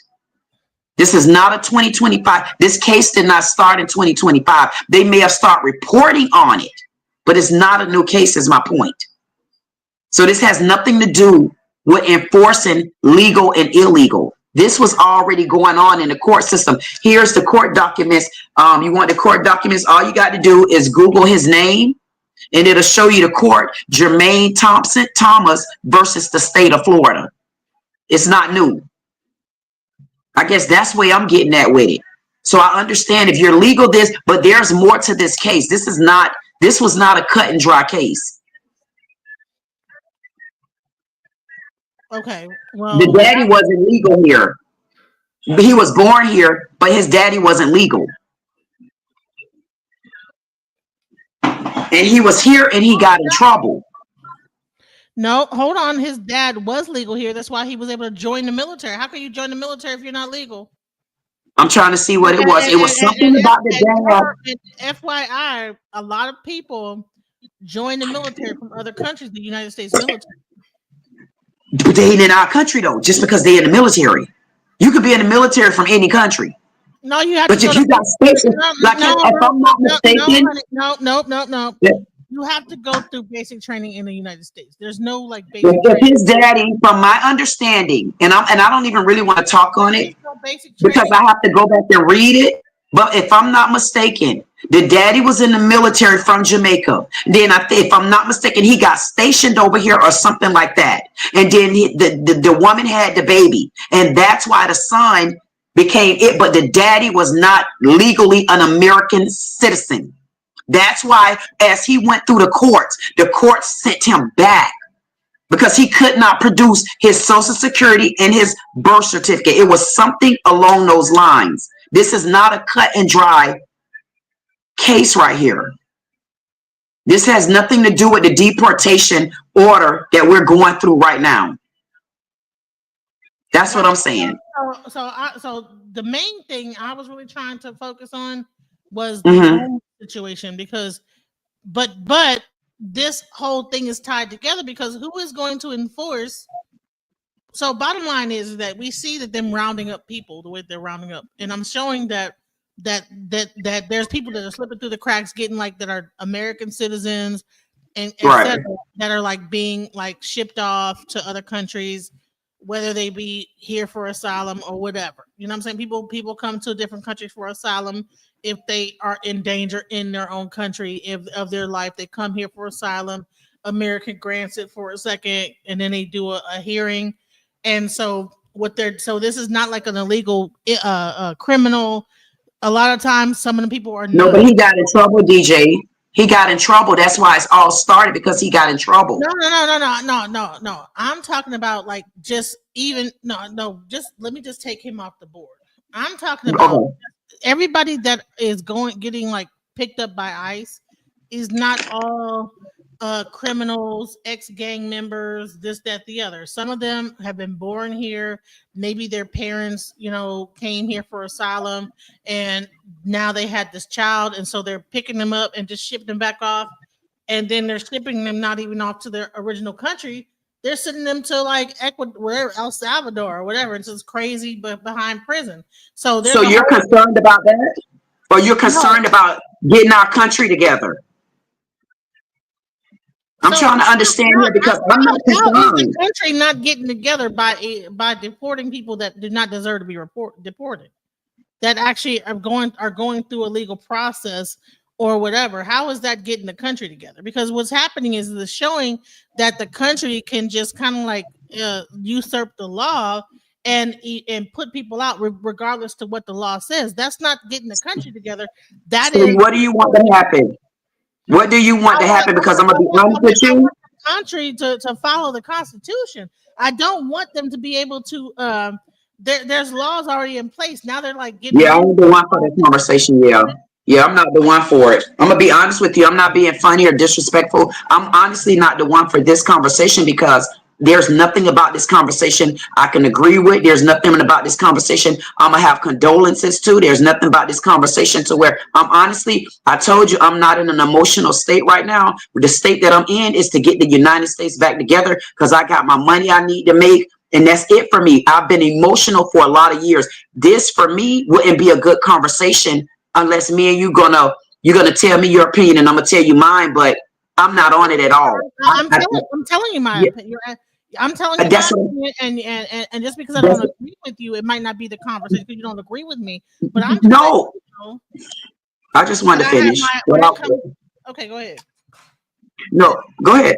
No, what I was saying is I understand what you're saying, but in this conversation, it wouldn't be a conversation where you and I will be on the same page is what my point is, because I'm never going to agree with it. I don't care. I want all illegals to go. If you fall into the trap and you're not illegal, you're going to have to find a way to work that out until we clean our country up is what I guess my point is. Like, I don't care. That's what I'm trying to say. So if you fall, if the blood roll over, then you got to work that out. That's what I'm saying. I just want them to go so I can see ahead of me. Right now, I can't see nothing because there's so much dirt and smoke on the ground. I really don't care. I'm not being funny. That's when you're dealing with a person that's honestly tired. I'm tired of suffering, scuffling, can't get anywhere. Businesses don't prosper the way they need to. And you think I'm gonna stop right now where we can be out of this within the next few months. You think I'm gonna stop and backpedal because one or two people rolled over in the dirt too? Not for me. It's not for me. It's not at all. Because I'm really not, I don't care. Here's the question though. So I get what you're saying. Yeah. Like, because this conversation was not about illegal immigrants, it's about homeless. Right. All right.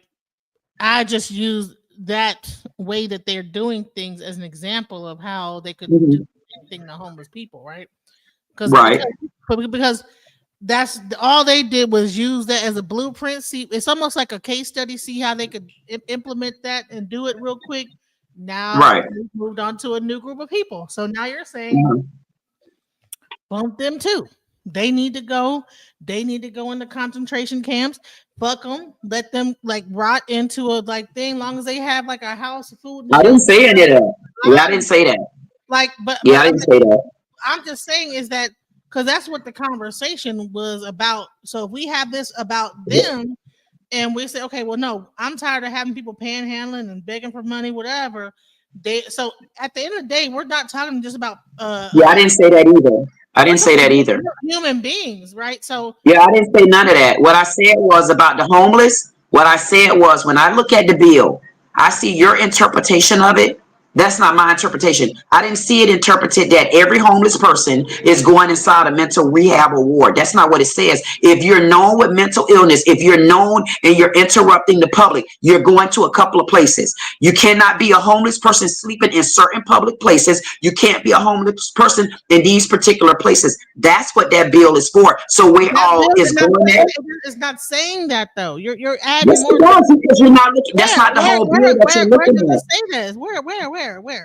You have to keep reading the whole. You have to keep reading the whole bill, DJ. It does say that. It say if you're a threat to the public, it say you cannot be on public property. Different things like that. You cannot be homeless and stretched out in certain places. It says it. Take your time, read the bill, because I don't see anything about all homeless people are gonna be put in a mental institution. Ain't no way in hell. Shit, it does not say. All right, shifting just homeless, right?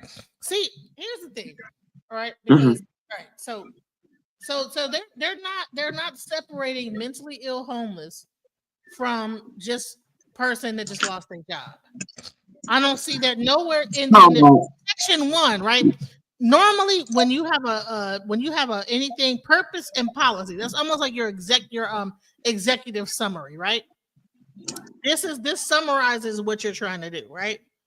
I don't see a separation between homelessness, vagrancy, mental ill homelessness. There's different levels of homelessness, okay? Because bottom line is that hell, a person living in a hotel could be considered homeless. Hell, you could be. Bottom line is that, like, if they are rounding people up and you just happen to be in that area, you don't even know whether or not you could say, okay, well, just like the whole ICE raids, and they scoop them all together, sort it out later. So what I'm saying is that, okay, nearly 2/3 of homeless individuals report having regularly used hard drugs like methamphetamines, cocaine, opioids in their lifetime. Now, there's also people that are not homeless that have used drugs like that, right? So equally large share of homeless individuals reported suffering from mental health conditions. A lot of not homeless people suffer from those things, right? The federal government and the state have spent tens of billions of dollars on failed programs that address homelessness, but not its root cause. So bottom line is homelessness is what they're talking. They're not saying mentally ill people that are homeless. They're saying just homelessness as a whole, like conglomerate of something. So some people might be homeless not because they suffer from methamphetamine abuse, they suffer from mental health conditions, but because they might have lost a job, they might have came upon hard times. So when they say shifting homeless individuals into long-term institutional settings for humane treatment through the appropriate use of civil committing. So when you say you're going to commit someone, that means that you're committing them to a long-term institution. And the only way you can sort that out is when you are evaluating them to determine whether they are mentally ill or not. So again, it's a round up and sort out later situation. And that's what I said that was going to happen with ICE. And I'm telling you, it's going to happen the same way with the homeless population. Everybody that's homeless is not on drugs. Everybody that's homeless is not on mentally ill. And this don't say everybody. It doesn't say everybody, DJ. That order don't say that. Listen, there's no way that order don't say that. You have to be a threat to yourself or to the public. It also does not. It does not when it says shifting homeless individuals, right? It does not differentiate. Yes, it does. No. Listen. Read shifting homeless individuals into long-term institutional settings for humane treatment through the appropriate use of civil commitment. That means putting them into a facility will restore public order. That is not saying shifting homeless individuals with mental illness. See, whenever you have any kind of a legal thing, especially what about number 2? What about I? What does that say? Where it say provide technical assistance to assisted outpatient treatment programs for individuals. What about the other part where it says, well, they're going to provide certain services? So you can't read just one of it and not the rest of it. At the end of the day, I understand what you're saying, but what would your solution? What would your solution be then? I mean, we could talk all day. What's your solution? I mean, it's been going on for a while. So what would your solution be? Well, first of all, because there's many groups that could have been put together by them. My solution would be is to reword this, put mentally ill homeless individuals, and not like just lump homeless individuals into one category, because everybody that is homeless is not mentally ill. So just saying shifted homeless individuals, well, that could be anyone. That could be, I lost my house today and I'm homeless and now I'm over here in a shelter, and then they say, well, here's a long-term institutional setting for you to go into to get you some treatment to help you out with your supposed like mental illness. A lot of people are having a depression. I mean, come on now. So here we go. And there is more than that, DJ. Look at section 5. Go to section 5. Let's go to section 5. Scroll down. Keep scrolling. Keep scrolling. Keep going. I don't know if we on the same thing or not.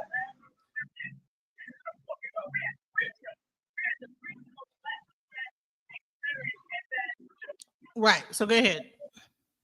So I'll read it. So section 5 is say the Secretary of Health and Human Services and the Secretary of Housing and Urban Development shall take appropriate actions to increase the accountability in the provision of and grants awarded for homeless assistance and transitional living They already programs. have that. They already have that right now. So they're hoping. So they, but they, even if they have it, they're trying to get the homeless off the street to transition them into somewhere to play to live. What would you do? Hold on. So you have to go into, okay, so this is section 5, right? So once, okay, so section 5, this organization is going to determine, right? Because normally you just go into a shelter for a certain amount of time, and if you complete the program, you go, you're still free to live your life. You're not in a facility that is locked down like a mental facility, right? So I can go to a shelter as a single woman. If I lose my house today, I can go to a shelter with my children. If I like complete that program, or if I go to a female shelter or a regular shelter, within 2 to 4 months, I can like actually get a stipend to get a house and or apartment. That already exists. That program already exists. But what they're saying is that they took away all that program and says, no, what you have to do to get this, whatever that's saying, is you have to up here, you have to go into a long-term institutional setting first, and get the appropriate treatment, and then you get this. But it's also labeling which person, because even if you go to section 5 and go to B, it says take steps to require recipients of federal housing and homelessness assistance to increase requirements that person participating in the recipient's program who suffer from substance abuse disorder or serious mental illnesses use substance abuse treatment or mental health services as a condition of participation. So this bill is not just, let me finish. Go ahead. That are homeless, that are not mentally ill or on substances. So if that's why it's not. No, hold on. If this is what the requirement is, you're saying that they have to go through this program as a condition. That's not what I said. That's not what I said. No, it don't matter what you said. This is what this said. So if you you got to let me say what I'm going to say. You can't tell me what I'm saying now. Come on. I'm not telling you what you're saying. I'm telling you what the bill is saying. I was reading the bill to you, DJ. I was telling you there's different bullet points on the bill, but you cut me off. I was telling you there's other bullet points. It got a section for different things that's included in the homeless. This is not target. It's targeted to different sections of homelessness. You got homeless that's mentally disabled. You got homeless with substance abuse, and you got homeless. Show me the part for people that are not mentally ill, because I don't see it. I have to read through it. But I want to ask you this. So what would you, instead of us going back and forth, what would your solution be? Why not get a group or something and now finally start fighting for the homeless? My solution would be, I've always fought for the homeless. I bring homeless people into my home and then send them over to different programs to actually, like, especially female women that have children. I do that. So I'm not talking from my behind. I'm trying to say is that for the biggest thing is what I would do is I would separate the stigma of homelessness from substance abuse and mental illness. That's the issue. Is that in the way that they are wording this is lumping all homeless people into a category of mentally ill or substance abuse users, and everybody is not. That's homeless is not on substance. Some people just lost their job or couldn't find another job. So where do they get help at? You know what I'm saying? So you removed all the funding for like just basic like like homeless stuff, like federal funding for that stuff, Medicaid, this, that, the other, Section 8, and now you're gonna say, oh, okay, well, if you want to get help, you have to go through a transitional living program and this, that, the other. See, it says these actions shall include to the extent by law ending support for housing first policies that towards accountability. They're saying that like if you're a woman with kids, right, you don't get housing first. Like there's more. This is what I'm saying. Like there's other shit that's going on in this. The housing of urban development normally helps out women and children. Now what they're saying is that no, you have to go through a mental health evaluation. There must be something this, that, the other. Because if they take away that program, now you end up homeless. Now you have to go through this program, go through a mental situation, like a whole like. Right. You know what I'm saying? Like, come on, that's not right. And then where are you gonna go? Where are they gonna put these people at? Because these hospitals have no room. So how are they gonna evaluate these people and based on what?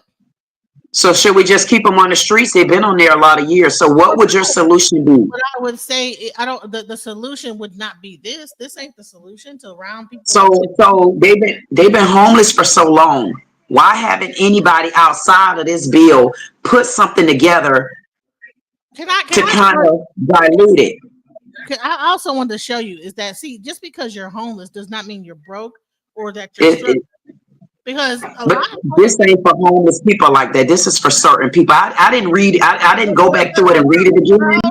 If they are going to be grabbing people from these camps, right, that have tents and this, that, the other, because the whole thing is about these like kind of tent entertainment camps, right? A lot of those people just choose to just live in a tent versus like to pay bills or go through you know what I'm saying? They're like, you know what, fuck it, I'll just live in a tent. I don't have to like pay a hotel X amount. Because I mean, if anybody that have like suffered homeless before, you have gone through the rung of being in an apartment, getting evicted, going to a hotel, not making enough money to be in there, and then maybe that one last step is shelter, and then the next final step is tent. So there's a whole pipeline down into homelessness that happens. And of course, the more further down you get into homelessness, the more expensive it is. An apartment it costs more money to live in an apartment than it does to live in a house that you own. It costs more money to live in a hotel that you're buying weekly, and then there's a shelter. You don't have to pay nothing, but you have to like follow the rules, whatever. And then if you can't do that, you're late one day, whatever. Now you're outside into a tent. Now there's probably certain people that are in those tents, right? That just say, you know what, I don't want to follow the rules. I just want to just live my life free of bills, whatever. And I'm just gonna sit in this tent and chill. You know what I'm saying? Right. Now, there's people that do that. Right. They get tired of the fucking rigmarole. They get tired of it. So do we say that person is mentally ill because they just decided, you know what, it's easier for me to live in a tent than to like fucking deal with all this like shit that goes on with the whole society and everything. I definitely. You know, hell, sometimes I'm like, shit. You know what I'm saying? Mm-hmm. All the bills I'm paying, god damn. Sometimes I'm like, you know, so I can only imagine if I could like just, you know, some people just say, listen, I'm gonna just do this and thug this out. I got my little Social Security, I'm gonna stack my bread and then move it. Guess what? You get put into a mental ill facility now where they determine when you get out. And what happens to your money then? Now you're paying the mental ill facility that is actually housing you then. What happens to that money? Because a lot of like those people that are homeless that are supposedly disabled also get SSI checks. Who gets the money from that? Whatever facility that they have, right? So that's what I'm saying. But this whole thing, even though we might think it's just normal, it makes sense. Like, no, there's more to it than that. You know, we have to like think of it like that. We can't think of it like, oh, the government just has our best interest at heart. That's bullshit. Right.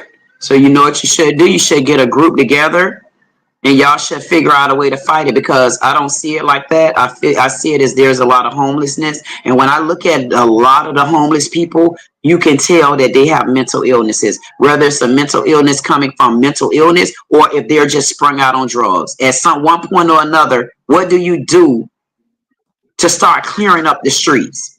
Like, what do you do? I mean, nobody came up with anything prior to this, and then the minute something get on the table, then everybody want to backpedal, but everybody's still complaining. Like, which one? How do you balance this out? Because there are so many other things to fight. But if homelessness is so far out of control, tell us the solution, not the argument. What would a solution be? Me, I go for it. I'm gonna be honest with you. And I know there's people out there that's homeless that are not on drugs or mental. I don't see them being ones that are getting picked up and thrown in a mental ward. That this bill not for those type of homeless people, as long as they're abiding by the rules. But what and they're not hurting the public or themselves. There is no rules in this executive order. There's no rules. What do you mean? I don't think that this is the entire order. I didn't get to read all of it. But this is not the entire order, because I know there's more to that order, because it was specifically talking about behavior in the public. Honey, because I read the order. No, sweet. This is the whitehouse.com. This is the order right here. Boom. No, that's what I said. What I said was, I don't feel like that's the complete order. No, it is the order. Listen, it only has 6 sections, honey. Listen, it is signed by Donald Trump at the bottom. Okay. So Donald Trump, the White House. This is the White House's website. This is the order right here. And I'm gonna take time to read it on my own time, because I know what I read. They need to like be more specific. They need to have more details. I think that right now this is a very vague order. I don't think that they really accounted for people that are not, like, people with children, like mothers with kids, like maybe they got like abused and whatever. So do they get to a female homeless shelter and put them all into a mental health facility and say that you must be on drugs or you must be mentally ill? Like, what is the cutoff? Like, what about homeless? What about runaways that like maybe got abused and then they're on the street because their parents were abusing them, and so now they're on the street? Does that mean that they're mentally ill and they got to go through there's so many other. This is too vague of a situation. There's too many moving parts of homelessness to just make a bill like this with a vague and general representation of it to like make that fly. Everybody that's homeless is not fucking mentally ill. Some people just don't have no work. They said, you know what, I'd rather be on the street than to deal with what I'm going through right now. And they would, and they are, you know what I'm saying? But you know, being on the street can make you kind of crazy too. Because I thought I knew what I was reading, because here's the defined part of it, and I knew that what I read. It says the Homelessness and Public Safety Act HB 1365 aims to address public camping and sleeping by individuals experiencing homelessness. It prohibits camping and sleeping on public property, and it goes on to list that. I knew it was more to just that. It's more than that. Just there. That's not the full bill. It's more to it. They're talking about how you behave in public. They're talking about different things that you do. What parts of you are homeless. This is not for every person that's homeless. This is a part of it, and it's not the whole thing. That's what I'm saying. The White House, the actual White, because this is the White House. Just so you guys know, this is the White House. I went to the White House's website, okay, to show the bill. So you're saying that the White House didn't put the full bill up? Is that what you're saying? No, I'm saying I'm looking at the other parts to it here from what I read earlier, where this is not targeting every, ain't no way in hell this can target every, I mean, there's no way this can target every homeless person in the world. There's not even enough jails to house probably every homeless person, unless you're going to split them up between states. Well, like I said, I'm looking at it here. This is regarding camping places where you're sleeping at, whether you're on public property, whether or not you're behaving. It looks like this is a more defined for each one of what those are. Okay, that's one part of it, but banning public camping and sleeping. That's one part of it. But the thing is that they're in the first section is saying just homeless individuals. So that's one group that they can go after. But they said homeless individuals, and that's what they're saying throughout the entire situation, is that it's based on substance abuse and mental health services. And so what okay, all right, let's see. What's the solution? Provide technical assistance for assistant outpatient programs for individuals with serious mental illness or addiction during and after civil commitment process. And others, and this one even say, and there's other services. Other services that mean you can look at this, look at that, but there's also other services that will be available for homeless people.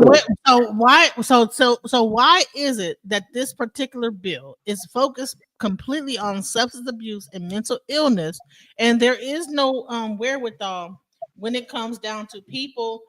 Like, there should be a section in here for people that are homeless based on economic frustration, because everybody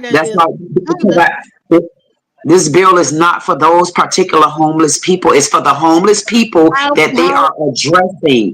The homeless people that they're addressing is for these particular issues.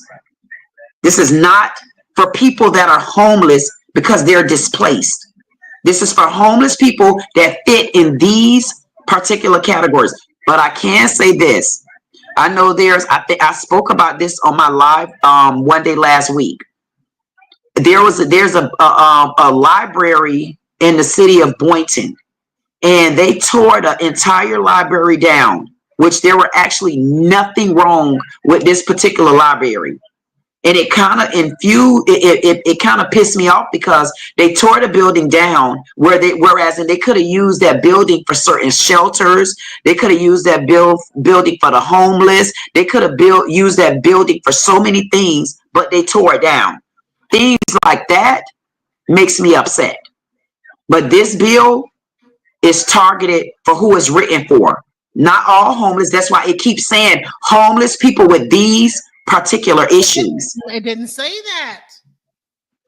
It says it right there. It say homeless with certain problems, drugs, mental illness. It's telling you that. It didn't say regular homeless people. It's specifically telling you mental conditions, mental health, drug abusing. It's saying it. It's specifically saying it. Okay. I don't see where it's not saying it. But what I'm saying is that how do you make sure that this law, whatever it's going on with, does not affect people? Because if they're rounding up people that are in tents or whatever that maybe are not mentally ill, but just like if those tents if you're in a tent, you're not mentally ill or what? But here's the thing, DJ. I think that's what it is. There's also another bill. It looks like this is probably part of the new bill that he added on to the other bill with homelessness. This is the new part of the bill that is relating to these particular homeless people that fit in these particular categories. It says it right there. There's nothing about this bill says anything about regular homeless people. It's specifically telling you homeless people with these particular conditions, illnesses, drug abusing. It's telling you what it's for. It says nothing about for people that are homeless, regular homeless people.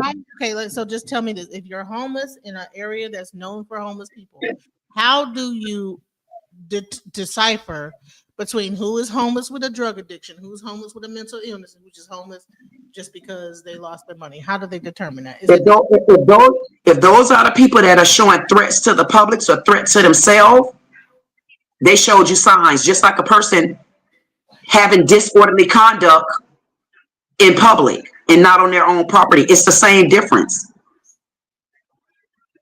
It's the same difference. Like, how do you decipher who have disorderly conduct in public? Because their behavior. This is all about a behavior. It's telling you what it's for humane treatment through the appropriate civil commitments to restore public order. It's telling you for homeless people that fall up under these particular categories. I don't see anything here that's indicating homeless because of indigence. And I agree with this bill. Yeah, the only way that you can determine indigence is if you actually bring the person in and do a mental health evaluation. No, you can determine indigence is monetary. Indigence is because you have no money. Right. That's indigent. So basically what's going to happen is they're going to sweep a bunch of people up and then sort it out later. And that's what I was saying. I mean, but if that's how you assuming it, then you got to go off of what you assume. Nobody will be able to change that part. But I don't see it like that, though. I see this bill is particularly targeting certain people, certain individuals. The overwhelming majority of these individuals are addicted to drugs, have mental health conditions, or both.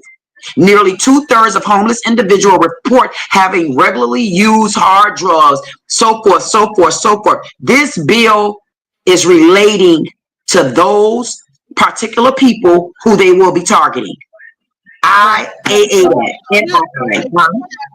So let me tell you something. If they are removing the funding for all the other ways to treat the homeless, and then this is the bill. Put us back on the stage, DJ. You showing just the White House thing. Put what on the stage? Sorry. That's okay. No, I'm just saying is that if how do they my biggest thing is that there's only one way to determine if there's something wrong with somebody, unless you like talk to them. No, it's not, DJ. Come on. It's more than one way. You can look at somebody and tell their behavior tells you that. You can tell someone that's on drugs, sprung out mentally. Come on. Now, come on now, DJ. Now keep it real. You know good and well you could determine when somebody is on drugs. You can determine when someone have a mental illness when they're coming up to you. You can determine those things. And listen, it's for those people that are showing a threat to themselves or a threat to the public. Is that what it I mean, how much more? It didn't say. Go ahead. I'm listening. This bill is targeting exactly who it says. It's telling you all through the bill. Like what part of I see no part of that bill that targets homeless that are indigent or displaced. It's specifically telling you who the bill for. So all right. So here's the deal. If a person is able to create like a tent that has lights, all this other different stuff, right? And you know, I've never seen that before, but okay. You haven't? Oh, let me show you, because I had it on. Not where they got no electricity. They might have some candles and stuff, or they done plugged up to somebody's house. I've never seen nobody in the field with a tent with electricity. And we got a place in Lake Worth, a park that they turned into a homeless place, and they don't even have electricity. They got flashlights and stuff.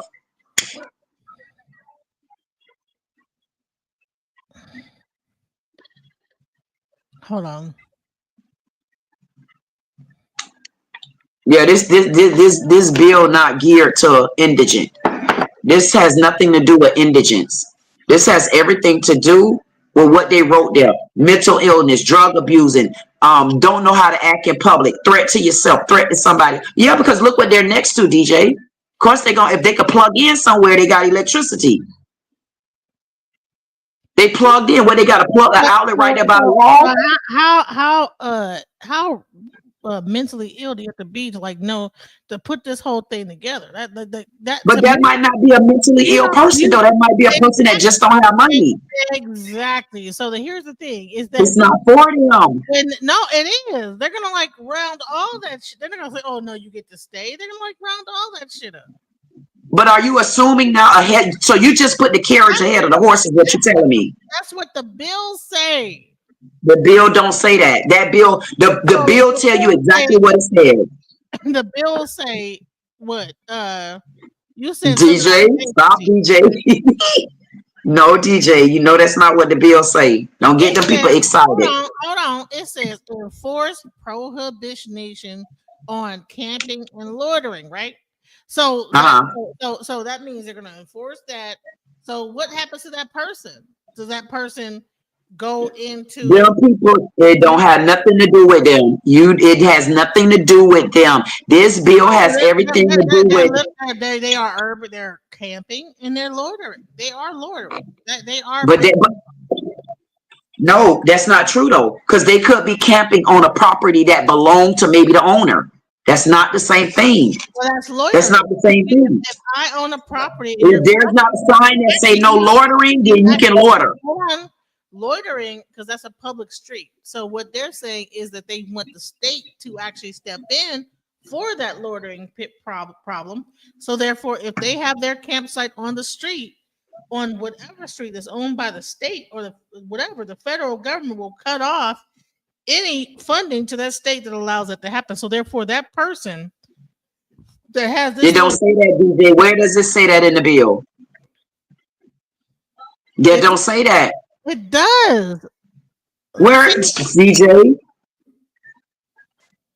Enforce prohibitions on urban camping and loitering. If you're around somewhere and you see a sign that says no loitering, that sign has to be posted for it to be no loitering. No, you got to know if you're on certain properties where you can't be at. First of all, all streets are owned. Let me see. If I own my property, most people don't put no tents up on those streets unless they know it's illegal and the police just not enforcing the laws. Well, those streets are owned, they're a public street, right? So therefore that's owned by the state. So the state asking the state to enforce that. So what's wrong with that? That's already it's almost like illegal immigrants. If it was already the law, how can you go back and forth with it? They was there because it seems like if they were putting tents and stuff on streets, then to me, that means the police and whoever the local owners are, they weren't enforcing the law that's already written. But for loitering, it has to be a sign out that say no loitering. It has to be positioned on a certain place and a certain height on the wall. I only know because I owned a restaurant for years. You can't just say you're loitering and you look around and you don't see the sign there. It has to be written. It has to be legible. It even has to be to a certain height. So that right there, in my state, that would have been illegal. That's illegal in Florida. So we would have known off the top that we cannot do stuff like that unless the police is not actively enforcing their law. It looks like that homeless. What city is that in, DJ? Is that in California, San Francisco, New York? That's Skid Row. Skid Row. Yeah, Skid Row. And shouts out to Jay Walker's channel. Copyright claim. This is for educational purposes to discuss. So what I was talking about earlier with Baba is that everybody that is homeless. So some of these people they're getting SSI checks. Where does their check go? Do you think that will the hospital that is housing them get their check, or what do you think will happen? What's going to be the outcome of this? Well, if these people have to get put in any type of mental institution, from my understanding, and I'm not sure if that is a per state law or how does it work, but if you get put in certain places like that, if I'm not mistaken, your check gets put on hold. It don't stop. It either get put on hold, or if you're in a certain facility, that check will go towards your monthly stay. So that's like a question that has to be answered to me per person or wherever you're at. And guess what? The executive order does not cover that. So how are we going to make sure that? So how can a person get out of their situation if those are facility and then their but, check gets but, absorbed by the facility. Because for the most but, part, I know when I but had my group home, the check got absorbed by the facility. We provided food, whatever, and that's that's it. right.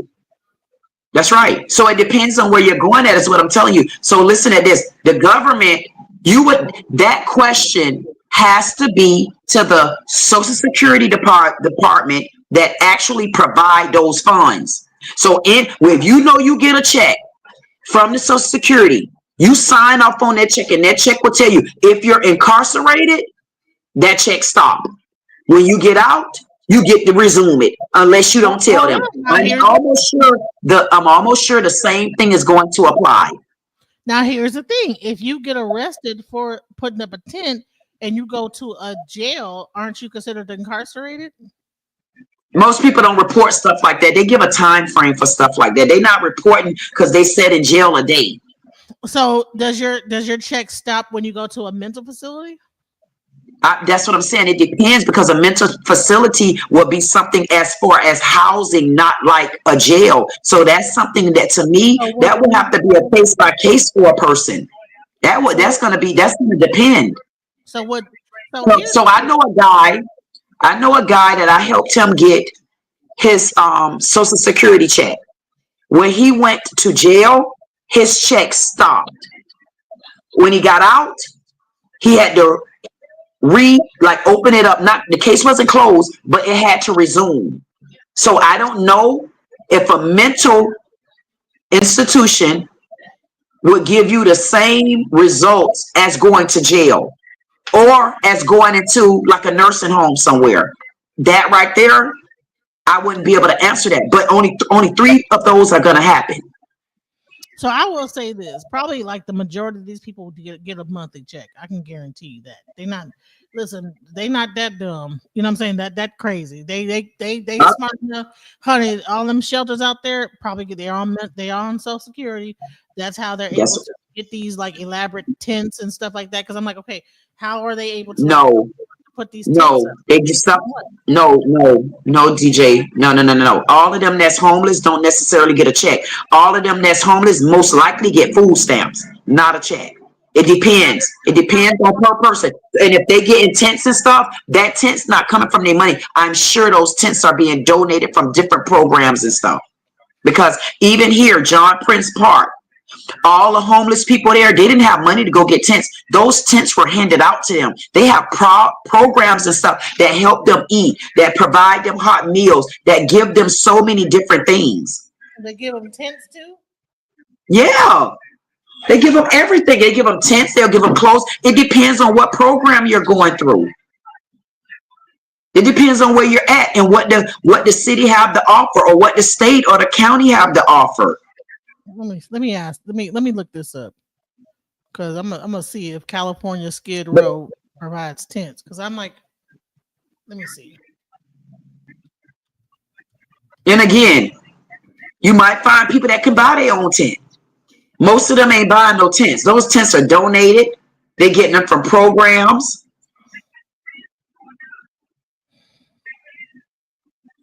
I'm not sure. A lot of them don't have money. That's why they be begging for money. That's why they sell their food stamps. They do stuff like that. Nope. They don't offer tents. They offer the shelter. So those tents are different things. No. They offer the actual building, the shelter, but not the tents. So those people are going out and getting tents and creating these tents on their own. No. I don't know what you're looking at, girl. There's so many different programs. I'm telling you, DJ, there's so many different programs. There's programs that might not even come through the government. They might be programs from the churches. They might be programs from other things. So what you're looking at is not going to give the full answer of who is providing what to these people. That's for them. But what if there's programs that provide them different equipments and food? Like this, not telling about food, but there's places where they could go get hot meals. Oh no! Just because I'm not talking about hot meals. I'm talking about tents, because it's the same thing, is what I'm saying. It's not the same thing, because this is tents or shelter, right? And this is the thing that they're trying to. No. Hold on. Based on that law, they're saying that they're trying to remove tent-like cities, right? But the bottom line is that like if it was all being supplied by the same supplier, you wouldn't have so many variations of tents. These people are going to Walmart and whatever place and getting these tents. Not true. They getting them. That's what I just said, DJ. People got different ways of getting things. Just because you don't see that written, you know how many people I have assisted as being an advocate? I mean, they got private programs. Like right here where I live at, it's a church that provides so many things, including clothing. Just you're not going to be able to Google everything that people offer. Provide tents though. Yes, they will. If a church has funding and they can purchase tents and backpacks and stuff, it's still along the same line. Everybody, see, it gets tedious right here. Yeah, get a little tedious on this one right here because it depends on who can offer you what. I'm gonna tell you what. Now I've struggled my entire life. Okay, I've been homeless. I've been through it. You know what I'm saying? I've even sometime today I gotta be like, hey, I need to get my gas pill. The shit too high. Boom, go to like sharing life. So I'm saying is that never, I can get like some clothes, some food, like some basic stuff, but tents, I've never heard of any organization giving out tents to people. It depends on where you at, DJ. You can't say that. You can only speak for yourself in the area that you've been in. If there are organizations that you can't like you just went and Google something from a state. You can't Google, you're going to have to go into different programs. Programs offer different things. Just like they offer different things for your home. You got to go to the government to get food stamps, but you might be able to go to a church that provides you this, or you might go to somewhere else that provides you that. I mean, that's what I always known it to be. I don't know where you're at. And I'm sure you don't know if there's programs coming from a church or programs coming from like a lot of Jewish and Catholic church. They give away a lot of stuff. So I think it just depends. I truly think it depends. Okay, I don't know about one particular place. In San Diego, they do have a tent program, so I will give you that. They got a lot of different programs that offer a lot of things, including shoes. They got programs that offer glasses, eyewear. They got programs that offer so many different things. It just depends on where you're at. They got programs that'll give you a voucher to go to certain stores to purchase a tent. You just have to know where those programs are at. Well, that's how I look at it. To me, I was like, okay, if a person can like create a tent, get some electricity, make that tent look like they not that crazy. Because I'm like, dude, what are we doing here? You know what I'm saying? Create like some of these tents like a whole house apartment. They be like got different rooms in them, set the tents up next back to back on each other and be set up with a bedroom and everything. I'm like, okay, well, damn, you know. So. And I think that it's not right to assume that everybody that is living in this way is always like this mentally ill person that needs to be put in. I don't believe it. You know, that's not right, and I don't want. And I just don't know. We're gonna see how this irons out. We're gonna revisit it live. Give it about like 2 or 3 months, and we're gonna see how it goes. Because. Or what you can do in the meantime, think of something as a solution. I mean, it's been going on so long. I welcome anything that'll help. Let me tell you something. My solution is I help people one person at a time. I deal with individual women that have children, and I try to help them and guide them. But the thing is that now that a lot of this funding from these programs are being taken away, I don't even know how to help the people that come to me. You know. And I don't know what this is going to do, but I've always helped women with children to get on their feet. That's one of like my things that I've always done. So right, that's understandable. I just know that this bill is written how it's supposed to be written, which is for the homeless, people on drugs, people causing a threat to the public, or a threat to themselves. They're not going to just go picking up people unless you're doing something in the public or to harm yourself. There's no way. That's totally illegal. And what the lady was saying earlier was picking up these patients and they don't know where to do with them, or they don't have the room and the capacity. But if you're mentally ill and you're on the streets and you're harming yourself or others, you do need to go somewhere. Period. You need to go. You got to go and get help. You shouldn't be in a prison, though. This ain't prison, though. No, it's not prison. If you don't have, listen, when they don't have a mental health place to take you, you go to jail. Point blank, period. Yeah, I didn't see that. The only way I could see you going to jail is if you committed a crime and you went to jail and they did a mental evaluation on you. And from that point, you probably got to go to the judge, and the judge will outsource you to somewhere. But what did you do to get arrested? They're not just arresting homeless people and throwing them in jail. That's not true. They're not doing that. All right. So I know you hate to hear from people, whatever. I just want to go. The Trump administration just made it legal today to civilly commit and put someone into an institution who has a mental illness, is homeless, or has an addiction. Ending crime and disorder on America's streets is not at all what it looks like. Let me break this down for you. In Section 2, titled Restoring Civil Commitment, it says the Attorney General with the Secretary of Health and Human Services, so that's Pam Bondi and RFK Jr., shall take appropriate action to seek, in appropriate cases, the reversal of federal or state judicial precedents and the termination of consent decrees. What that means is that all federal and state case law surrounding civil commitment, they're upending that with this executive order. The Attorney General and Health and Human Services will provide assistance to state and local governments to identify, adopt, and implement civil commitment and institutional treatment that allow for appropriate commitment and treatment of individuals with mental illness. So if you remember, we go back to where it said that all the judicial precedents and the consent decrees are out the window. That is your due process. What this means is that anybody can say that you're mentally ill and that you're a danger to others or yourself. You don't have to have a mental illness at all, or you could have a mental illness, such as major depressive disorders. It's outing everybody. If you are someone who is unsheltered, anyone could say, well, if you're unsheltered, you obviously can't care for yourself because you're not getting a job, you don't have a home. Obviously, you can't care for yourself. Do you see how easy this is? But let me go on. In Section 5, increasing the accountability of people in homelessness programs, we involve HUD.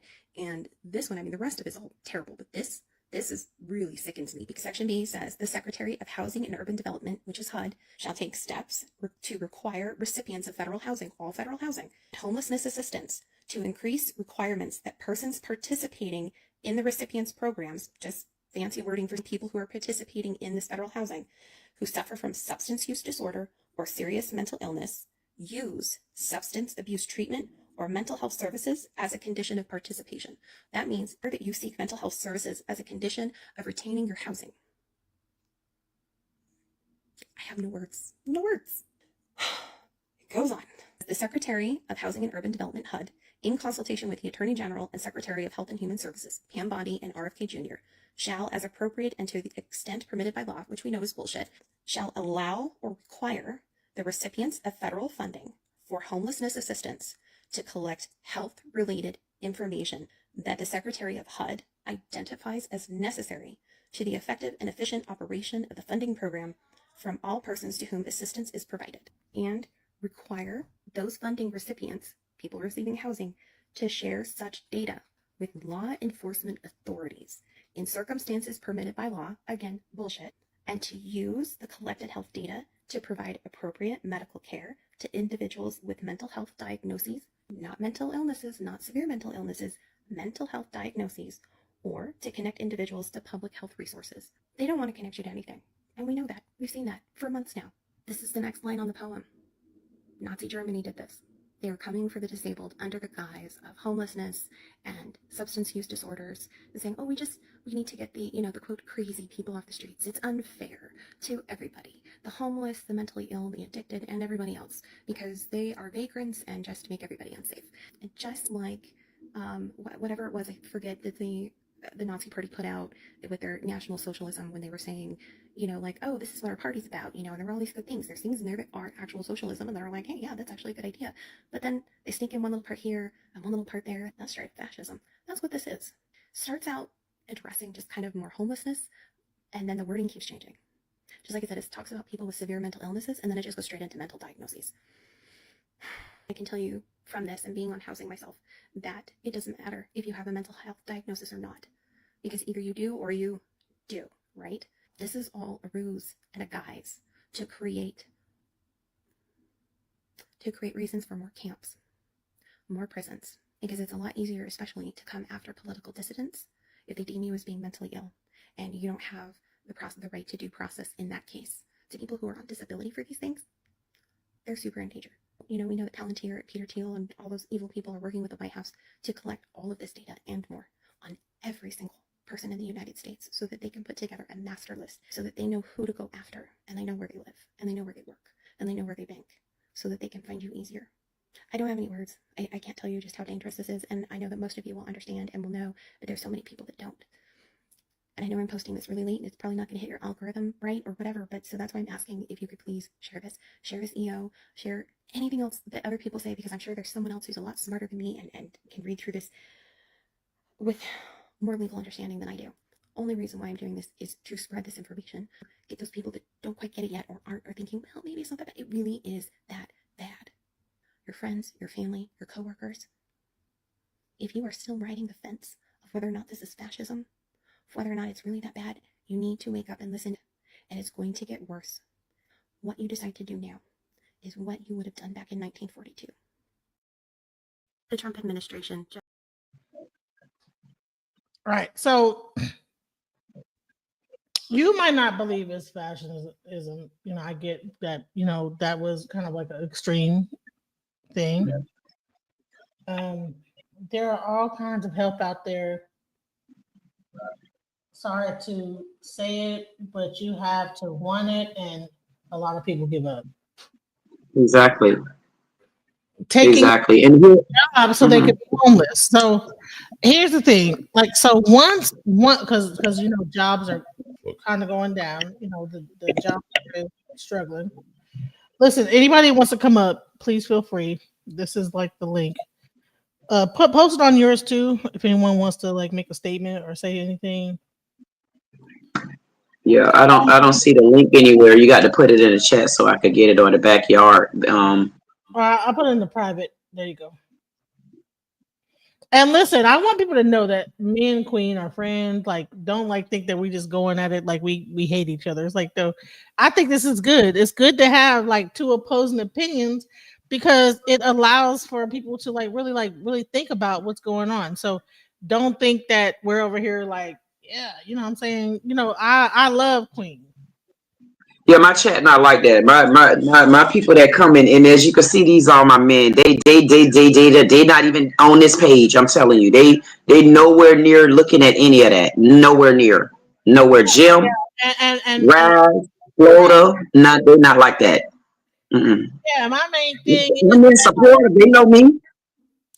yeah, like don't think that I'm just like anti-queen and this, that, the no. We are trying to create the conversation because this is something that's going on, and people are just too busy. Even with Baba Yashabaya said earlier, we looking at P. Diddy and this, that, the other. No one is really like in the community, really like going through this stuff, you know, except for Queen, except for certain people that are really like, okay, what's going on in the news that's affecting us when it really comes down to it. So just don't like take us going back and forth like we're mad at each other. I don't want you guys to think that, you know. Yeah, you know what? To be honest with you, you really don't even have to say that because I don't think there's no thought out there about that. I mean, I'm one of those people when I'm firm about something, that's where I go at. So my crew, I mean, this because my crew not used to even seeing arguments like that because I just say what I got to say and I'm done with it. So you really don't have to tell any of them that because they not like that at all. Trust me. Well, right. When you said that just now, they probably like, what's she talking about? No, because remember we were on Richard Taylor's thing, and he was all like, well, oh my God. When we got into it, it's like, well, you know, we got into it, but we still cool. We don't hate each other. We just had a disagreement. And I kind of like, you know, but I didn't even see it like that. It wasn't no disagreement for me. I just said what I had to say. I was done with it. Yeah, I just said what I had to say. I just want to make sure that people are not taking this like, ooh, you know what I'm saying? Yeah, you know, I'm gonna disagree, and that's what makes a good conversation is you don't want everybody to agree with what you're saying. You don't want me to be I don't want to be into an echo box, an echo chamber where I'm just speaking to myself and don't get to hear the other side. Actually, what Queen did for me is make me look deeper into the law and look into it. Okay, what's it saying? I still have my opinion. I still Of course. I believe you. You know what I'm saying? I haven't changed Right. it. However, it's Right. great to have two opposing opinions so that, when people look into this stuff, they get to get like two opinions and then they get to like sort it out from there, So that's what it's really. So someone Yeah. says, Yeah. "Suburb, not in downtown, you have to get on a bus." And she is right. Catholic churches will never let you get hungry or turn any homeless away. Yes, but will they give you a tent? Yeah, but it ain't about a tent because not all homeless people living up under a tent. So it's just what you can get, whatever a person provide. I mean, it's more than one church, just like it's more than one program. And this church might provide food, but that church over there might provide clothes. So it's like, So here's the deal. Is this executive order going to allow people to go into the homeless shelters, sort out who's mentally ill, put them into mentally camps or whatever to deal with that? Or what's going to happen? Like, is this like a thing where it's only people that are intense? Or is it just like they'll scoop everybody up off the street and say, look, okay, are you mentally ill? You mentally ill? That's the part that I'm like kind of worried about. I don't like the whole idea of the government being able to set a task force to come through the whatever, and then just be able to, because I've already seen that happen in Detroit. I've seen it, and I've seen it in Dallas, actually. You know what I'm saying? Actually, when it's snowing outside, they scoop everybody up and put them into the shelter and stuff like that. That's good. However, if you scoop them up and put it into like a permanent kind of like a mental facility, like what are we doing here now? And right. and how do you determine, okay, well, we're going to keep you for Lord knows how long until you are in the right mind? Well, what determines? So now we're getting back into mental health facilities, mental say insane asylums. Mm-hmm. That right. Right. So now we're going to bring back the insane asylums, right? So now we're doing that. So that's what I believe is like this whole thing is really about.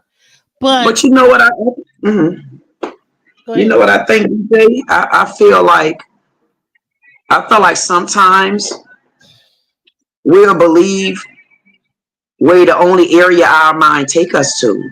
And I feel like sometimes whenever we start going through progress, or we can see that there's an outlet for relief, whether it's for the homeless, whether it's for the blacks, whether it's for the whites, whether it's for the country, it'd be too much negative before you can even try to move forward.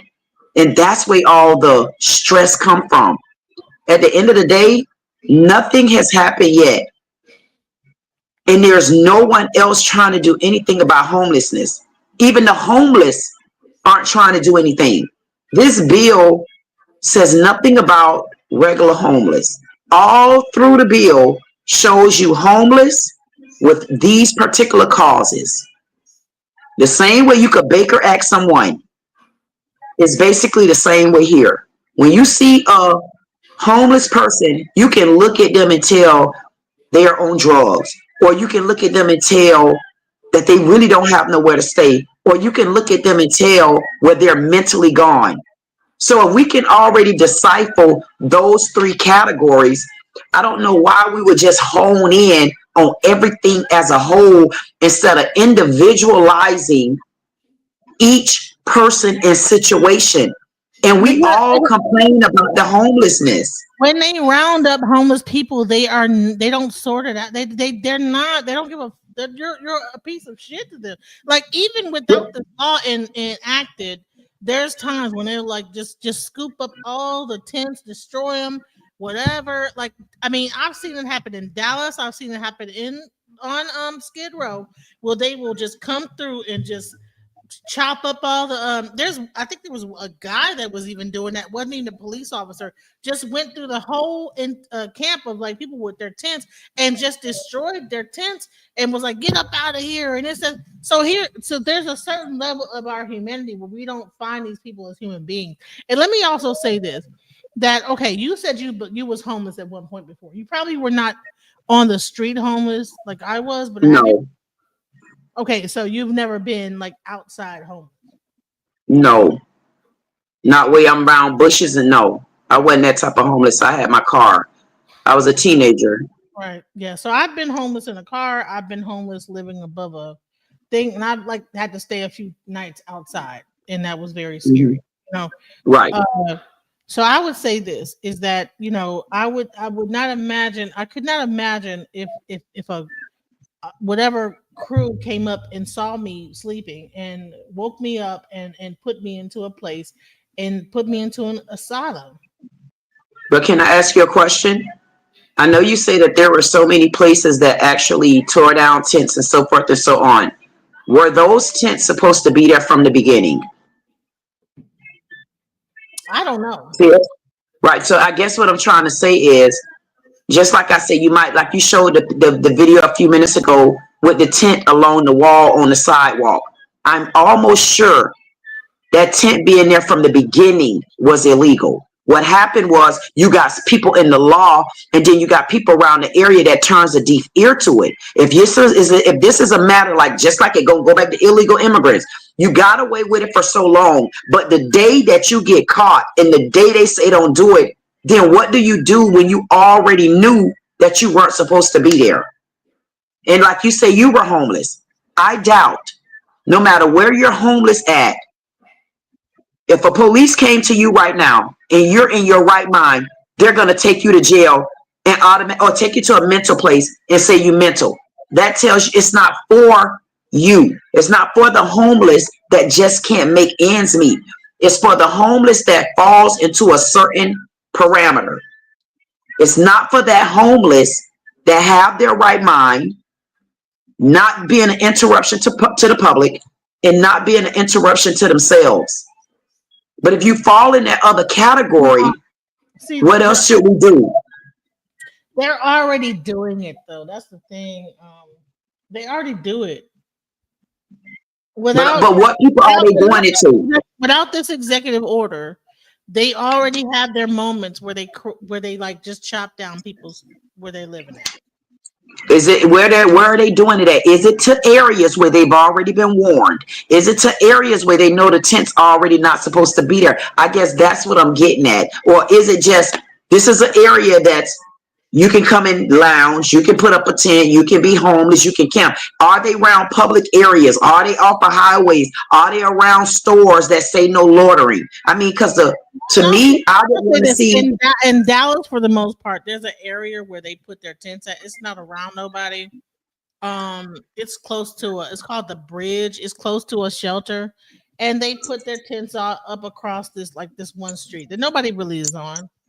But right, sometimes they will come up there and destroy their tents, and now they have nowhere to go, and that's fucked up. I'm sorry, because it is. It's sad. Because like it might be hot outside, or really, because Dallas is really hot. The tent's probably even hotter. I don't even know what the hell. But anyways, they might have their little fan in there and be able to somehow power it, whatever, and be cool, right? And then the come in and just say, fuck you, get this up. And now where do they go? Now they're walking around, whatever, sleeping on the ground. And I mean, come on, to me. And I can relate to you on that. I can relate to you. And I see what Jim said. Jim said tent cities are dangerous. When I was homeless, I didn't hang out with other people. I always stayed by myself. And I wanted to say this too.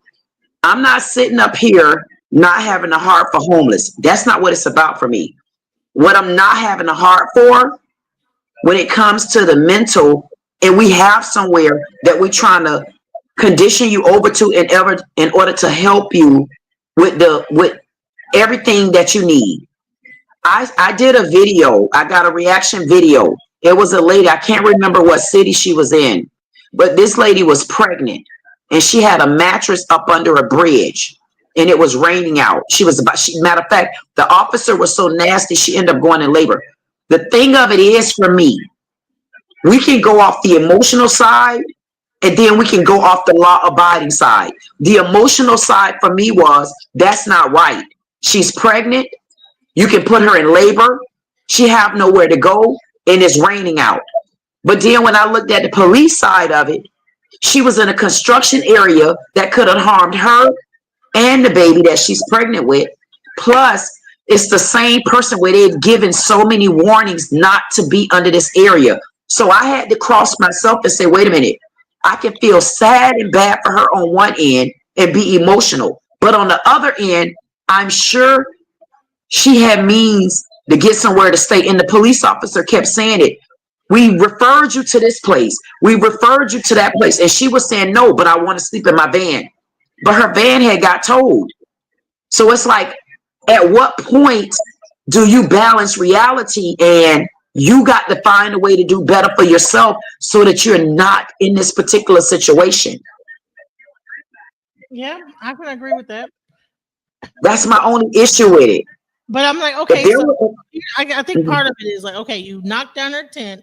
Where do they go? Do they go to a mental facility, or do you give them to live? I don't think that's what it's about. That's not you skipping the parts, because just because you knock down my tent, that don't make me mental. That makes me still homeless. So if you had to knock down my tent, no, I'm saying is that okay? So I decided to live in a tent versus to deal with reality of how our society is, hotel, motel, Holiday Inn, right? So I said, well, I can save more, or I can I prefer to just live in a tent, right? Now, maybe they could go out into the woods and whatever. Maybe they go out into the woods, find like a forest and live in tents all day long. Maybe that's where they're wrong at, trying to do it in the city. But I'm gonna say this. Police come, knock down your tent. It does not solve the problem. It doesn't solve the problem. And I would hope that wasn't the first time they told you not to have your tent set up there. Well, of course, but where do you go? You don't have a car. You're So which one should you do? If you put your tent up, see, that's where it always is an issue, because if we continue to be emotional, how do you resolve what the issue is that we're faced up against? Because if you're putting your tent up somewhere and you know it's illegal for your tent to be there, and you got help, if you got to go to a shelter, you got to go find you a job, you got to make ends meet. Like, what do you do? Like, if your tent isn't supposed to be there, then what is supposed to happen at that point? Leave the tent there? But if I've already told you 3 times, if I tell you again, and I've given you a written warning, whatever the case may be, how do you handle those situations when I've already given you the warning? I don't know, man. That is just sad, because if you don't have a car, imagine you have a whole tent full of all your stuff. You don't have a cart to move it. You done set up shop in one spot. So do you just leave everything that you acquired? So it's like people, we're still dealing with human beings at a certain extent. And I think that we like lose that. I don't think so. We're still dealing with human beings that, this is like their home for them at that moment, and then just for someone. And you know what? I'm gonna put it like this, right? I'm gonna say it like this. Listen, this is the reason why to really try to, I guess, do the best you can not to be homeless. Okay, if you own your home, it takes up to 2 to 3 years to get evicted from a foreclosed. If you rent your house, it takes up to 3 months, right? If you get a hotel room, it could take up to a week, same day, right? If you have a tent, they could come at any time, no matter what.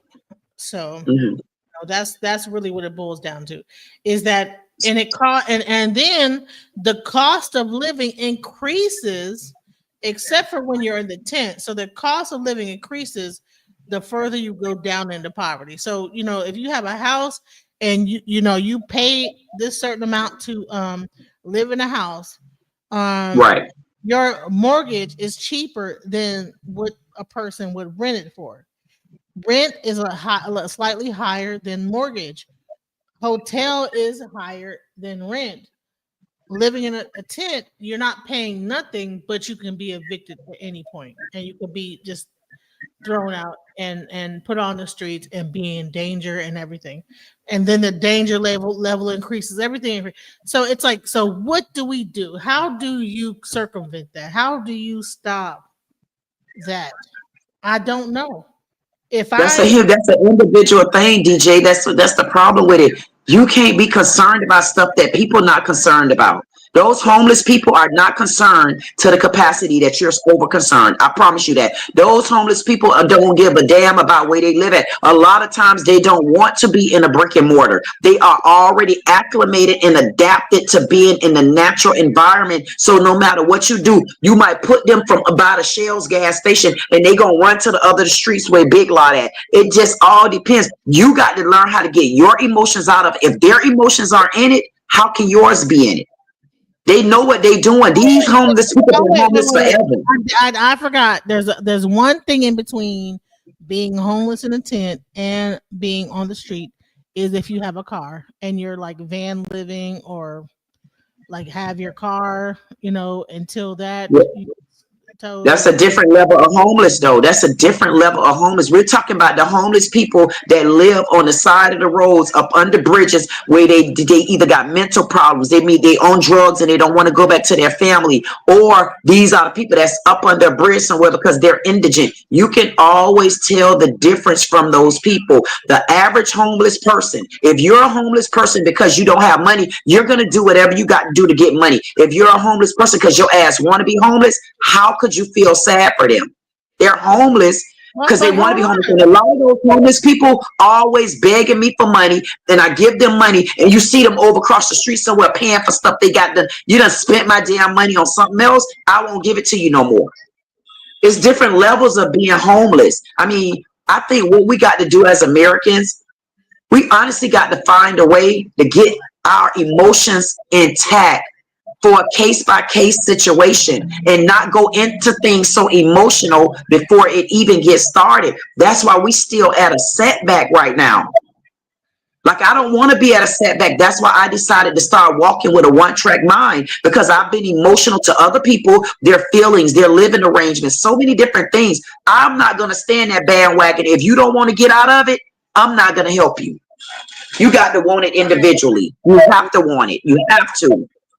So I'm gonna say this, is that, so now there's this bill, okay? There's a bill, and so a bill on Capitol Hill, all right, that got signed, and we'll see how this pans out. If it's good for us, if it's bad for us, how it affects us, affects other people. Because I'm not homeless, but hey, listen, I would say this, is that everybody is, I mean, I'm not gonna say that, but at the end of the day, like, we can look down on the homeless, say, well, you must be mentally ill or this, that, the other. But when it really comes, we have to have like some level of compassion. Let me play a couple of the words that was said. People in their their thoughts. I know you don't like that, but it's okay. We're gonna just go. President Donald Trump just signed the executive order federally banning all homeless encampments across America. 770,000 people are expected to be affected as a result, forcing them into criminality. Drug rehabilitation centers are clearly the outskirts of every healthy civilization we have. Now, I know y'all can't tell by my appearance, but I really feel bad for these people because I used to be homeless. As a person that slept on God's green earth, that has slept in homeless encampments, that have slept on the streets, I know firsthand that everybody that's in an unfortunate situation isn't a drug addict, isn't a criminal. When you sit up here and you destroy these encampments, you really fuck over the last hope people have at being moral. Some people don't meet the standards of the local shelters around the city, whether it be age limit, identification, documentations. It be little technical shit that stop thousands of people from receiving help in America on a daily basis. Now, y'all, I want you to know, sometimes the police will wake you up in a public place and tell you, you cannot sleep here, you cannot loiter here, you cannot solicit here. And they see with their eyes that you ain't doing nothing, you just trying to get some sleep and mind your business. But guess what? it is now a federal crime to be homeless. I feel like this executive order will cause America to become a hellish place, far beyond what we already experiencing, and here's why. What else do you expect people to do if they want to be left alone, minding their business, with nothing to believe in, with nobody to comfort them, and you gonna come and tell these people they can't exist, basically? It's the biggest piece of dog shit. Of course, many businesses suffer as a result of homeless encampments, but where y'all hearts at? Do y'all even care that some people just might not be well off? My heart is personally broke at this one, dog, because I know so many people that commit petty crimes just to go to jail because they can't receive any assistance on the street. So we truly have a problem. Y'all let me know what y'all think down in the comments, because I'm speechless. Damn, it's a crime to be impoverished.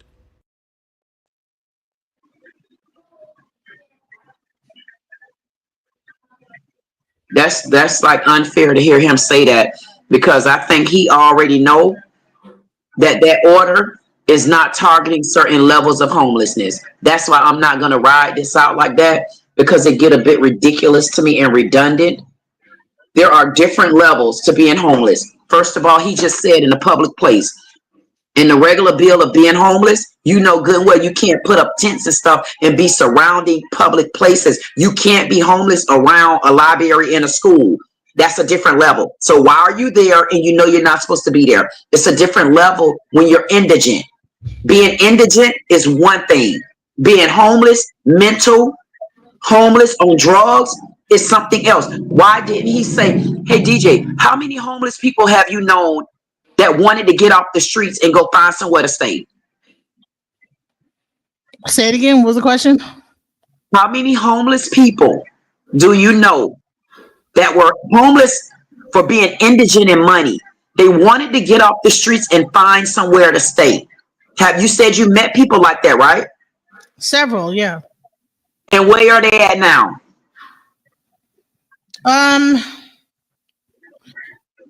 Back and forth. Exactly, but because they're trying to help themselves. But the ones that are honestly homeless because they want to be homeless, or they have mental illnesses and don't want to go home, where their family is probably there, where they can have a house to go home to, or they're out on drugs, and that's why they're homeless. We need to call it what it really is that we're looking at. You cannot put all homeless people in the same boat, and that bill does not say that. Period. It doesn't say it at all. It doesn't say that. It doesn't. And the people that don't want to be homeless anymore, they get off their ass and they try to do what they could do, even if they go get resources, go and get assistance, go and try to find people to live with. But we know the homeless people that we're referring to, so I'm just so lost. We know the homelessness that we're referring to. So why are we including homeless that's indigent? Well, there's a lot of people that are homeless that are just indigent. That's it. That's what I'm saying. But that order is not for them, though. That order, through the whole order, is saying mental. Say that again. I will say this, is that there's a certain level that you probably are going to be depressed when you are dealing with homelessness. Yeah, of course. It's because like the logical progression into homelessness is a very depressive. It's very depressing to be here and to go down into like that you can't. So, and there's a certain level of hopelessness that probably and then there's that level of depression, right? So I'm not gonna lie to say that everybody that is homeless does not deal with some level of depression, right? What I will say is that to create a situation to where now when you take them in an intake situation, that their depression is something that you can use against them, that's where there's an issue. And that's wrong. And when you that's look wrong. At so because going like losing everything will cause depression, right? So even though this law is saying, okay, indigent, I'm saying drug abuse, and mental illness. Well, honey, if I like was up here and lost everything, I'm going to have some level of a mental like state that I'm in, right? So when a person evaluates me, of course I'm going to display some level of mental illness, you know? I agree. Probably I don't think demonstrated that's what it's about. well, it does not outline that specifically in the bill, though. Now I know that in like as you're reading the bill, you're looking for what it's saying. I'm looking for what it's not saying, right? So the bill is saying this X, Y, Z, but I'm looking for it's not accounting for this. And Because so the bill already told you what it's about. It says for homeless and drug abusers.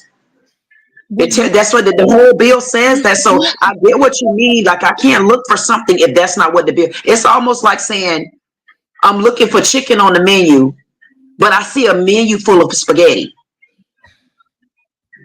That's how I'm looking at it. The bill tells you what it's for. Even the lady that was on there that you had on there for TikTok, they're not saying regular homeless people. They're saying the homeless people who determines mental health, this, that, and other. We all know who determines mental health because even if, like you said earlier, they get a check. What check are they getting? Disability, SSI? That check gonna tell the story as well.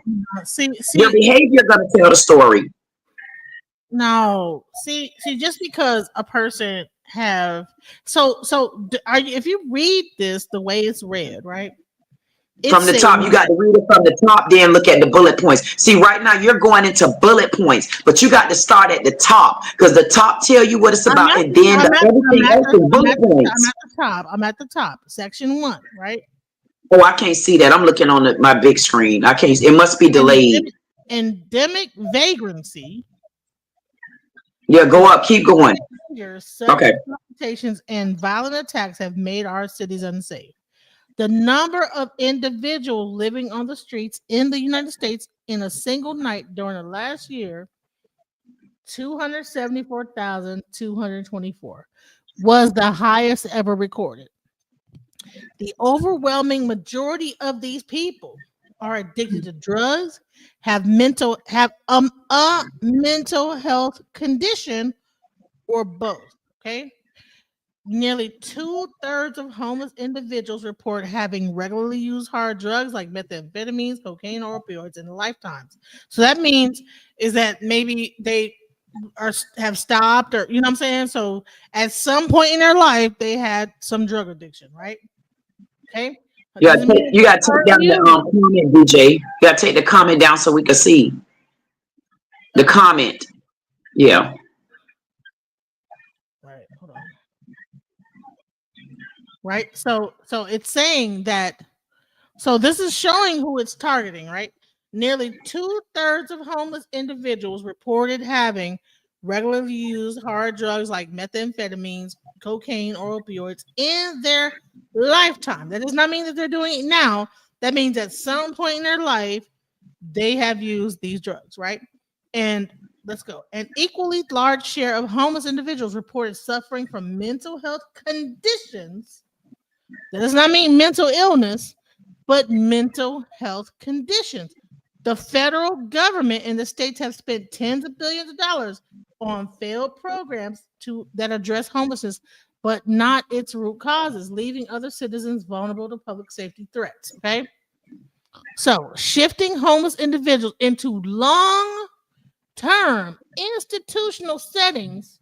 Read the sentence where it say equally large shares of homeless individuals report suffering from mental health. The federal government, everything about this bill still reporting back to mental health and stuff. Hold on. It's saying it. Shifting homeless. I'm reading it verbatim, exactly what it's saying. So what do you say? Equally amount of what? What? I'm just saying I don't see anything where this bill is referring to certain people. It's written just like it's supposed to be written, and that's pertaining to homeless for certain reason, not homeless due to indigence. There's nothing about this bill saying every homeless person. It's specifically, that's the point that I'm making. Throughout the entire bill is giving you the characteristics of a homeless person that this bill is targeting. It's through the whole bill. It's telling you who they're targeting. It's telling you the type of homeless they're targeting. It's telling you the type of people they're targeting. Nothing about this bill is saying that they're targeting homeless people that are indigent. It's all about people that's bringing any kind of destruction to themselves or to the public. That's what it's about. It's like, in a sense, we are putting the carriage before the horse. We're doing it right now. And that's when I feel like we see what we want to see. And I get it, especially when you're compassionate about something. And I get it, because you're real compassionate about things like this and people getting hurt. But the thing of it is, 90% of these homeless people want to remain homeless. That 10% that want to be off the street, they're off the streets. Or like you said, they're going and they're coming. Are you saying that they don't have the right to live the life the way that they want to live it? You mean a homeless person that's a problem to themselves or to the public? Hell no, they don't. You put criminals in jail. No, because they put homeless people that are a problem to the public in jail too. Let's not. That's right. If they're committing a crime, why wouldn't they go to jail? Entire police force that monitors that. No. See, no. This is not. Listen, this is not the police. This is not the how to deal from a police standpoint of homelessness.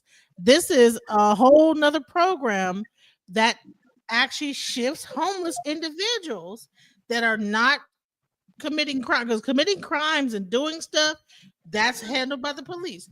This is talking about homeless individuals that might have used hard drugs and that they have endemic vagrancy.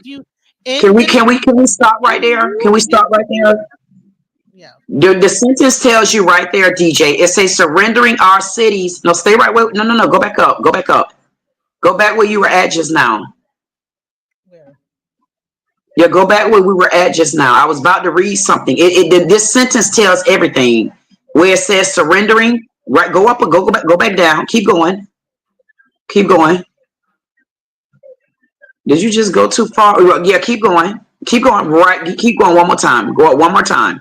I guess right there. You can see it. Okay, right there. It says surrendering our cities and citizens. No, stop right there. Surrendering our cities and citizens to disorder and fear is neither compassionate to the homeless nor other citizens. No, that's not the one I'm trying to get to. Wait a minute. You don't want to. Let me try to find it. That's not the one that I wanted. Shifting homeless individuals into long-term institutional settings for humane treatment through the appropriate use of civil commitment. That means taking homeless people off the streets and committing them into a mental ward. Will restore. DJ, that's not what you're reading, DJ. That's what you're looking at because that's what you want to happen. That is not what this bill is about. This bill, all through this entire bill. What is a long-term institutional setting, sir, ma'am? For people that need that type of assistance, the average mental person, if they need that type, because the whole bill talking about mental health and drug abusing. How did we shift this to the regular homeless? Because listen, I have depression, right? I suffer from depression. Say one day I end up homeless. Guess what? I would be one of these people that they. No, you won't. No, you won't. That's not what it's about, DJ. The bill is telling you if you are a threat to yourself or someone else, that's when you're in trouble. If you're on properties and grounds that you're not supposed to be in, that's when you're in trouble. This is not for every homeless person. Properties, it does not say properties. All this stuff you didn't add it to the bill. It did not. No, the bill said it. You just read what you want to read. Where does it say on properties and grounds that you're not up? And then that's how it could happen. That's what I'm trying to tell you. There's words, DJ. When I look at this bill, I don't see anything about this bill that tell me every homeless person. So you telling me they putting the bill out to go ahead and just round up over 300 or something thousand homeless people and put them all in jail? No, what I'm telling you is that they're like making exactly. No, what I'm saying That's is what that my point is. they're making the state create programs that does it. I can't agree with none of that. This bill, Honey, black every Muslims, other sentence you read say homeless. Black Muslim, do you want to come up here and ask me a question, or what are you saying? Am I fake all these years? I think that you're a fake account. What happened? Is what she's getting at? Like, is DJ fake all these years? Is what she's? No, I'm not fake. I'm trying to explain like that. I have my opinion. She has hers, and I don't get. Listen, you're about to get like kicked off this panel if you keep talking, saying stupid shit. Oh, I can't see that. Oh, I must be only see my chat. Let me see. Let me go see if I can see comments. Trump just signed a truly terrifying executive order to bring back forced institutionalization. Yep, you heard that right. It's truly terrifying and no one is talking about it. I'm Eliza Orland's career public defender for 15 years in Manhattan, and we have to talk about the executive order that they're calling Ending Crime and Disorder on America's Streets. This order specifically targets unhoused people, people with mental illnesses, and people who use drugs. It calls the hundreds of thousands of people experiencing homelessness on a single night endemic vagrancy and frames them as threats to public safety. Trump is using fear to justify locking them away under what he calls civil commitment, aka forced confinement. Here's what the order actually does. First, it directs the Attorney General to overturn federal and state court decisions that protect people from involuntary confinement, essentially gutting due process rights that took decades to secure. Second, it ends housing first policies that have actually worked to reduce homelessness. Instead, it forces people to accept treatment whether they want it or not as a condition of receiving federal housing aid.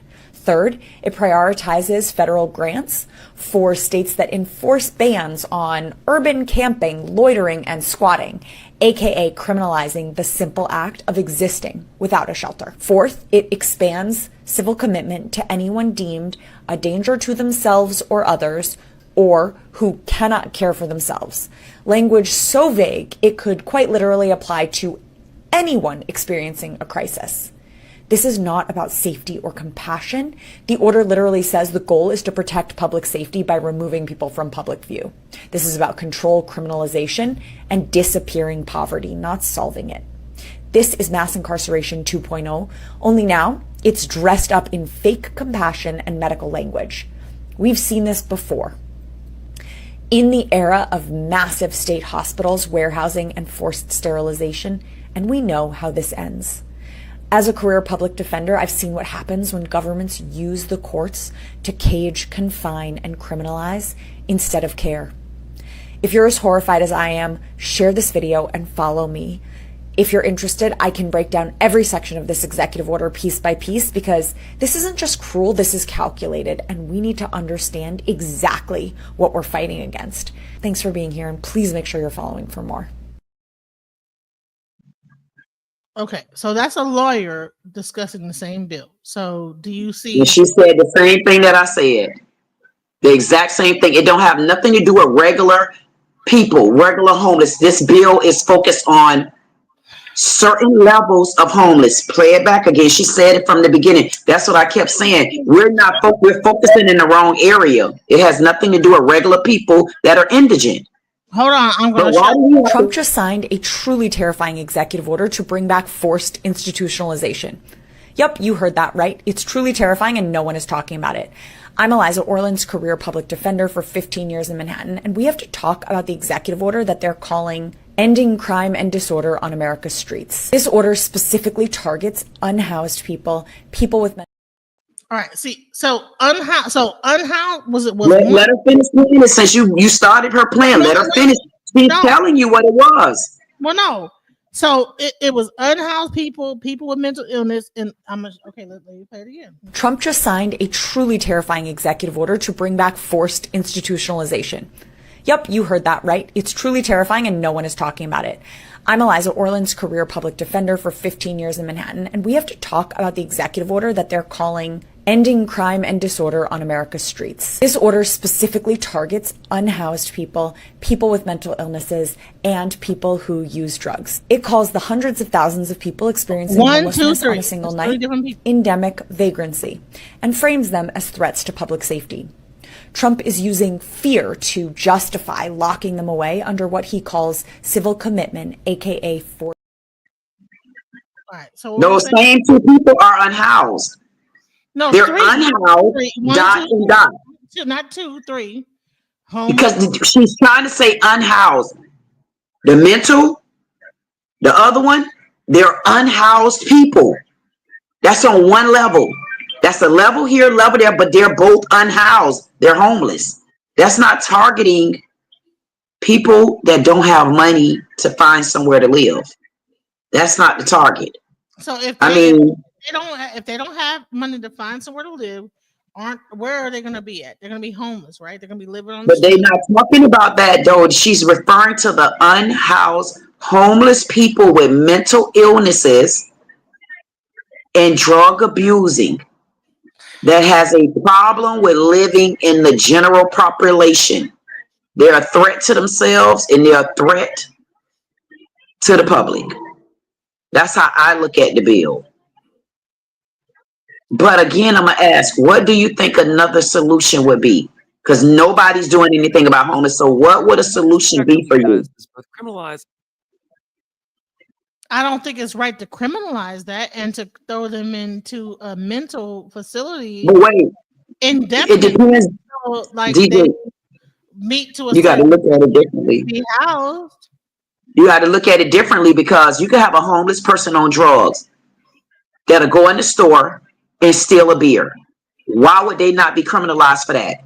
Just because they homeless, but they committed a criminal act. So you putting everybody together. Well, that's what the police are for. When they do that, that's why they taking their ass to jail if the police get involved, whether they homeless or not. No. They are rounding you up whether you took a beer from the store or not. They're not. No, listen. What? You not paying attention? Listen, the police. Why would I not pay attention? I'm a minds person. You cannot because if I'm just in my tent and I'm not doing shit to nobody, I ain't stole nothing, did nothing, just chilling, and they can come and round me up and put me into a facility because I have mental illness. That is not the same. If the police get called because I stole a beer out the store, that's you committed a crime. I'm not. I don't think you understand, DJ. You're wrapping everything. You wrapping too many things together for me until you putting everything in one bowl, and it doesn't work like that. You got to individualize it, and you're not. No, you're trying to combine the fact. I'm individual. I'm trying to show you I can't combine it. That's why I gave you examples of what each level of homelessness is. If you're homeless. So we're assuming if you're homeless, you steal beer out the store? No, I see.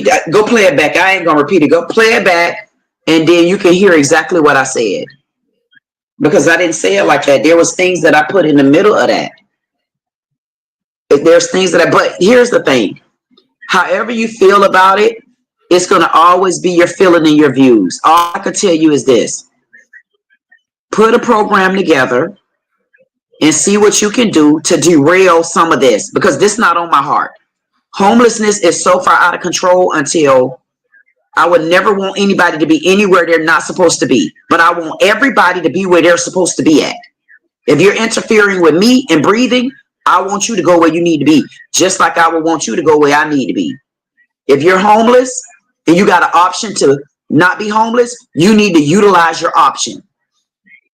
If you're homeless and you have a mental problem and you're doing something to the public and you're putting yourself at jeopardy in the public, and they come, they can take you because they can see it in the same way. But they're not coming. If you're homeless and you're indigent, they're not going to come and arrest you unless you've done something wrong. If you've done something and you're homeless. Order says. That is not what the executive order says. The executive order is not saying that if you've done something, then they can do this. they say that they're trying to end it, so The they're lady DJ, you just played the video. You just played the video from the lady, DJ. You played it 3 times, as a matter of fact. You didn't hear what this lady said? She even mentioned about the public. Play it back if you didn't hear the part. Play it back. She even mentioned the same thing I told you earlier when they broke it down individually about the public. She just said it herself. But I didn't tell the truth. But when she mentioned it, she's telling the truth. I was a bit concerned about that. Play it back. You'll hear it. Play it back. Trump just signed a truly terrifying executive order to bring back forced institutionalization. Yep, you heard that right. It's truly terrifying and no one is talking about it. I'm Eliza Orland's career public defender for 15 years in Manhattan, and we have to talk about the executive order that they're calling Ending Crime and Disorder on America's Streets. This order specifically targets unhoused people, people with mental illnesses, and people who use drugs. It calls the hundreds of thousands of people experiencing homelessness on a single night endemic vagrancy and frames them as threats to public safety. Trump is using fear to justify locking them away under what he calls civil commitment, aka forced confinement. Here's what the order actually does. First, it directs the Attorney General to overturn federal and state court decisions that protect people from involuntary confinement, essentially gutting due process rights that took decades to secure. Second, it ends housing first policies that have actually worked to reduce homelessness. Instead, it forces people to accept treatment whether they want it or not as a condition of receiving federal housing aid. Third, it prioritizes federal grants for states that enforce bans on urban camping, loitering, and squatting, aka criminalizing the simple act of existing without a shelter. Fourth, it expands civil commitment to anyone deemed a danger to themselves or others, or who cannot care for themselves. Language so vague, it could quite literally apply to anyone experiencing a crisis. This is not about safety or compassion. The order literally says the goal is to protect public safety by removing people from public view. This is about control, criminalization, and disappearing poverty, not solving it.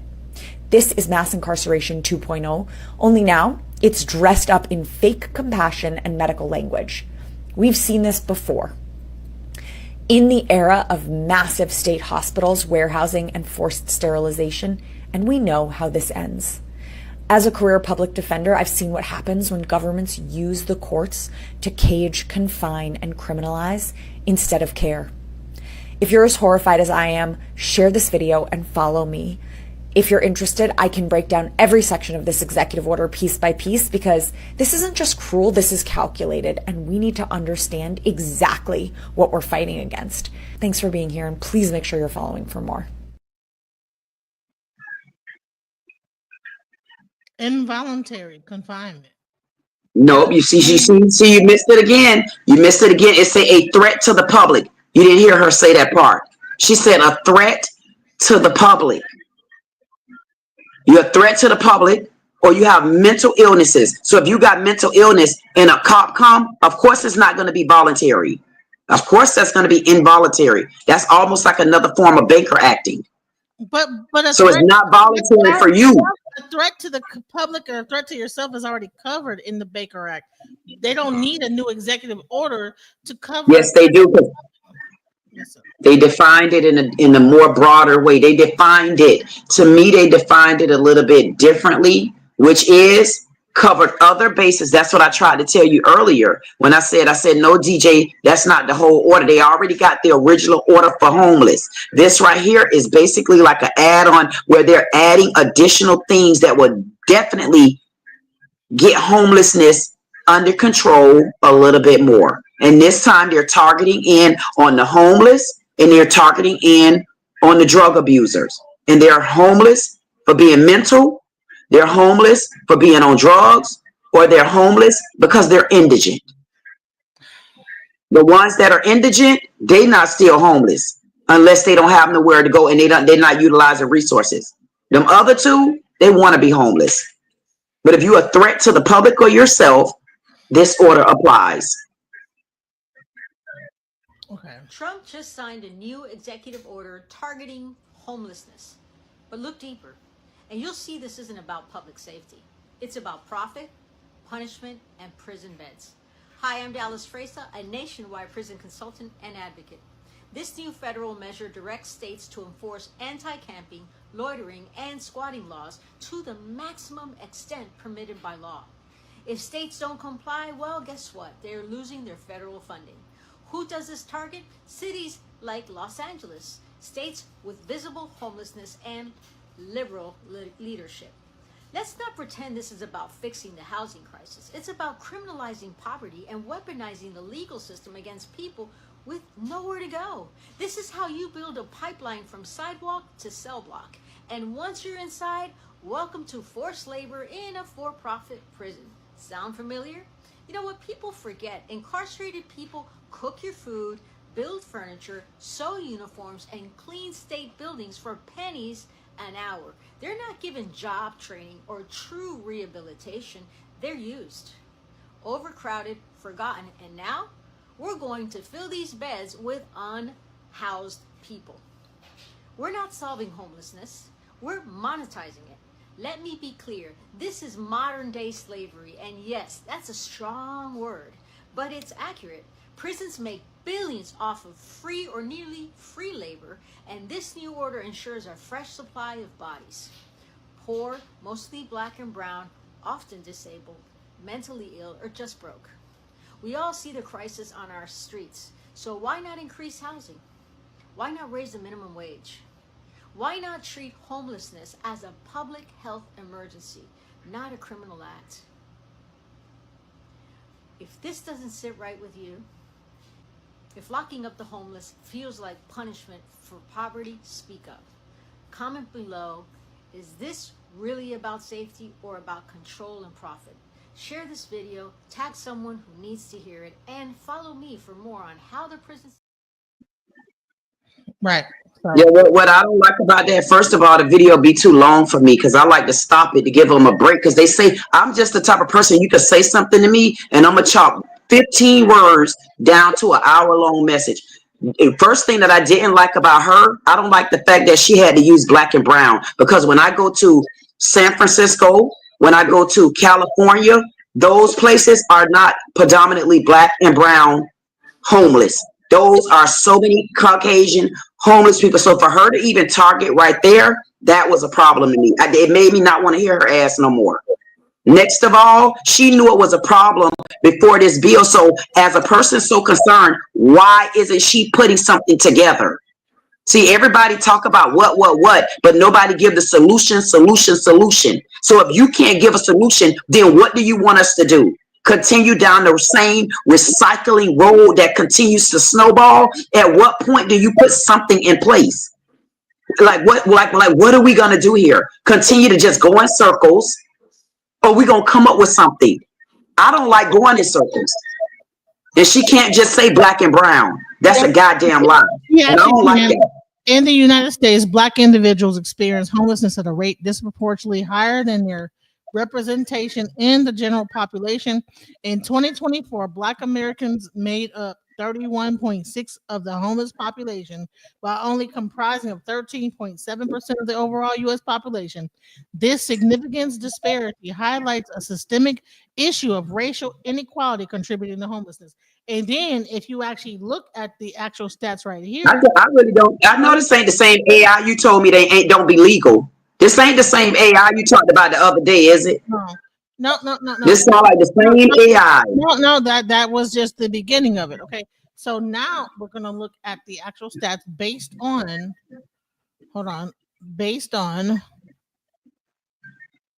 because AI can like begin the conversation, but then you have to look into the results, right? So listen, let me zoom in on this. Most minority groups experience homelessness at a much higher rates than whites. So Native Hawaiian Pacific Islander, 159.8 based on 10,000. That's like 1,000, right? American Indian Alaska Native, 66.6 thousand. Black, 55.2 thousand. Two or more races, 35.3 thousand. Hispanic, 21.7 thousand. White, 11,000. Asian, 4.1 thousand. So that is the actual stats. Hey, what's up? Hey, That's not the actual stats. That's the actual stats that you're reading. But I can tell you this. I've traveled to so many different states and seen an astronomical amount of homelessness in the Caucasian areas. right. Well, It's the same difference. That does not mean that those states do. That might be because that state is primarily Caucasian state, but Native Americans experience base per capita a higher rate of homelessness than blacks and Asia. What was the other one? Welcome to the panel, Mel. How you doing? I'm good. Hey, How are you? Mel. Hey, how are you? I'm good. Good. How you doing, Mel? All I right. get what you're Listen. saying. Go ahead, Mel. No, I'm here, but I'm not here for like 5 minutes. I want to stream to my audience. Just give me a minute. Yeah, that's cool because we're talking about policing the homeless, right? We're talking about this whole order that Trump had, but I'll wait to you already. No, it's all right. Go ahead and rock out. It's all right. I'll So roll with it. what's happening is that Trump has this executive order that is really like a criminalizing homelessness in the community, and what we're arguing about is the fact that No arguing. Don't say what that. our contention is that I'm saying that this is not just a matter of only mental illness and I would say people like being criminal homeless people, but also vagrancy. Everything ties into this because at the end of the day, anyone could get picked up based on this if they're living in a place or like having like tents put up, whatever. When they go to like swipe this, when the states go and implement this law, they're not going to be like, hey, are you mentally ill? They're going to swoop everybody up and then figure it out later. So what she's saying is that this is really only based on vagrant, like mental illness and criminality, and so that's what our conversation is. And so then we got into race because I showed a video of a woman who's saying, and I'll play it again for your audience so you can hear what she said. So let's. Trump just signed a new executive order targeting homelessness. But look deeper, and you'll see this isn't about public safety. It's about profit, punishment, and prison beds. Hi, I'm Dallas Fresa, a nationwide prison consultant and advocate. This new federal measure directs states to enforce anti-camping, loitering, and squatting laws to the maximum extent permitted by law. If states don't comply, well, guess what? They're losing their federal funding. Who does this target? Cities like Los Angeles, states with visible homelessness and liberal leadership. Let's not pretend this is about fixing the housing crisis. It's about criminalizing poverty and weaponizing the legal system against people with nowhere to go. This is how you build a pipeline from sidewalk to cell block. And once you're inside, welcome to forced labor in a for-profit prison. Sound familiar? You know what people forget? Incarcerated people cook your food, build furniture, sew uniforms, and clean state buildings for pennies an hour. They're not given job training or true rehabilitation. They're used, overcrowded, forgotten, and now we're going to fill these beds with unhoused people. We're not solving homelessness. We're monetizing it. Let me be clear. This is modern day slavery. And yes, that's a strong word, but it's accurate. Prisons make billions off of free or nearly free labor, and this new order ensures a fresh supply of bodies. Poor, mostly black and brown, often disabled, mentally ill, or just broke. We all see the crisis on our streets, so why not increase housing? Why not raise the minimum wage? Why not treat homelessness as a public health emergency, not a criminal act? If this doesn't sit right with you, if locking up the homeless feels like punishment for poverty, speak up. Comment below. All right. So Did you hear that just now? Yeah. Now, when she said about the black, she didn't say that gearing towards homelessness. She said that in lieu of them being incarcerated in prisons and jail. She didn't say that in lieu of the homelessness. She said it in lieu of them being incarcerated, not homeless. Because homeless is not just of black. It's a whole lot of white people homeless, a lot of them. So that was geared for the prisons and the jails. And she threw that in there. Well, like I said, then I like brought up this statistic where it talks about, say, blacks are right here in the whole statistic at the in the like kind of like toward the middle, and then you have Asians, whites, blacks, Latinos, and then Native Americans, etc. So I'm like, okay, so it is people of color. So she's right about that. The people that are homeless are people of color. So this is an attack on people of color. Period. But It's not. Go ahead. You know what, Mel? Do you have anything you want to say? Not yet, but I can understand how this could pose a problem. But at face value, it seems to be targeting people who have issues. All right. So let's go into it. So we actually got into the bill, right? We talked about the bill. So Can you give me 5 minutes? I'm going to bring people in. So just give me. I just need a few more minutes. Yeah. Okay, all right, because yeah, I'm shouts out to Watching the World's panel. Thank you for coming. I'm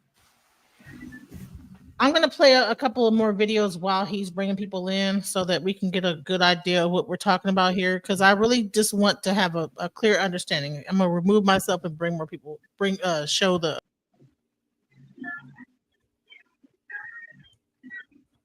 So Donald Trump just signed an executive order saying that state and local officials should do whatever they need to do to get the homeless off the streets and hold them against their will. From Trump's order, shifting homeless individuals into long-term institutional settings for humane treatment through the appropriate use of civil commitment will restore public order. I mean, how Orwellian is that? How authoritarian is that? One of the things authoritarians love to do is say they are trying to keep people safe. And who are they keeping people safe from? From the other people. The people that don't belong. When they dehumanize groups of people.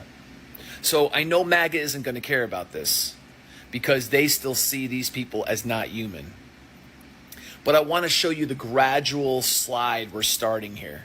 Okay, first it was we're just going after the criminals, just going after the terrible illegal aliens who commit crimes. And who would be against getting violent cartel members off the street?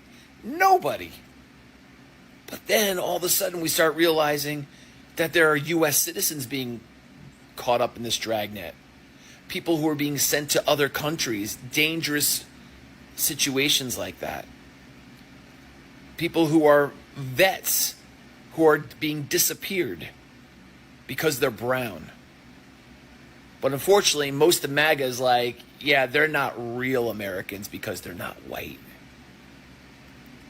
But now I want you to see what's happening now. There's another vulnerable population. Another group of people we can discard from society. And so now they're going to take these people off the streets against their will. Now listen, I know there's a homeless problem. I get it. There needs to be something done, but this isn't the compassionate, humane thing. You mean compassionate and humane like Alligator Alcatraz? No. This is yet another group of other people that are seen as less than, that we are now going to take out and disappear. Who do you think's going to be next? Now, I'll agree, most of the MAGA groups are going to not be there for a while. But understand, this is not about safety or security or any of that. This is about ridding the country of the weak, ridding the country of the minority, ridding the country of anybody they can dehumanize that isn't white. Now, I have a son with a disability, and I have a son who is Asian. When are they going to come for him? And for all of you who are minorities who are supporting MAGA, understand that you are not safe in Trump's America. You are not. So here comes the next level, guys. Who will be the next marginalized group that will be discarded by Trump's America? This is just the tip of the iceberg. We need to push back. Even if you're for strong borders, even if you're for, getting homeless off the street, understand that this is not what it's about. Fight back, resist. So Genesis, you there? I'm sorry, I'm here. Yeah, I'm here. Sorry about that. All right. So since I'm bringing in my crew, can we start? You guys have some time, right? Yeah, we do. I do. So do you have time, Queen, too, or no? Yeah, I do, but I wanted to change my clothes, but I got time. We good. All right. So take your 5 minutes and whatever. Do you need more time? Whatever. I want to make this good. I want you to be comfortable, but you're fabulous to me, but whatever makes you comfortable. Okay. Okay. All right. Let's go. Y'all, you ready? Let's go. I'm ready. I have other videos I could show that's breaking it down, breaking the law down. Like, we didn't really get that much into. So we can get into all that tonight. I just want to stream to my audience, so I think I'm already doing that. So we can get started. But can we start with the baseline of the bill? That's what video do you have? Because I haven't really delved into the bill. So can you play I've been watching you guys for quite some time. So can you play the video where the attorney is talking about the bill first? Trump just signed a truly terrifying executive order to bring back forced institutionalization. Yep, you heard that right. It's truly terrifying and no one is talking about it. I'm Eliza Orland's career public defender for 15 years in Manhattan, and we have to talk about the executive order that they're calling Ending Crime and Disorder on America's Streets. This order specifically targets unhoused people, people with mental illnesses, and people who use drugs. It calls the hundreds of thousands of people experiencing homelessness on a single night endemic vagrancy and frames them as threats to public safety.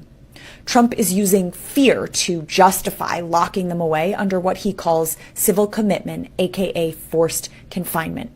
Here's what the order actually does. First, it directs the Attorney General to overturn federal and state court decisions that protect people from involuntary confinement, essentially gutting due process rights that took decades to secure. Second, it ends housing first policies that have actually worked to reduce homelessness. Instead, it forces people to accept treatment whether they want it or not as a condition of receiving federal housing aid. Third, it prioritizes federal grants for states that enforce bans on urban camping, loitering, and squatting, aka criminalizing the simple act of existing without a shelter. Fourth, it expands civil commitment to anyone deemed a danger to themselves or others, or who cannot care for themselves.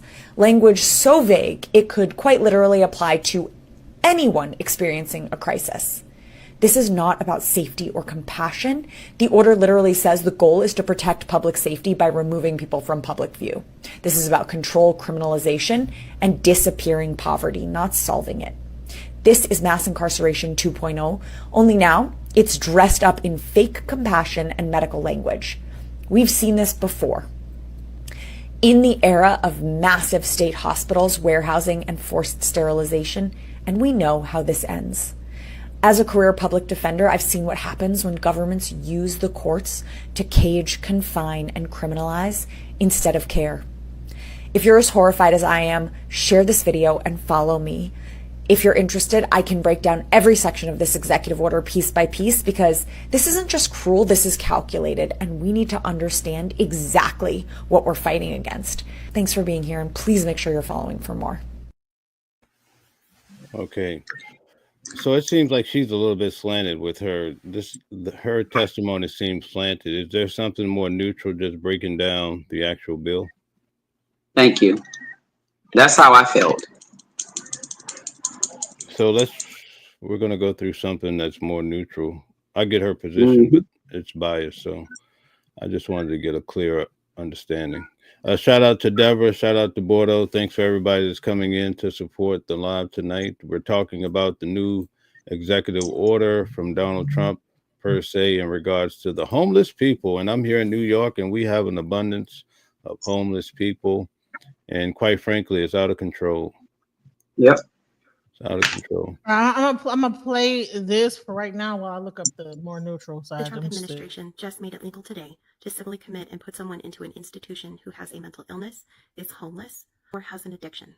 Ending crime and disorder on America's streets is not at all what it looks like. Let me break this down for you. In Section 2, titled Restoring Civil Commitment, it says the Attorney General with the Secretary of Health and Human Services, so that's Pam Bondi, and RFK Jr., shall take appropriate action to seek, in appropriate cases, the reversal of federal or state judicial precedents and the termination of consent decrees.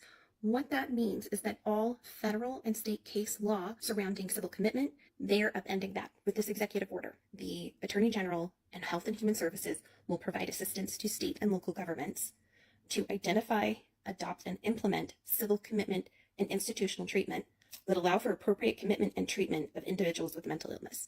So if you remember, we go back to where it said that all the judicial precedents and the consent decrees are out the window. That is your due process. What this means is that anybody can say that you're mentally ill and that you're a danger to others or yourself. You don't have to have a mental illness at all, or you could have a mental illness, such as major depressive disorders. It's outing everybody. If you are someone who is unsheltered, anyone could say, well, if you're unsheltered, you obviously can't care for yourself because you're not getting a job, you don't have a home. Obviously, you can't care for yourself. Do you see how easy this is?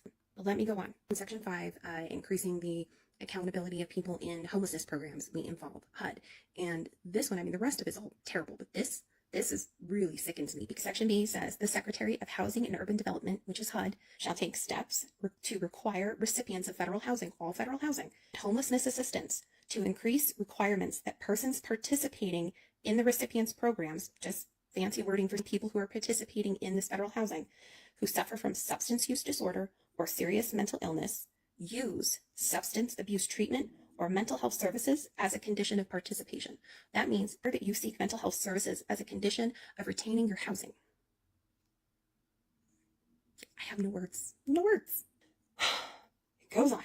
The Secretary of Housing and Urban Development, HUD, in consultation with the Attorney General and Secretary of Health and Human Services, Pam Bondi and RFK Jr., shall, as appropriate and to the extent permitted by law, which we know is bullshit, shall allow or require the recipients of federal funding for homelessness assistance to collect health-related information that the Secretary of HUD identifies as necessary to the effective and efficient operation of the funding program from all persons to whom assistance is provided, and require those funding recipients, people receiving housing, to share such data with law enforcement authorities in circumstances permitted by law, again, bullshit, and to use the collected health data to provide appropriate medical care to individuals with mental health diagnoses, not mental illnesses, not severe mental illnesses, mental health diagnoses, or to connect individuals to public health resources. They don't want to connect you to anything, and we know that. We've seen that for months now.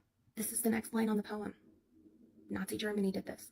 They were coming for the disabled under the guise of homelessness and substance use disorders, and saying, oh, we need to get the quote, crazy people off the streets. It's unfair to everybody, the homeless, the mentally ill, the addicted, and everybody else, because they are vagrants and just to make everybody unsafe.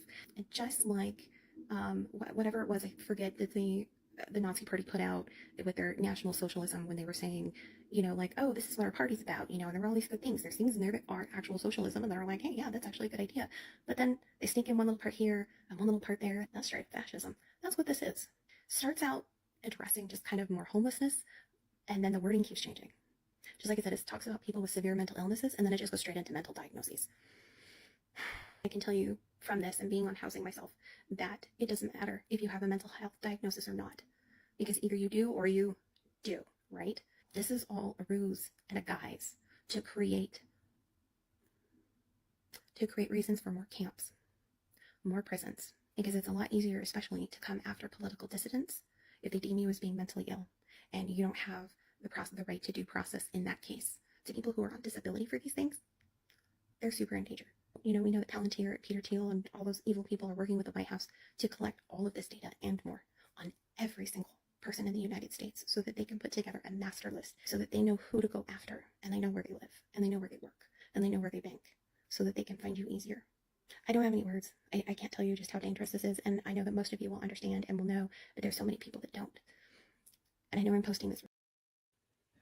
Right. So, all right. So, I'm trying to find someone that disagrees with it. It's hard to find it. I'm trying to find someone who disagrees. I did find a psychologist.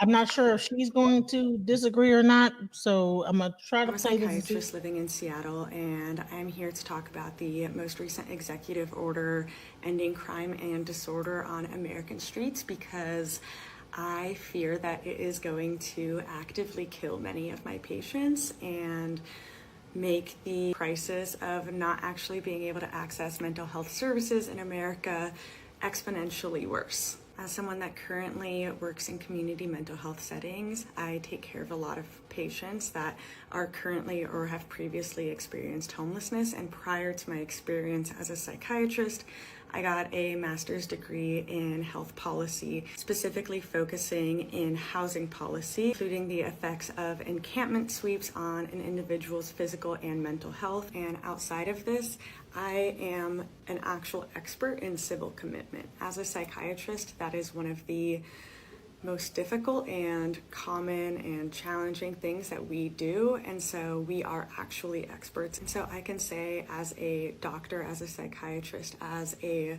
person that has done a lot of research in housing policies, as someone that has loved people that have experienced homelessness, that currently cares for people experiencing homelessness and mental illness, forced institutionalization will not help people. It will actively harm people. And even if that were not the case, we do not have the resources to involuntarily commit every single person experiencing a mental health crisis or homelessness, because psych beds are full. We do not have the resources. If they were moved into the hospital, there's not affordable housing available to send them out into. And so all this does is further criminalizes people that are already stigmatized by society, that are already incredibly resource limited. And forced displacements just further traumatizes, destabilizes, and makes recovery harder. Criminalizing survival just because people are outside in a way that is not deemed physically acceptable by society is actually just cruel and unusual punishment. And so all of this is to say that this executive order is under the guise of helping people, but it's actually about disappearing people. And this is just another form of political control. And Right. So I that was my attempt at trying to find something that was against it. So I don't know. I mean, I can't find no one that is for it. Those Everybody, just in my opinion, those videos seem like fear mongering. So yeah. is there anything that like breaks down what the bill says? That's what I'm talking about. I mean, I respect what they're saying, but I'm just trying to get more of a basis for the bill. There is something. I told DJ, there's something that actually breaks that bill down. All she have to do is look up. Let me see if I can find it. She can actually Google the new homeless bill written by Trump. You should be able to find that, because that's what I told her. It was something that actually breaks down each one of those sections. Jose Perez. So just Google it. Jose Perez says Trump-born billionaires don't know what a poor people has to do every day. Anyway, he don't like poor people. Okay, thank you, Jose, for your comment. All right, so just so you know, in TikTok, I looked up in agreement for the bill. So just so you know, I'm not just even that last video was me trying to find in agreement for the bill. So I'm not just one-sided on this. I'm trying to find someone that agrees with it. So it's not like I'm just only being one-sided. Go ahead. But go ahead. I think that we don't have to go to TikTok or YouTube. I think you should just go to the search engine and type in the information, and it'll pull up a breakdown of that bill. Because I agree with you, Mel. That's what I've been saying all of that. That's what I've been saying all of this time. We have the actual bill right here, so we can read the bill. But that bill doesn't give a breakdown. It doesn't give a true breakdown of what you're reading and understanding, because if that's the case, the only you looking at it is if it's for all homeless people. If they are homeless and they're indigent, they're going to go to jail and get thrown in. But that's not what that bill is for. That bill is for a certain set of homeless people for certain reasons. And I said the same thing, Mel. I feel like this is a fear-based thing, and they're putting the carriage before the horse. We already got a bunch of homelessness. So if everybody want to go in a circle, homelessness have already been snowballed. What is the resolution? Because we always talk, I don't like talking in circles. What will be a resolution if homelessness have been out of control all of these years and nobody thought that their heart was broken then? But now we're coming with a whole heart of emotions when we're trying to get the country together. So you want us to leave it the same? Like, what can we do? That bill is not to hurt. That bill is to help. If they're a threat to publics, if they're a threat to themselves, what do you want us to do with them? Keep them on the streets being a threat? Yeah. See. Okay. Let's Now, see. Go ahead. as far as the bill goes, that's why I would say I would like to look at the bill or get a unbiased view of the bill just to get a clear understanding of what's the breakdown. So, all right. So this is the bill. This is from the White House. This is the actual bill. Can you see it? Let me see if I can send it to her. Can you see the bill right here? I'm gonna zoom in on it. Hold on. But I'm saying the video you were about to show, are they giving more of a breakdown just of the logistics of the bill or no? It's the news. I don't know whether they're gonna like. Let's give it a shot. Let's give it a shot. They should be pretty unbiased. Okay, let's see. Can you see it right here? Yep. All right, let's go. Clear homeless camps. The order aims to prioritize civil commitment for people with mental health and. Can you slow it down? Just play it naturally. Thanks. A new executive order from the Trump administration is pushing cities to clear homeless camps. The order aims to prioritize civil commitment for people with mental health and substance use disorders, and it directs federal agencies to prioritize funding for higher barrier shelter programs. And the order could have an impact for communities across the Northwest. Tonight, we're on your side breaking down what this means for Oregon and Washington. In just a couple minutes, we'll dive into how leaders in Washington are responding to the order. First, K2's Christina Giarnelli digs into what power the federal government has over Oregon's civil commitment laws. At a federal level, civilly committing someone, so taking them to a mental health institution against their will, involves a constitutionally protected right to due process. In Oregon, what a judge has to look at before civilly committing someone is much more lengthy, and the federal government cannot supersede those Oregon laws. Point-in-time counts show homelessness nationwide has been on the rise since 2017. The latest executive order from President Donald Trump vows to address the issue by changing the approach. The order claims most homeless people have mental health issues or substance use disorders and promises to push for them to be civilly committed. Tung Yin, a law professor at Lewis and Clark, says at a national level, constitutional rights come into play. So the Constitution says, you basically have certain rights, and states cannot infringe those rights. And so the key one here we're talking about would be due process, meaning that what does the government have to show before they could commit you against your wishes? What do they have to offer you the ability to do? And typically that would be some sort of hearing. Oregon has a long list of conditions that have to be satisfied before a judge can order someone to be institutionalized against their will.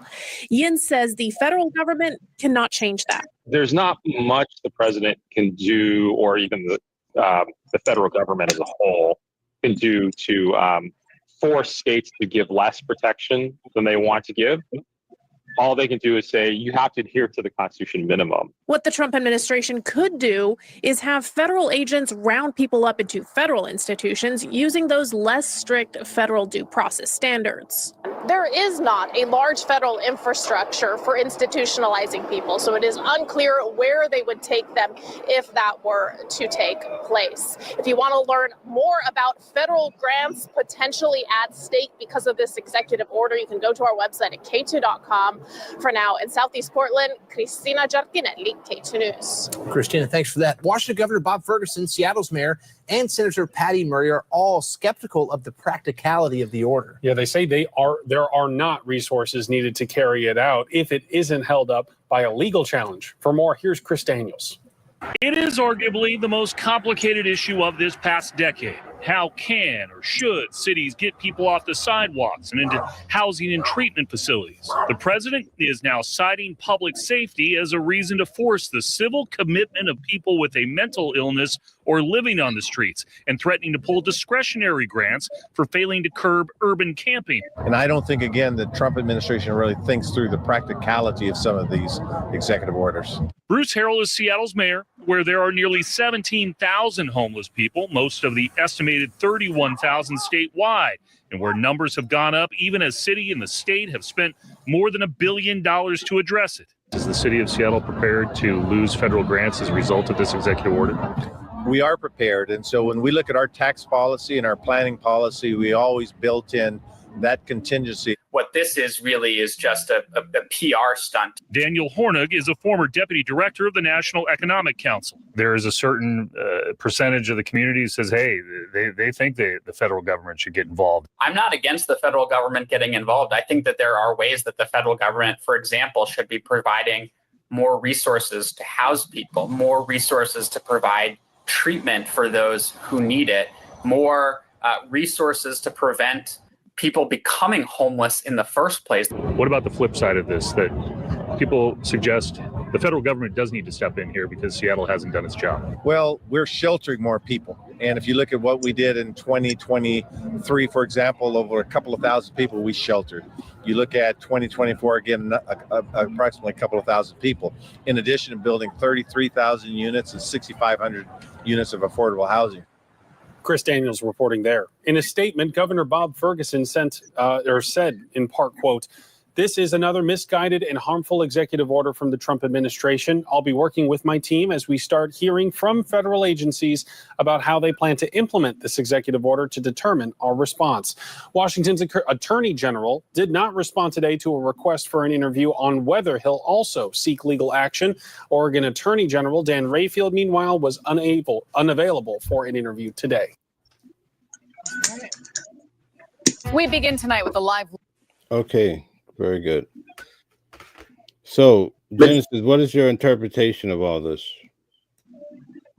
Well, my interpretation is that he issued a executive order that is not giving it as much details as it should. You know, it's vague. It should be more detailed. And to marginalize people based on mental illness, like how deep into it do you have to be? When you go into people, everybody that is homeless is not mentally ill. And so I think that to categorize mentally ill and homelessness together is a huge error, and it's dangerous. But did it say mentally ill of the homeless, or did it say that the homeless were mentally ill? That's the part I didn't capture that part, so I'm just asking. You're talking about mental illness. So they're targeting homeless. Are they targeting all homeless people in general? Are they trying to clear the streets, or are they trying to clear out homeless people that have those qualities? They're trying to clear out the streets of homeless people with mental illness and drug abuser and abusing drugs, and that are a threat to the public and themselves. Okay, so let's take Skid Row, for instance, and I'm also going to ask you your interpretation. But let's say Skid Row, are they going to clear out the entire street and you can't be out on the street? Or are they going to leave sensible homeless people on the street? How can you do that? Hold on. That's for you, Queen. I'm just trying to understand. Let's say that again, Mel, because I know she... No, I came back from your statement. So what I'm saying is, are they clearing the streets of all homeless people, or are they targeting homeless people with mental illness, drug addiction, other severe problems, or are they going to clear the streets in general, or are they going to leave homeless people on the street that are smart? That's what I'm asking. So from my understanding of what I'm seeing and hearing, I see them as clearing the streets from homelessness with mental illness and drug abuse. And with those two in hand is when you're a disruption to the public or to your, or, when you're a disruption to the public or you're a disruption to yourself. That's what I see the bill as being for. But not every I don't see homeless the bill person as in being America. for regular homeless. Huh?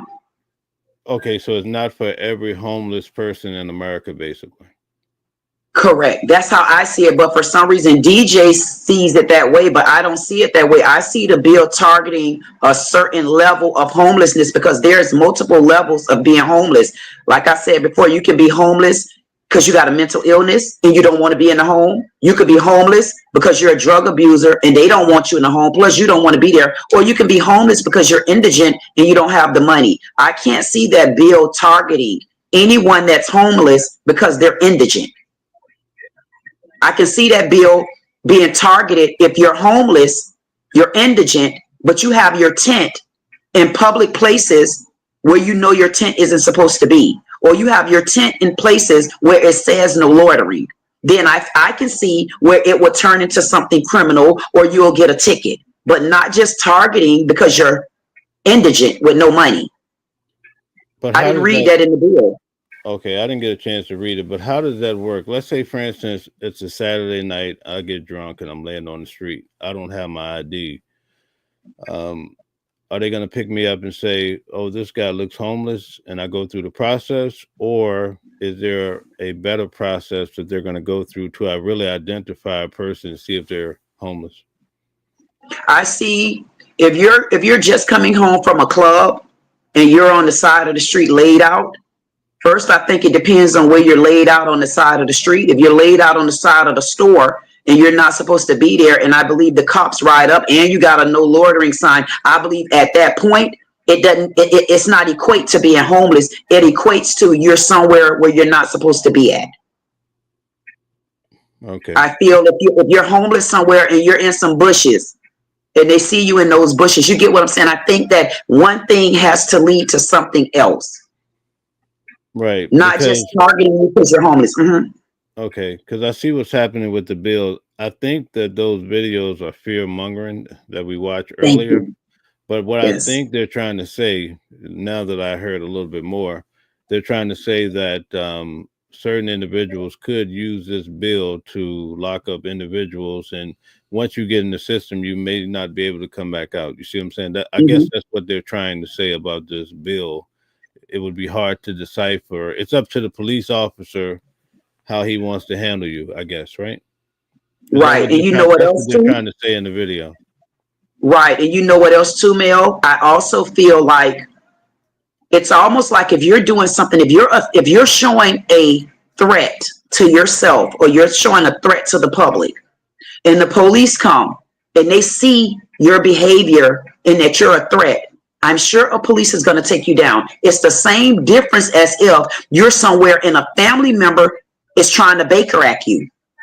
And when the police come, because you're showing a threat to yourself and you're showing a threat to the community, they're going to take you down too as a Baker Act. And once you get down there, it is up to a doctor at that point. It's the same difference that's running neck and neck. One is just Baker Act and one was presented because of homelessness. But they both go down the same road. Because you read the bill, I didn't. Is it more about mental illness and drug addiction than homelessness? It's the homeless that has mental illness, and it's the homeless that are drug addicted. But they're not going to go out and test all these homeless people, so they must be clearing. They must be clearing the streets of all homeless people, right? That's the only way it really works, right? So when I read not the bill per se, but it's a section here which I tried to pull it up so that DJ can see it.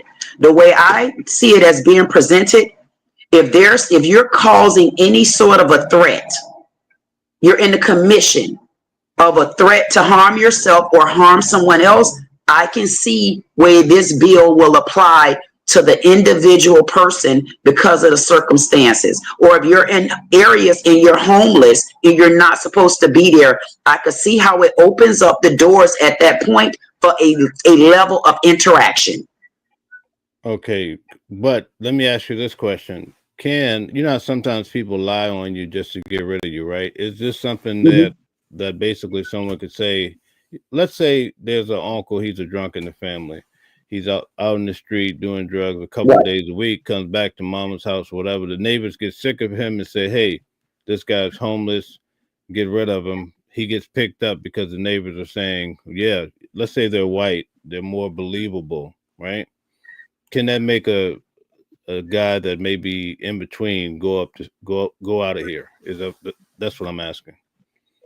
I feel like when something like that happens, Mel, the way I can see it, it's still, to me, at that point, homelessness is going to be off the table.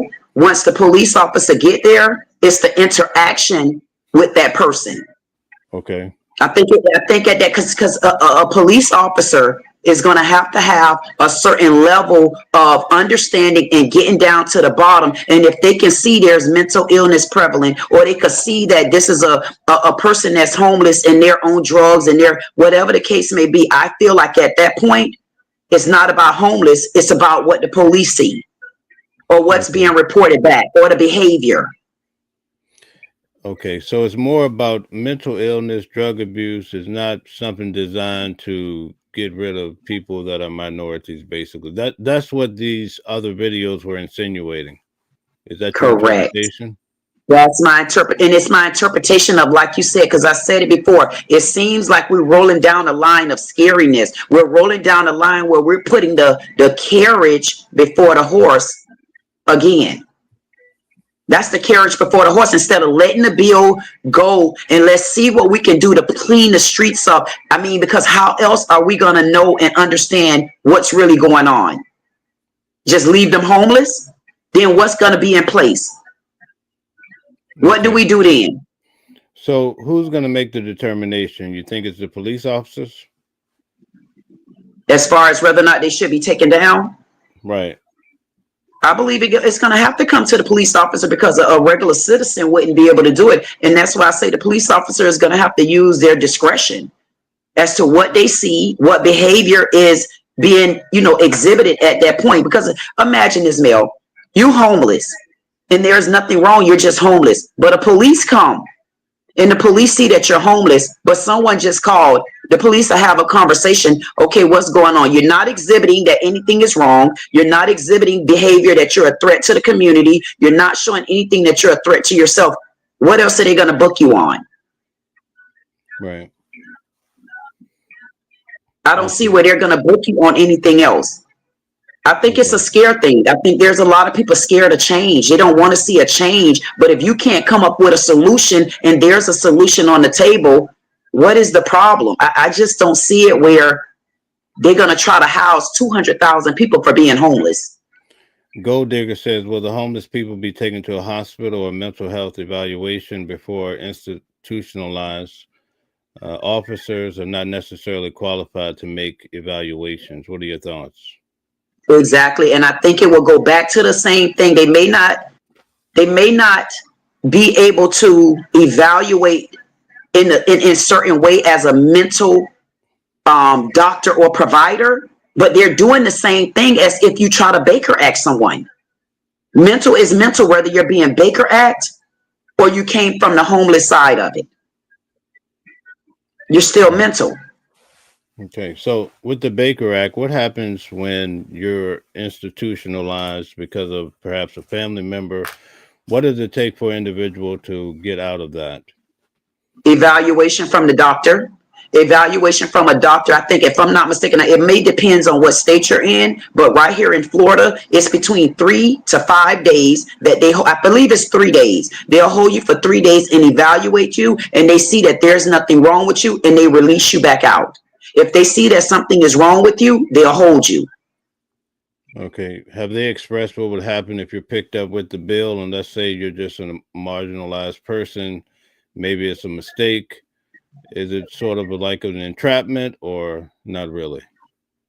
And that's what we're trying to get at now. And I think that's where the scary part is for so many people. And everybody have the right to be scared and upset because of what we've been going through with police brutality and just incarcerating people for no reason. I think we got to watch the bill play out. And then when the police come, they're going to have to make that decision. They're going to have to see, is this person exhibiting this behavior where they're a threat to themselves or they're a threat to the public or the community?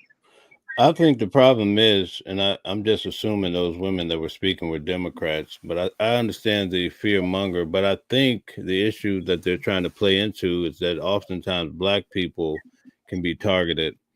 And I guess they're trying to say that this bill sets people up who are minorities to go missing under certain circumstances. So I kind of get where they're going with it. That's why I wanted to see the actual bill to see what it's saying and who it's targeting, because if it is something that's a little sketchy, it could be a scary situation, but I don't see it at face value. Yeah, I don't see it like that. I have the bill right here. So okay. And I can read it, okay? So right, section 1. Let's go through it. Purpose and policy. Endemic. Take the comment down. DJ, take down the comment so we can see it. Okay. All right. So go back to the bill. Endemic. I'm sorry. Before you get started, how big is this bill? Can you just show us an overall view just to see how long we're going to be here? It's like six sections long. Oh, okay. It's not that long. Okay, great. Oh, this is very simplistic. Okay, great. Let's have ending crime and disorder on American streets, right? So this is the executive order for July 24, 2025 by authority vested in me, President, blah, blah, blah. So endemic vagrancy, disorderly behavior, sudden confrontations, and violent attacks have made our cities unsafe. The number of individuals living on the streets in the United States in a single night during the last year of the previous administration is 2,724, 200,000, was the highest ever recorded. The overwhelming majority of these individuals were addicted to drugs, have a mental health condition, or both. Nearly 2% of homeless individuals reported having regularly used hard drugs like methamphetamines, cocaine, opioids in their lifetime. An equal large share of homeless individuals reported suffering from mental health conditions. The federal government and the states have spent tens of billions of dollars in failed programs that address homelessness, but not its root cause, leaving other citizens vulnerable to public safety threats. Shifting homeless individuals into long-term institutional settings for humane treatment through the appropriate use of civil commitment will restore public order. Surrendering our cities and citizens to disorder and fear is neither compassionate to the homeless nor other citizens. My administration will take a new approach focused on protecting public safety. Section 2, restoring civil commitment. The Attorney General, in consultation with the Secretary of Health and Human Services, shall take appropriate action too. Okay, hold on 1 second. Can you stop there? And let's go over that first section that you've already read. Can you pull it back up? I'm sorry. Yeah, so we'll go here. Okay, so what do you guys think about what you read so far? I see all mental drugs, right? I see. I think where the problem coming in that when I look at this bill, I only see all through it just in this one section right here, because you haven't been to the bottom. They're focusing on mental health, mental conditions, drug addictions, drug abusing. And that's where I see it right there. I see the bill geared towards mental, homeless, drug addicting, homeless individuals. That's what I see. I don't see the other side. I don't see that other level of being homeless, which is the indigent, because they don't show indigent here. It only shows those two areas, mental and addiction. That's all I see. Right. Okay. I see something different. Break it down. Endemic vagrancy. Okay, so there's a such thing as endemic. That means that you endemic vagrancy is like, so endemic vagrancy, that means you can't find a house no matter, you're just constantly homeless.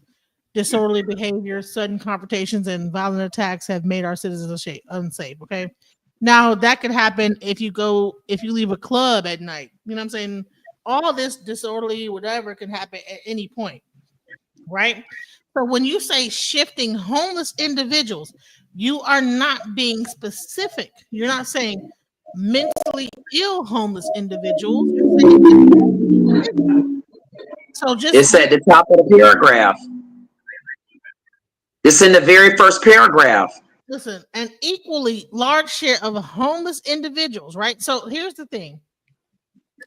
The top of what paragraph? Where? All through this paragraph, section 1, it speaks of mental and addiction. Okay. Are addicted to drugs. Nearly 2/3 of homeless individuals. So this is like, it's almost like it's putting them into a category, right?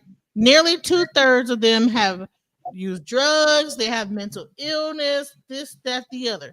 So from that point on, they are lumping homeless individuals into a category of disorderly, everything above this, right?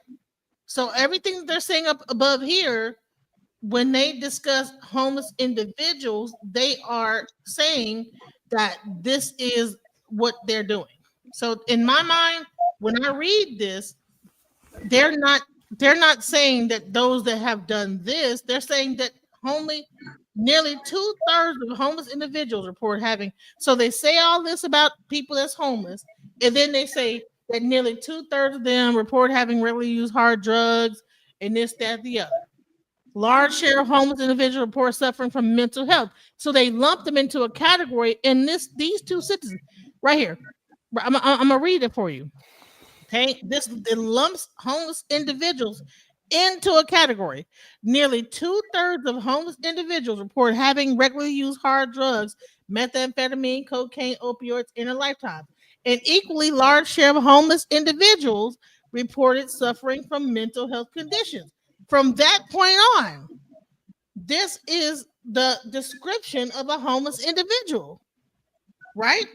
This is how I'm reading this, right? Because I'm like, okay, so this is they showed what the problem was, then they said this is what a home. So now shifting homeless individuals into long-term settings, institutional settings. So that means that they are putting them into a category of people who are methamphetamine addicts, that they are that they have endemic vagrancy, disorderly behavior, and everybody that is homeless that's not what they're doing.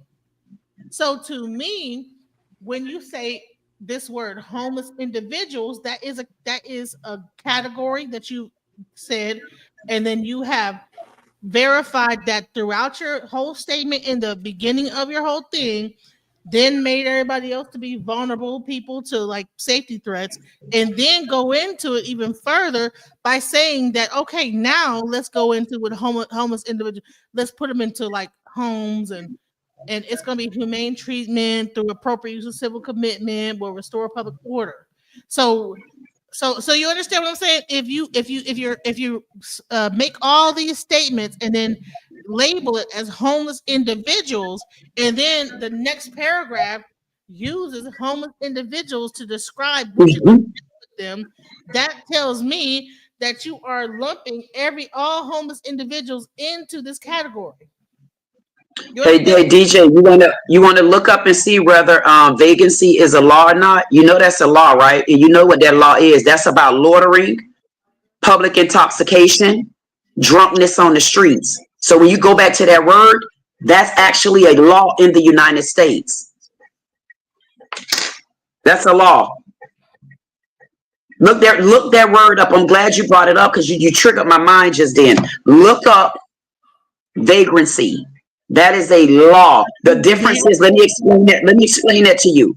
Just like we don't want illegal immigrants, it's never, Trump didn't come up with that law. It's been on the table. Trump just happened to be our white counterpart president that stepped in and putting the pedal to the metal and say, if you're illegal, we want you to leave. He didn't produce the law. He didn't create the law. He's just an enforcer. This word vagrancy is a law that was before Trump came into office.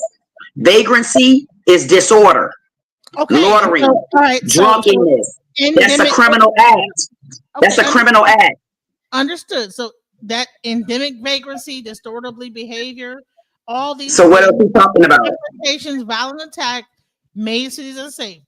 Number of individuals living in the streets. So now what they're going to do is connect homelessness to vagrancy, disorderly behavior, sudden But vagrancy is an act, though. It's an act, DJ. It's an act. It's an act of a crime. Okay. That's not homeless because you're indigent. Being indigent isn't the crime. The vagrancy of it is when you're homeless and you're loitering, crime. When you're homeless and you're drunk in the street, disorderly conduct, crime. When you're mentally ill and you're a threat to yourself or someone else, crime. But that's a different type of crime. That's not a crime. That's a mental illness. So you need to go away mental illness patients go at. If you're on drugs and you're cutting up, you're stealing, you're begging, panhandling, it's a crime. So I'm trying to understand how do we equate those. I'm glad you brought that word back to me. Okay, so 2/3 of homeless individuals, right? So that means that so it's not 100%, right? So only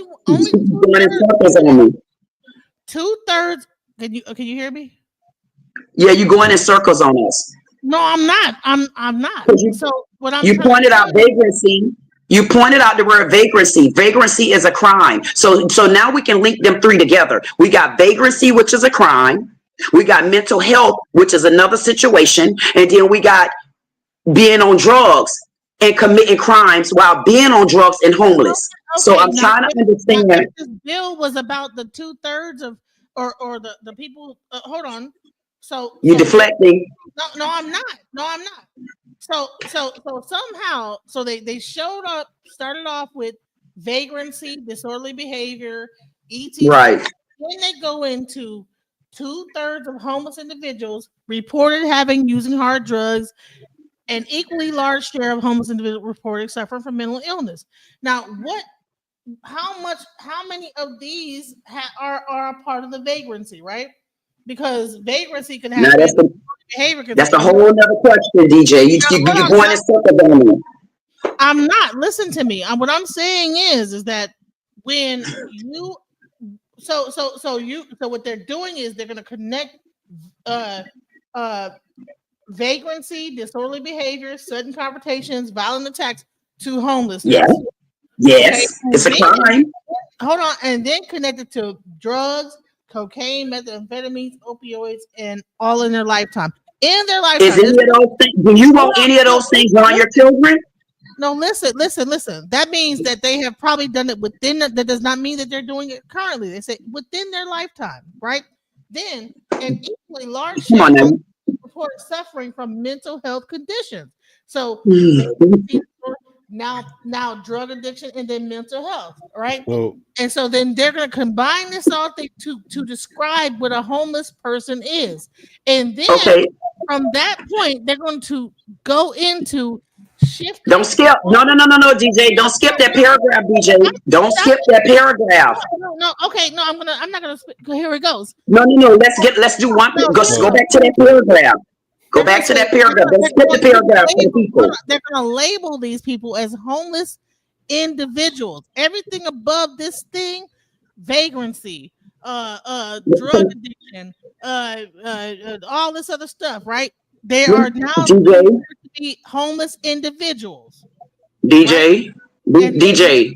Conditions, and then what they're gonna do is then label this, and then from that point on, you're gonna have a homeless individual, and then they're gonna create a whole status of a person called a homeless individual. Hey, DJ. Okay. You long-winded on me. Hey, DJ. At the end of the day, I get it. Hey, DJ, let me ask you a question. That very first paragraph, why you took the paragraph down? That very first paragraph just now. That very first paragraph, when I look at them 15 damn sentences, I can assure you, I wouldn't want my kids associated with that to grow up in it. When you put vagrancy, I'm glad you brought vagrancy back to the table. That's a crime. That's an action. I don't want to be around that. Check. When you put mental illness and homeless on the table, check, check. When you put homeless and then drug abusing and then a disruption to the public, disruption to yourself, looking at that one sentence, glad you took us back to that. That one paragraph right there with about 8 different sentences, if I can look at that correctly, maybe 1 or 2 not there. Why would we still be going through this type of homelessness on that paragraph? Why would this bill not attack this type of homelessness?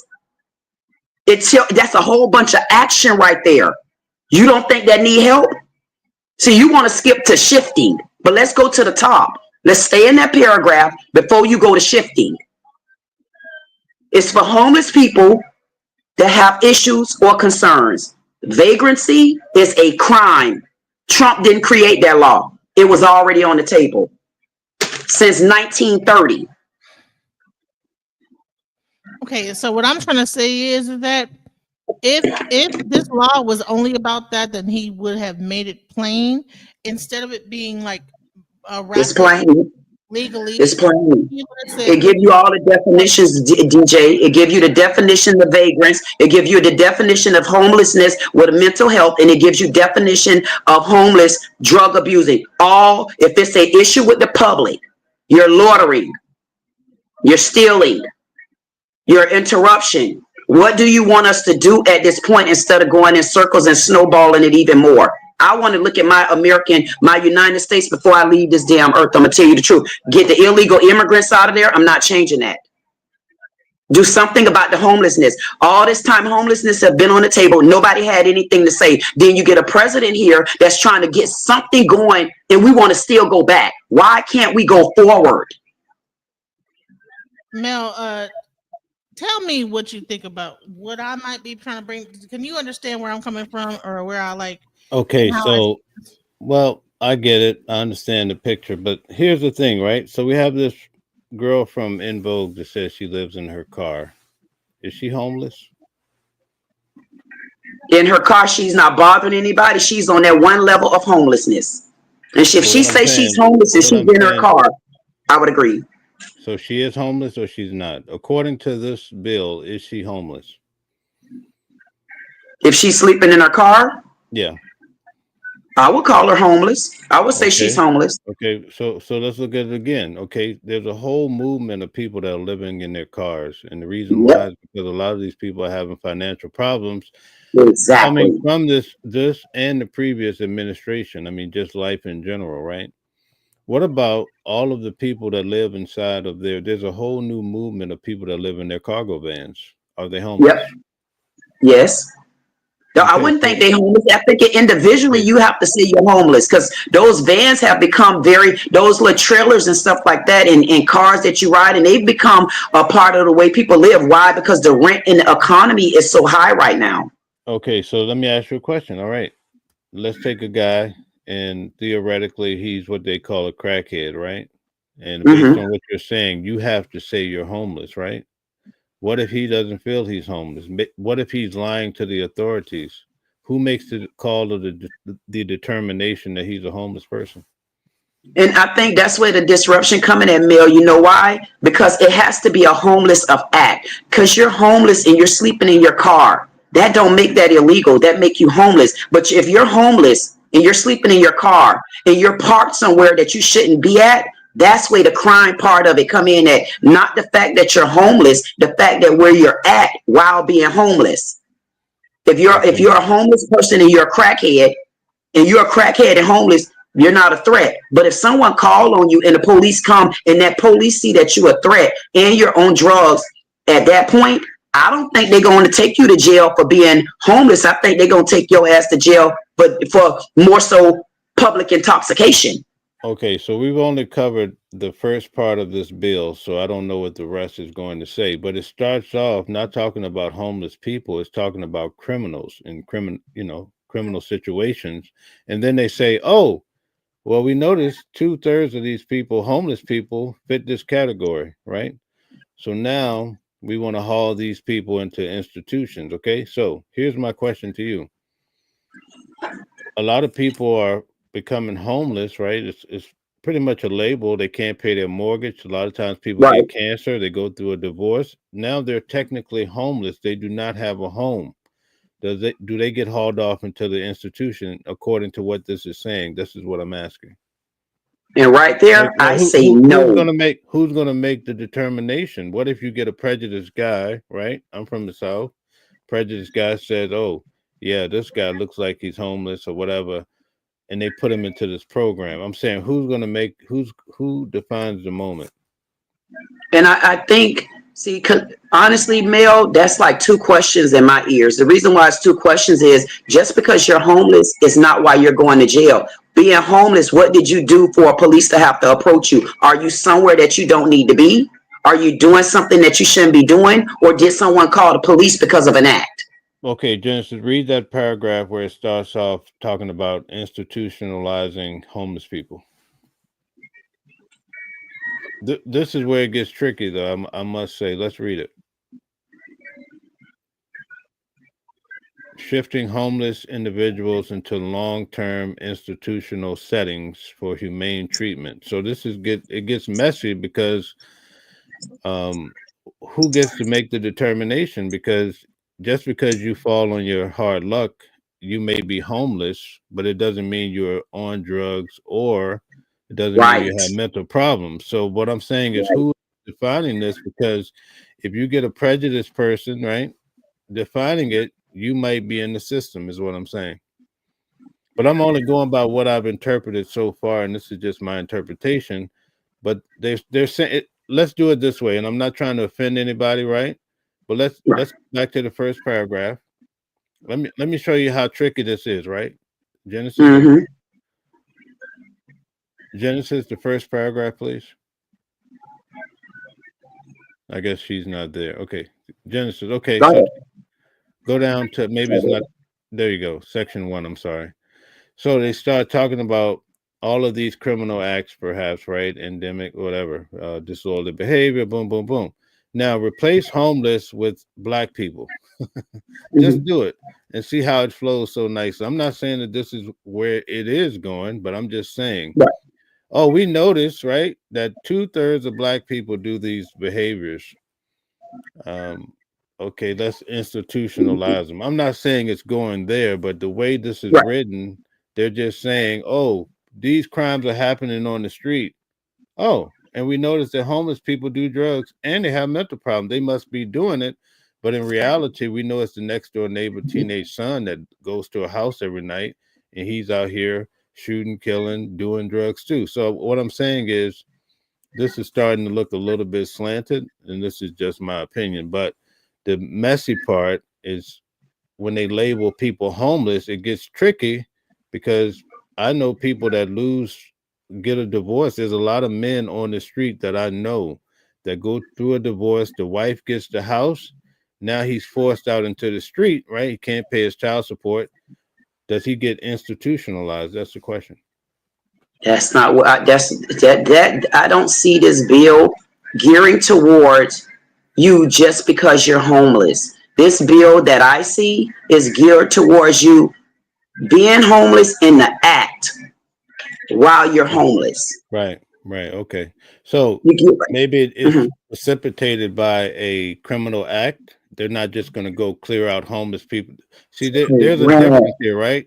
If there's a criminal act and that's what ignites this whole confrontation or incident with the police, that's different.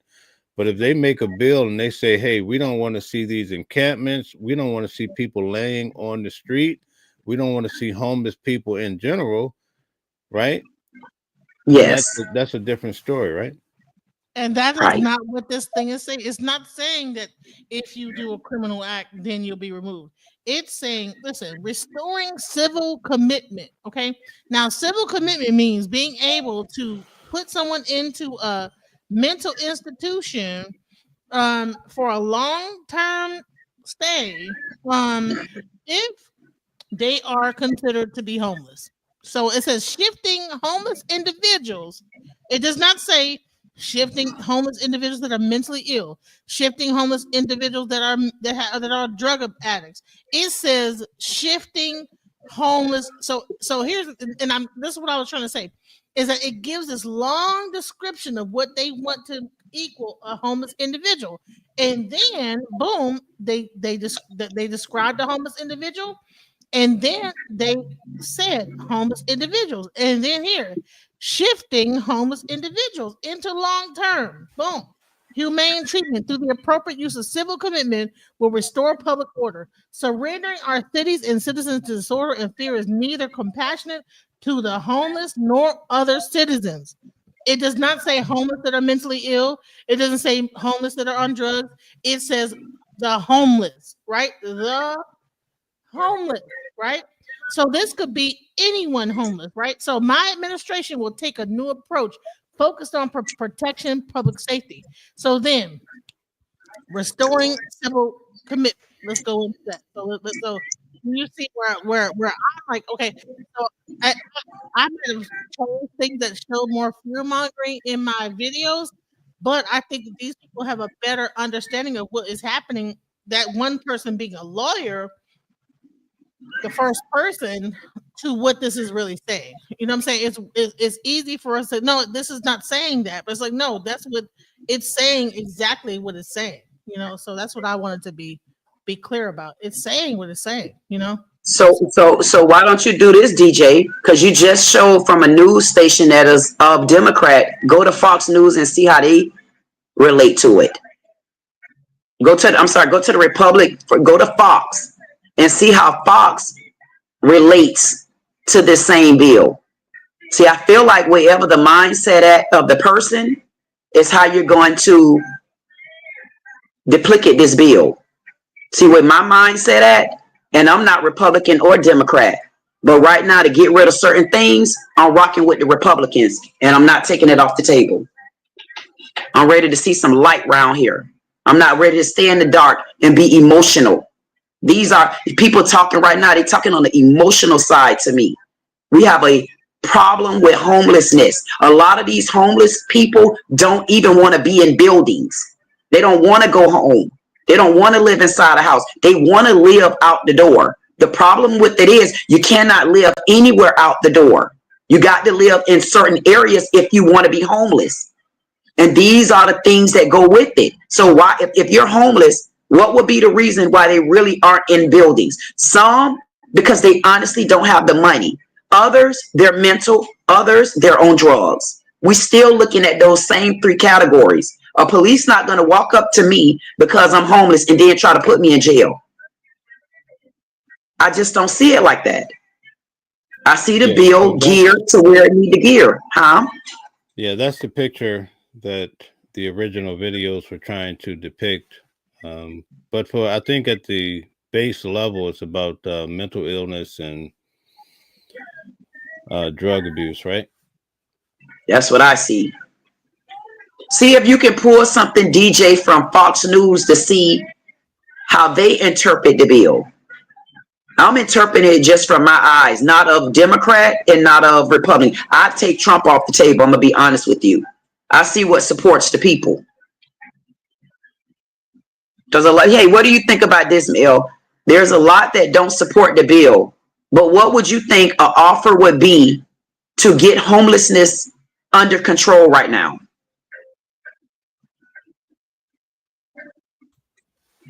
A good solution is what you're saying?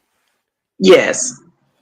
I think it's going to be in a direction similar to what they're doing, because here in New York, actually, it's all over the news. We had 2 homeless guys. I think they killed a off-duty police officer, and everybody's going crazy at the same courthouse that I was at with Diddy's case for the last 8 weeks rather. Whoa. So yeah, they went out and they I don't want to describe it, but they shot him in the head. Yeah, it's really bad. So, and they were living in a homeless encampment. They were arrested there. You can find the video. It's all there. Yeah, I'll go look that up. It is a major problem. It's a major concern. Something has to happen. I think the fear mongering part of it, though, is trying to, it might be overrated, I think, to a certain extent. Just saying they're going to pick up random people, but who knows what could happen. But I think for the most part, clearing the streets of homelessness is very important for safety.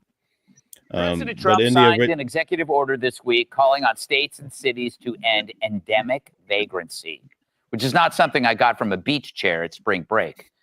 The order calls for, quote, shifting homeless individuals into long-term institutional settings for humane treatment through the appropriate use of civil commitment. Wow. This is exactly the kind of thing that could put Seattle out of business. And it notes the federal government and the states have spent tens of billions on failed programs that address homelessness, but not its root causes, leaving other citizens vulnerable to public safety threats. In other words, their license to punch kids in the face is getting revoked. Because for too long, we were told we must sympathize with the violent and deranged and not the people they prey upon. Call it suicidal empathy, where liberals' excessive compassion undermines our own self-preservation.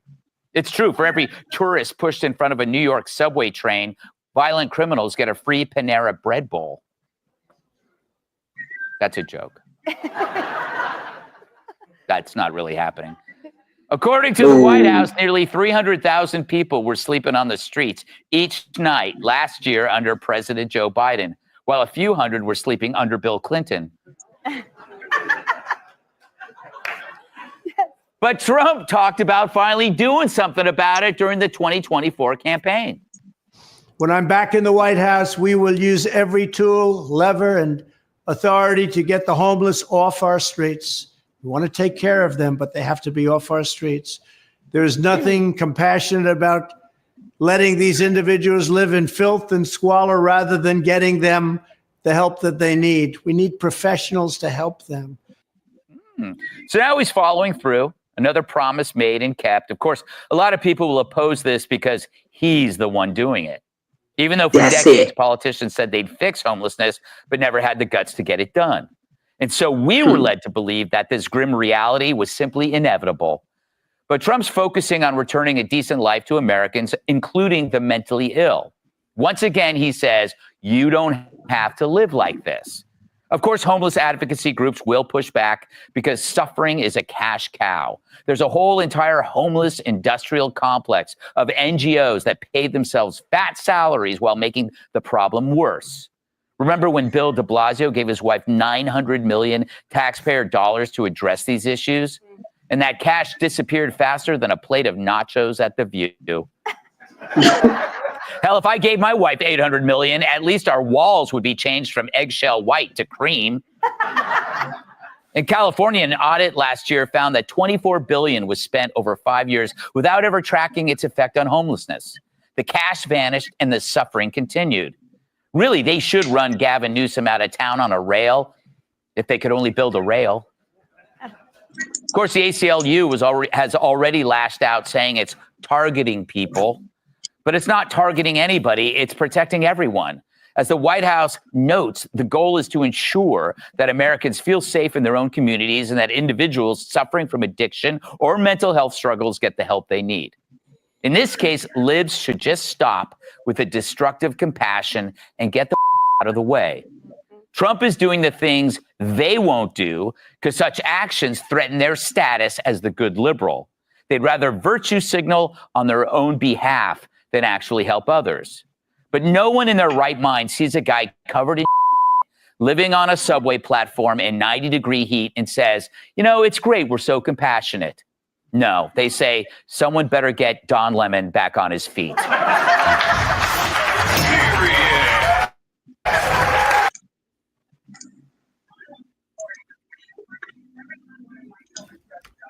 That was the other side's view. What do you think? Do we see that? Huh? You see what he said? I mean, even though that didn't come from the news, that came from somebody person, I wanted the actual Fox News. However, look what we're up against. He said it. There's nothing that he even repeated that says that this is talking to that level of homeless that's indigent. They're focusing on the mental health side of it and the drug addiction. But I do agree with him because it had Trump on the front of it. That's why it's the problem, because Trump is at the head of it. But a person like me, it's not about Trump. It's about what I'm reading, and it's about what pushes us ahead and who need help, and somebody that's actually putting a pen to the paper instead of just spewing it out their mouth. That's why I'm rocking with him right now, because when he slip up, I'm gonna go against him. I got the right. I don't got to be Republican or Democrat or nonpartisan. I just have to say it. That's where I'm at. Not about Trump. Okay, so you actually agree with a lot of what Trump is doing, basically. Yeah, I'm agreeing with him. I'm agreeing with him, Mel, because guess what? I don't know if you're a Democrat, Republican, whatever. I just say I'm me, and and what I'm going to start doing and making sure I do, because I've been asleep a long time. I'm talking about a long time, and I'm woke now. And I'm woke because when I look at the bills that Trump is presenting, those bills show me that it's for the people. He's not getting rid of illegal immigrants because it's for him. He's not getting rid of illegal immigrants because he's finna put all black people in jails and send them out the country. I mean, what country y'all gonna send me to? China gonna say I'm not from there, not my big ass. Japan, Mexico, no, it don't matter what country you send me to, they're gonna know for a fact I'm not from there. So these bills are not written against me. These bills are written to help us get out of debt, to help us see the road ahead of us. We got too much on the ground right now, including homelessness. And I'm rocking with him 1,000% on this. But let him slip up, Mel. I'll go against him in a minute, though. So you don't think they're trying to say that homeless people are criminals? I don't feel like they're saying they're criminals unless they commit criminal acts. Okay, but it's according to what we read. Do you pick that up anywhere there or no?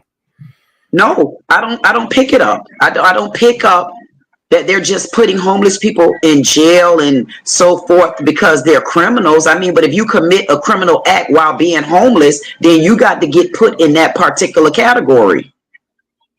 Okay. As being homeless. Okay, I see. DJ Genesis, what are your thoughts?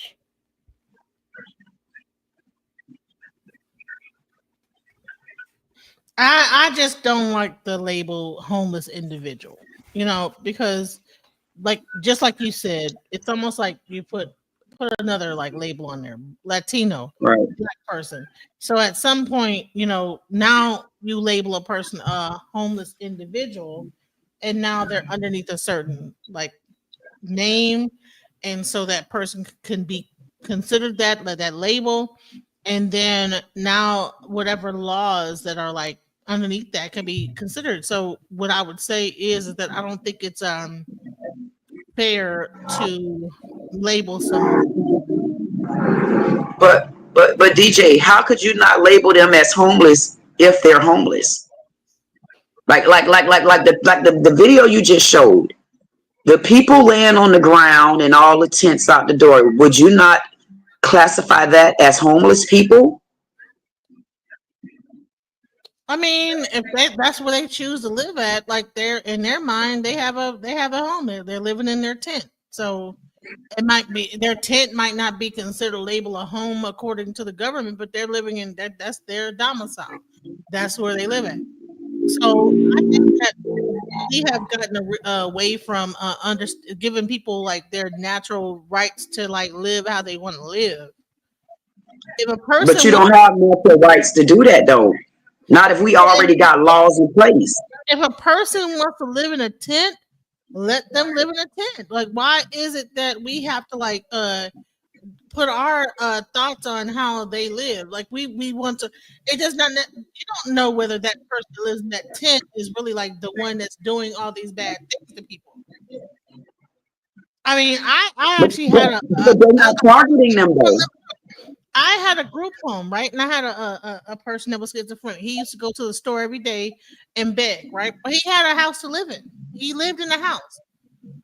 So it's not to determine whether or not, okay, well, you're living in a tent. Let's like all everybody in this tent thing, they're all vagrants, they're all like doing like crime and begging and this, that, the other, and you guys are indigent, and let's throw you into a mental ward.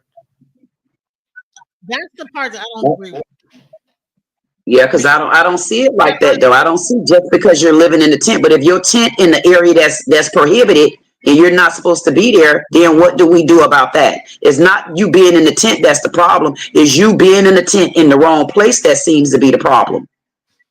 Because if your tent was in your family backyard or your family front yard and you still homeless in that yard, and that's a place where your tent can be legally, then I don't see why they're going to come and take you to jail unless the family said you did something that's active, like a crime. You did something, you committed something.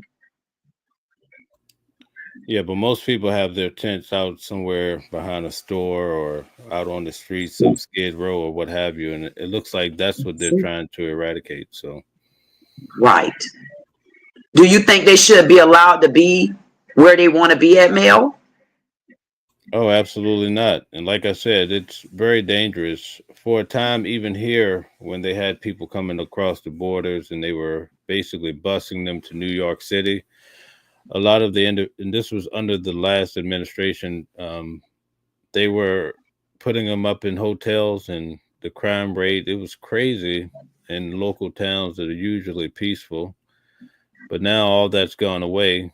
So in the same note with the homelessness, I mean, I think something needs to be done to clear it up, or else we're going to keep having major problems. So it needs to be addressed, no doubt about it. Exactly.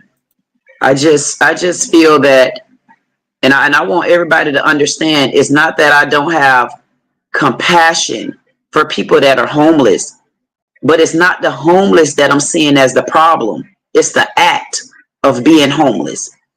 Not because you're indigent, but if you're homeless, indigent, and you're doing something and you're hindering the public, or something where you can hurt yourself, you're committing an act while being homeless. And what do we do about that? They have to be treated like anybody else. Even when they're not homeless, though. That's the thing. But here's the issue too, right? Who's going to go out and interview the people who are home challenged and say, give them an evaluation to see if they're, maybe sane or insane and all of that? I think for the most part, they want to clear the streets, period. I could be wrong, but I think that's where they're heading with this, right?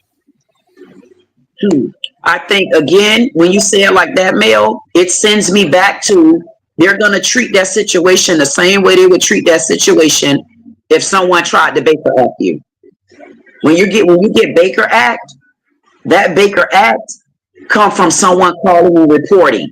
Once that police officer come, I'm not sure maybe what different states may have different rules, but here in Florida, if you're being Baker Act, I've seen times where police come by themselves and decide or determine whether or not you need to go.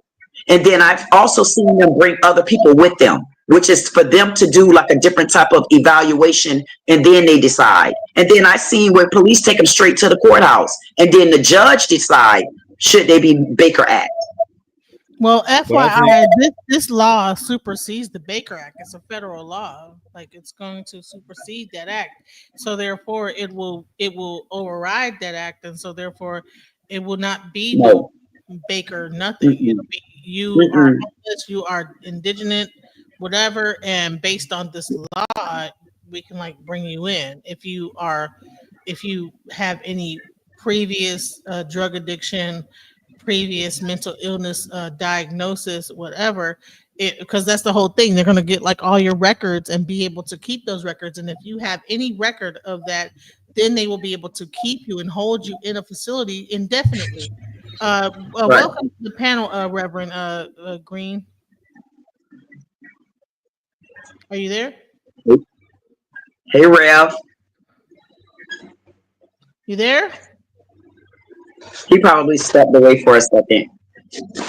But while we waiting on him, DJ, so the reason why we brought up Baker Act is because Mel was saying if someone called, like when we were talking about the area that you're in, at that point, would that be considered a form of being Baker Act? Because if somebody called on you, if it's a family member, because not everybody can just Baker Act somebody. You got to be a certain member of someone in order to even put Baker acting on the line. You got to be a family member. You got to be a certain member for someone to Baker Act you. Anybody can't Baker Act you.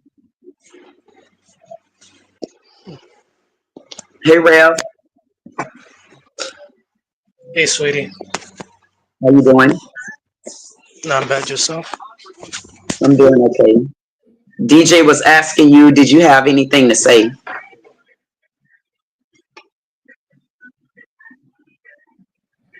Hello. Hey, Rev. Do you? Yeah, I agree. I agree with all of you. Should be concerned. I think homelessness is a loaded term. I mean,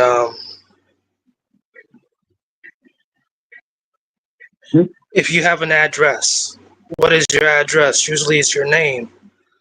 I'm Joe Smith of this location, 32 Forest Street, you know? So in a court of law, you would say, my name is, state your address, your name and address, you know? And if you don't have all that, I believe that's going to be, you're going to be eligible for all the home to be labeled as a homeless person. Simple as that.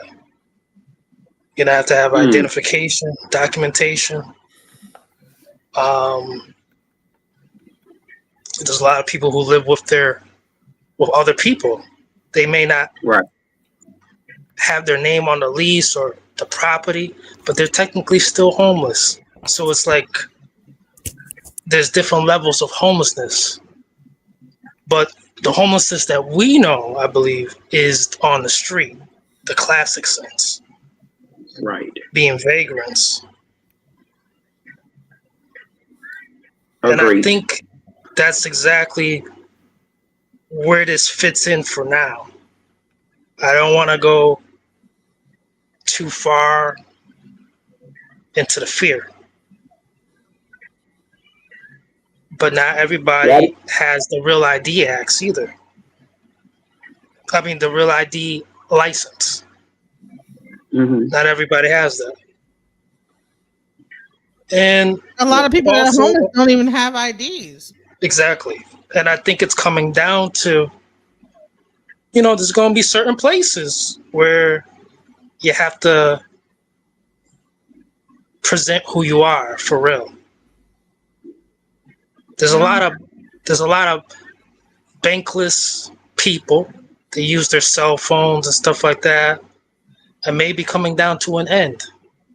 You're really going to have to put some more certification and verification. Where are you really at? Not just your thumbprint to open up your phone. Not just your face to prove who you are, your facial recognition. It's going to be a lot more to it. Gotcha. Makes sense. Welcome to the panel, Rack. Did you want to say something? Hey, everyone. Welcome, everybody. But where do you think the hard-hitting area will be? You say that again. Where would the specific area be? The first place. You mean like the state? Yeah. It's rolled out. It's going to be rolled out across the whole United States, but I believe it's going to be the heavy hit areas like over there in like Seattle, Washington, California, New York. It's going to hit heavy. That's where you're going to see a bunch of that. I think that's where the concerns are coming from because you have so much homelessness in actually certain states. Georgia and Atlanta is horrible. Like the lady said, democratic areas, democratic run areas, democratic places. Blue states and blue cities. Blue states. Rack, did you want to say something? Can y'all hear me? Yes. Okay. Hey, thank you all so much. I appreciate what y'all doing. These topics are amazing. Homelessness, like that's huge. Little bit of background. I currently work, been doing this for like 6 years. I work as a probation and parole officer. Okay. Now, my background is in mental health. And when I do intakes and assessments, typically it's for those who are paroled, catch new cases, and part of the assessment is to assess for their needs. When people are institutionalized and go to prison, the issue is they're not required to do treatment in facility, right? And I think that's part of the reason why the recidivism rate is so high. And this topic is not just around, criminalizing folks. If I had it the way I wanted, me coming out of California, I've been in California for decades, and the homeless rate has increased over the past 20, 30 years. But when I go to the local park, I don't just see kids playing out there and having fun playing ball. I see folks that got their towels up, their shirts up in the windows in the car. They live in their vehicles. Here's what I think about this policy kind of doing assessments for mental health. Anybody who is facing homelessness, people who are in public housing. Well, let me ask you guys this as a panel, and I'm gonna pause real quick. Is there a need for kind of netting through folks who are utilizing housing for bettering themselves? Say, for instance, a person who smokes weed all the time, or is smoking other things, other substances that might affect their mental health. Should they continue receiving public housing?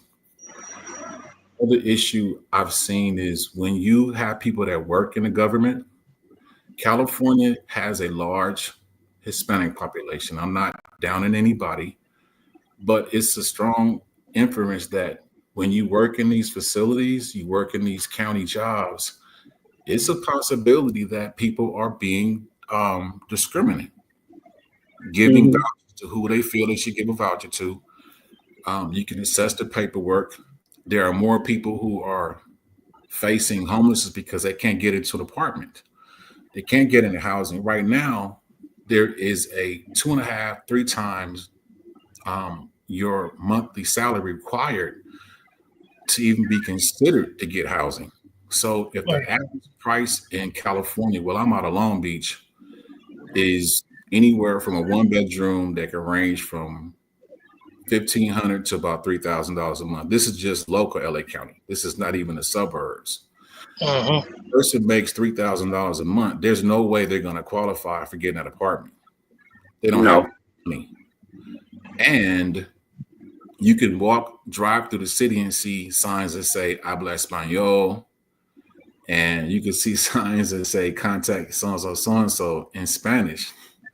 So there's a whole lot of divisive discrimination that's going on. If I said, let me look at Trump, his policy. I think he's literally going through doing a whole lot of filtering.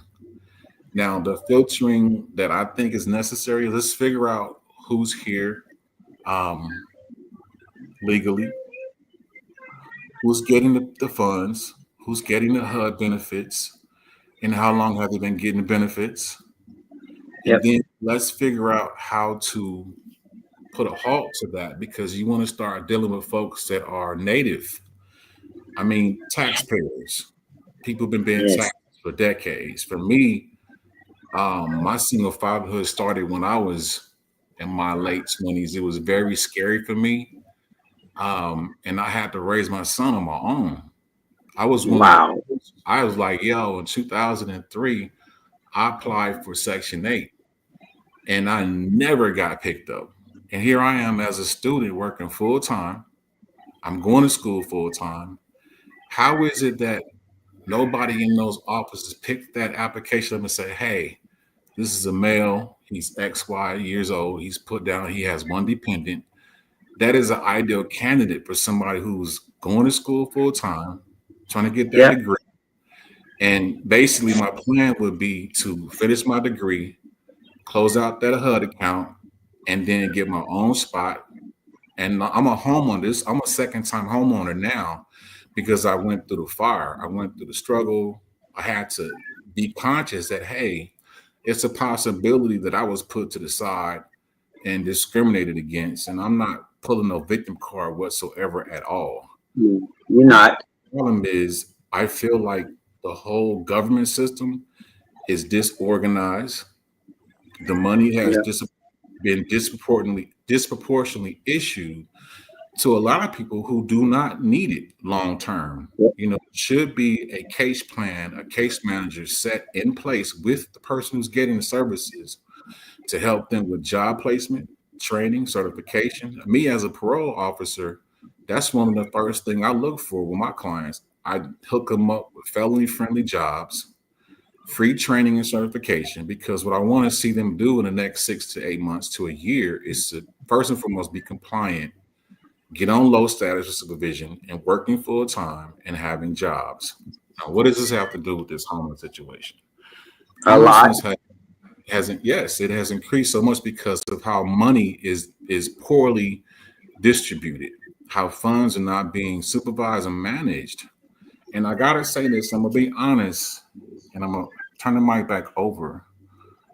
We as a people have kind of dropped the ball too, because there's no way a person should be on Section 8 housing and HUD for 10, 15, 20 years without seeing the end result, which is what we're seeing right now. The mismanagement and funds is costing everybody. It's not just happening to a small proportion of people. To be in California and to just see the homelessness, it can take a toll on your mental health as someone who's working full time, who has a place to stay. My apartment in California, I had a 1-bedroom and I was paying $1,600 a month. This was just the last 2 years ago. This For is a 1-bedroom apartment, $1,600. Well, let me just put the whole picture together. I needed $3,500 just to move in. Now, granted, the dude was real cool. He was real mellow. I got blessed because the politics are so sick right now, where if Trump is looking at this from a socioeconomic perspective, he must understand that rent caps, discrimination in housing is a real thing. And so this homeless thing is not just about people who are on drugs, who are chemically dependent. If you want to look at that, people have to realize that trauma, unprocessed, adverse experiences need to be addressed. Now, this is what I've seen happen. In order for you to get local mental health treatment, you got to qualify for it. How do you qualify? I, as a case manager, therapist, a psychologist, must diagnose you first. Medi-Cal will not pay or cover any of your expenses unless you have a diagnosis. And if that diagnosis is not followed through and treated, it needs to have an outcome. A lot of people who are on the streets and homeless because they're on drugs and things like that, it's circumstantial. And I think that because we don't have a system that's partially responsible for getting people treatment and sobriety, that's part of the problem.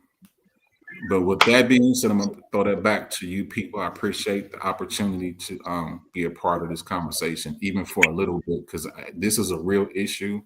It's not too many people who are willing to have intelligent and inviting conversations about it and can be solution driven at the same time. Thank you all. I appreciate it. Thank you. That's what it's about. I agree. And DJ, yes, the rent is horrible. It's even worse. Mel here, it's even worse in New York. But Mel, I heard that there's a lot of vacancies there now. Yeah, they're moving down to Texas. and running up the writ down here. Trust me. Oh my God. Yes, in Florida too. It's horrible. I get them. Go. It's bad. It's bad. It's bad. But I think we can clear the floors a little bit. But What you was gonna say, Mel? I really love what Rock said. Go ahead, Mel. No, I was just saying, what is the way forward once the people are taken into the system? That's the real question. They said that they will provide. I think it's right there in the bill where they'll provide them. They'll provide stuff for them, and that's where Genesis read. Where they read it again, Genesis. It was something about they'll provide. That was the long term. That was the long term form of it. I think it's up some. Is it up? Right. So, so what happens is that okay. So Section 2, restoring civil commitment. The Attorney General, in consultation with the Secretary of Health and Human Services, takes appropriate action to seek, in appropriate cases, the reversal of federal, state judicial precedents.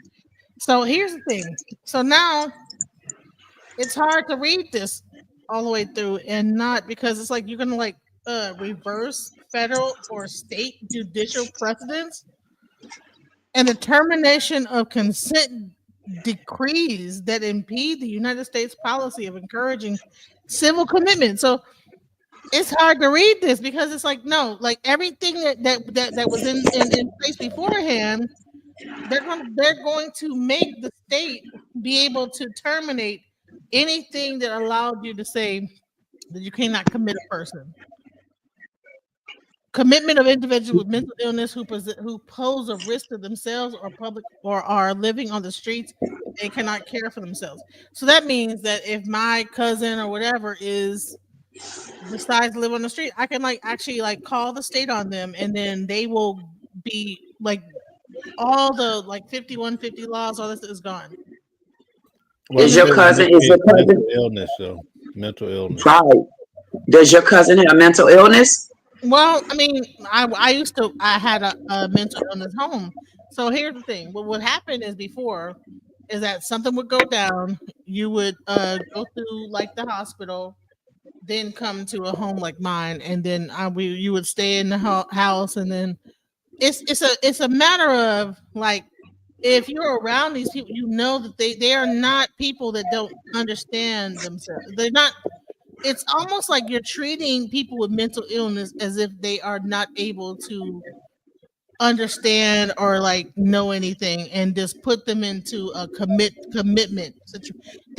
You're gonna put them into a group, a home, or like a involuntary situation that where they're in like a hospital or whatever. That's the part I don't agree with, because so number one, seek inappropriate cases. Okay, so inappropriate cases, the reversal of federal or state judicial precedents and the termination of consent decrees that impede the United States policy of encouraging civil commitment. So that means that all those like laws that you said, like that existed before, that like that you if I don't want to get like committed and I just want to live my life, what I'm saying, because I might be depressed or whatever, it doesn't mean that I'm trying to hurt someone. I just might just like be whatever, bipolar or manic depressed. Now this removes that cover from you and says that if someone says that I am, then I can like put you into a place, and it'll be a long-term institutional setting. So But I think you're going so far with it, DJ. You're going too far with it. I mean, if you're mental ill, if you're a patient, if you're homeless, and you got mental illness, but you're not bothering nobody, they're not coming up to you, taking you to nowhere because you got a mental illness. They're bothering you if there is a act of being homeless and there's mental illness, and it's a threat to the public or it's a threat to you. You are welcome to be homeless, as long as you're homeless in areas where you can be homeless at and you're not bothering the public. I don't think that's what this is saying. I'm sorry. I don't get Point out the part where you seen the other part. Point out what you see that's agreeing with what you're saying. Because I don't see it. I don't. If you're saying a homeless individual, right, and you're making them into a class of people, right, and then you are from that point on diagnosing them as a homeless individual, then all these things that apply to a homeless individual can be put onto them, and like there is no like what are we talking? And I don't agree with this is not. I'm sorry. Maybe I don't know. Can I chime in real quick?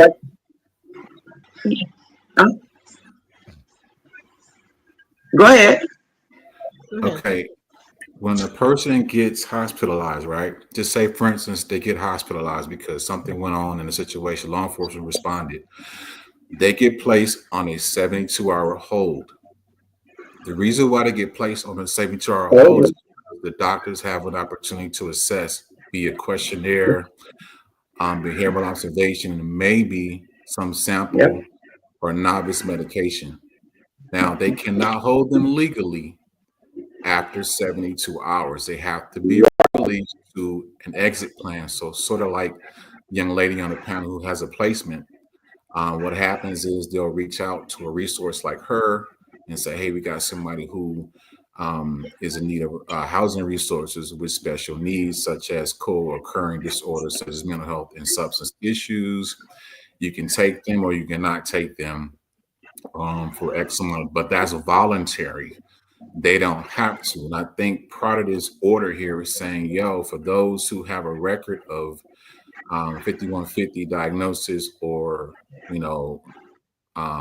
the 72-hour holds, they may be your first group of folks that have been who are going to be pulled off of the homelessness situation and placed in some type of placement. Now, I don't know that for sure, but this wording is saying their right to, not give consent may be revoked if these folks are still in the same situation.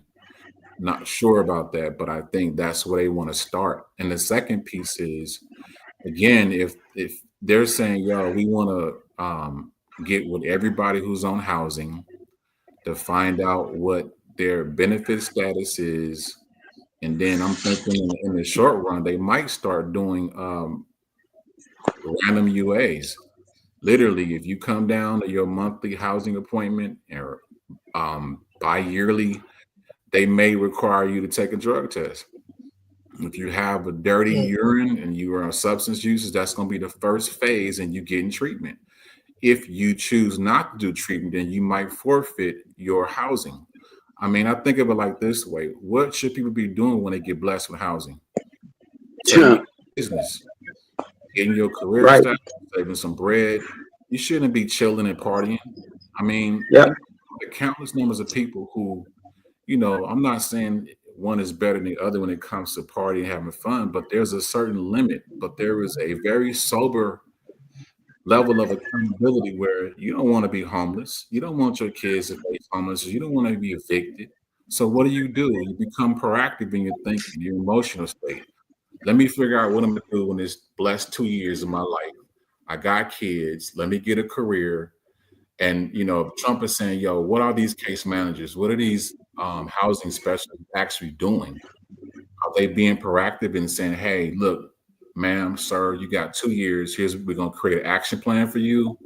We got to have this done in a year. We got to have this done in a year and a half. Oh, by the way, do you have any substance abuse? Right. And then it's so many positive avenues that can take place with this type of action. But too many people, I think people are lazy sometimes. I think they choose a victim route rather than accountability. And if, having kids is a huge gamble in life. If you're not able to take care of your babies or whatnot, this romance shit got to be kicked out the door. And you got to think about life. I mean, when people get to that route where they're just, okay, how do you determine why people become homeless? And, the issue people don't want to deal with too is it is such a thing as housing discrimination. There's so many components why this situation is happening, but I guess they want to start at the bottom. Let's figure out who has some legitimate mental health issues, who's been in crisis before, who's been on the 72-hour holds, and now they on the street. Let's focus on them first. Let's see some visible improvements in these states that are high risk for homelessness. Let's get this under control first. Okay, boom. So those who have been on housing, let's figure out a proactive way to prevent this from happening to them. And I think that's a pretty good trickle down action plan. I just feel like, why you wait so long to get this done? This is a sample. And I don't think anybody has done this before. I think that housing has been a long-term crutch for a lot of people who didn't learn how to take advantage of it, get in and get out. I got a friend of mine, I'll stop here. She was on housing for her 2 boys, but she was going to school for her bachelor's degree, and then she got her master's degree. She was named one of the best human resource specialists because she's also a business owner in Forbes magazine last year. Well, that's an example of somebody that says, you know what, I see the end that I want early on in this type of government assistance. Is not going to be my long-term plan. I'm not going to be on this all forever.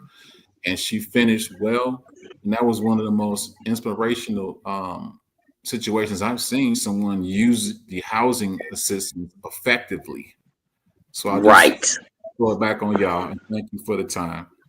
Hold on a second, Raj. Let me ask you a question. Let's go back to section 2, Genesis, if you don't mind. I want to ask him a question. Section 2. You're asking me? Raj, yeah. Okay, no, go back up again. I'm sorry. Let's see. Where it talks about institutionalized individuals. Genesis, go back up a little bit more. Right there, shifting homeless individuals into long-term institutional settings for humane treatment. What does that look like at your level, being that you're in the business? Yeah, thank you for highlighting that. Thank you. There's a lot of people who, again, they refuse treatment, both mental health and substance treatment in facility. It is currently against the law to force someone to get treatment. It doesn't matter how severe their mental health state is. And what the institutions do when a person becomes irate, there's a difference between general depression and chronic depression. Chronic depression means you cannot stop. You are completely overwhelmed and you are unstable. General means I lost my job. I'm mad. I'm stressed out. Now, the resolution for general is to go rebuild your resume, throw it out there, get another job. Your general depression is now resolved. But there are countless people who are chronically depressed. They have schizo illnesses that are generational that have not been addressed. And, I used to work in prison as well. So when you see people like this, they're placed in a special housing unit. They are not in general population. And when they're in there, they may have many episodes of crises, and they have to be restrained. They have to be forced to be, what's the name for it? Chemically restrained. In other words, they have to utilize medication for them and intravenously or through the needle because they're refusing treatment. Only in the crisis situation will they have to receive a sedation, but they're released back into the community. So when you read shifting homeless individuals into long-term institutional settings for humane treatment, well, think of it like this. If a person who has a mental health issue and they're unstable and not treated are approached by the police, you have to either have a mental health specialist on the scene, and if you have to restrain that person, you still have to wait for the mental health specialist to come in to help de-escalate their crisis or their manic behavior. Now, this is going to cost more money.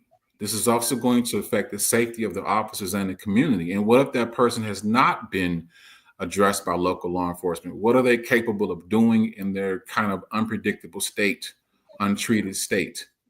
And this, we're missing the fact that they have family members that have maybe discarded them because they're completely unstable, unwilling to accept family love and support. So where are they going to go? They're going to be on the streets, right? They got to eat. And, we have not be naive about this. Some of them will rob. They will rape. We got the combination of young people who are sexually exploited, abandoned out in the streets. So we have a whole reality of horror happening behind closed doors. And these are crimes that are really unsolvable if you have a homeless population that are criminally minded, morally unstable. They're going to do whatever, whenever they want to do it. So how do you manage this?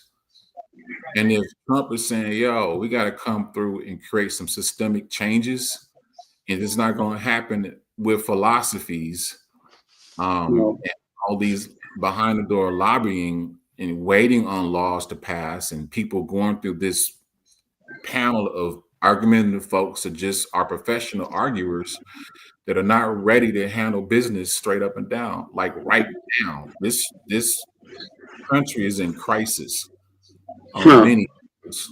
But again, when it goes back to the question the brother asked, yes, when people are unwilling to get stability, emotional, mental, psychological help, well, who's going to put steps in place to get it addressed?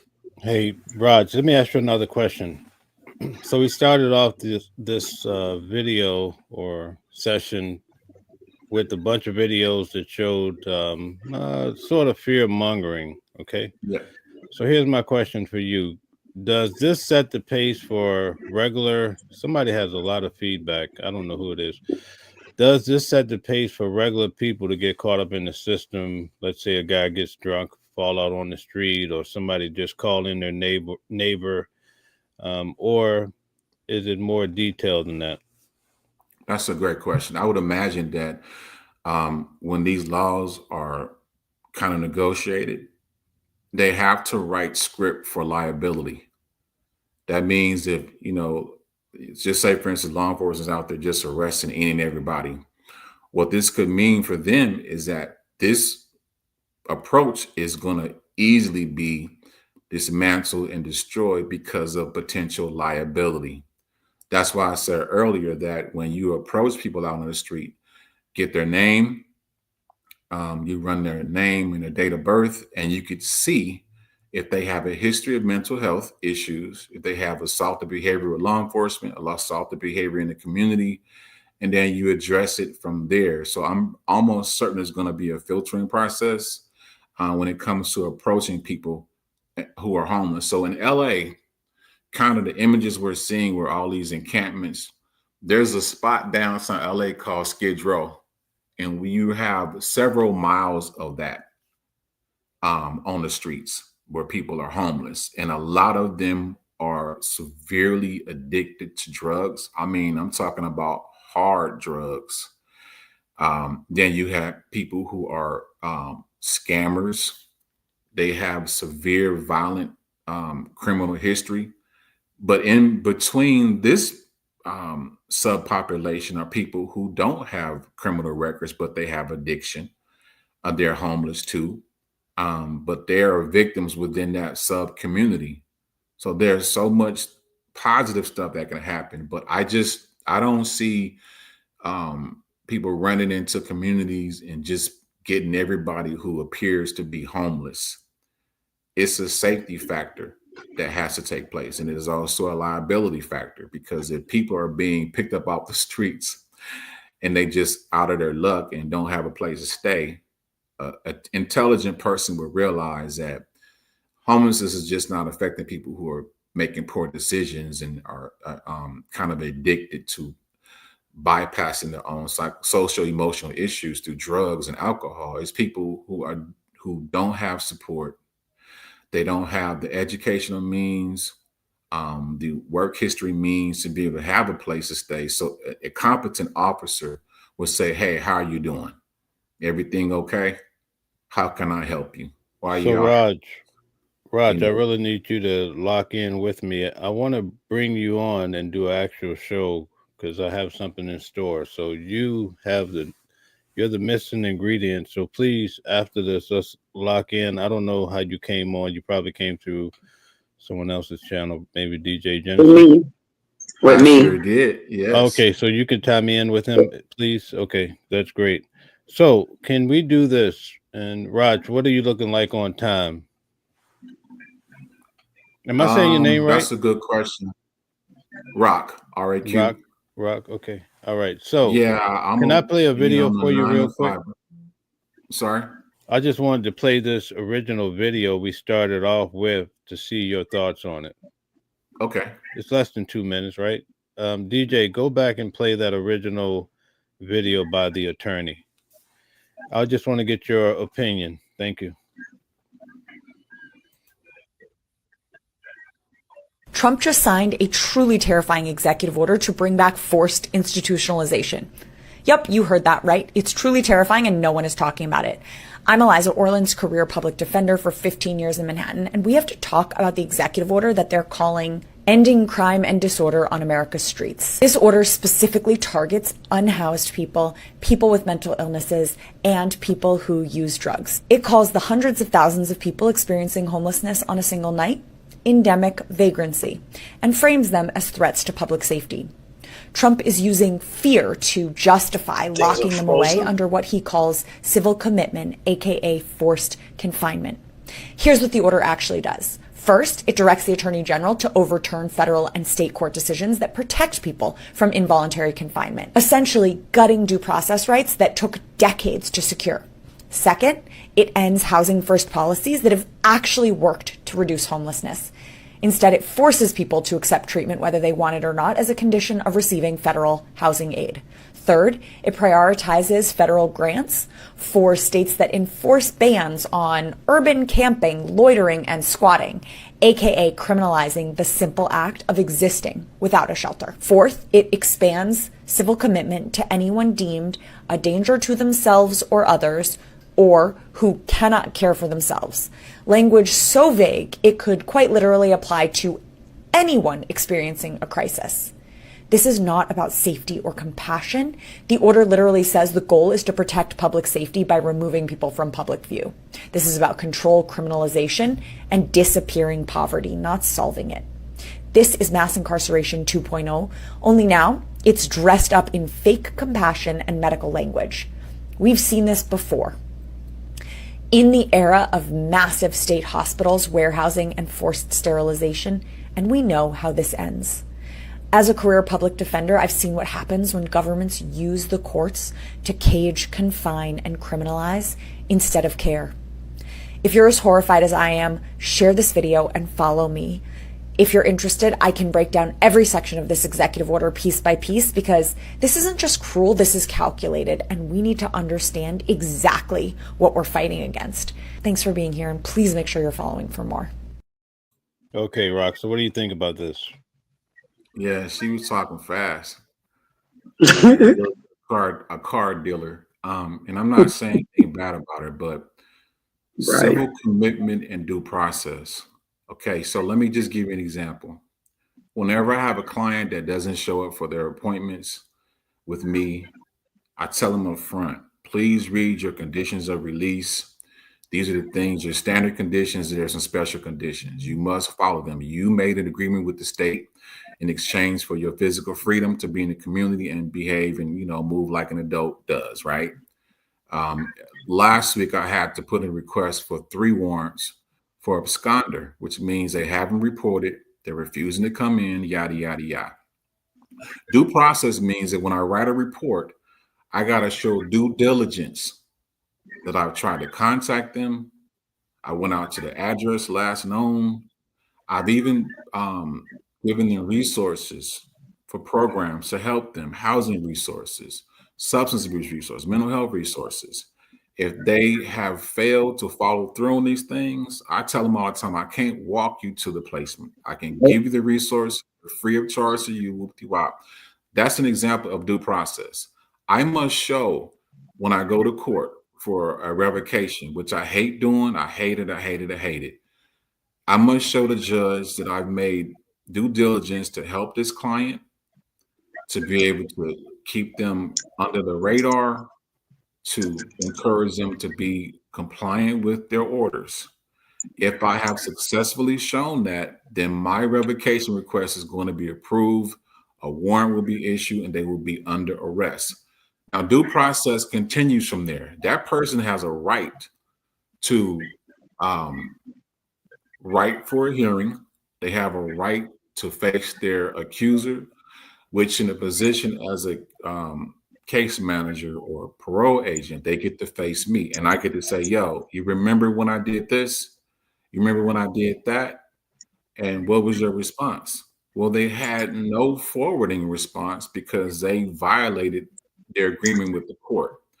Now, say, for instance, if you go back to people who are homeless, you got to think about it like this. There may be a 10 or 15% population of them who are on probation or parole, who may be absconded, may have open warrants, or maybe a crime has been committed, and, you know, probable cause plays a role in that as well. If I go into an camp where there's people homeless or skid row, I can kind of scan with my eyes if there's substance containers, there are needles, are there baggies there? There's my probable cause to detain, not arrest.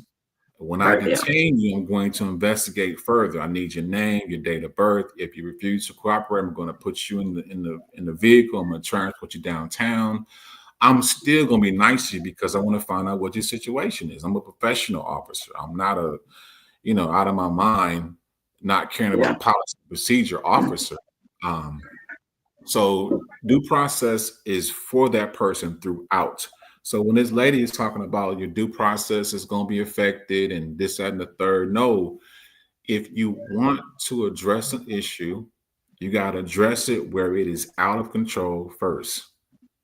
So dealing with folks who have criminal records, if their criminal record is dealing with violent felonies, you know, things that can suggest that they might be a danger to themselves or others, then I need to talk to that person in a setting where they're willing to talk to me mutually.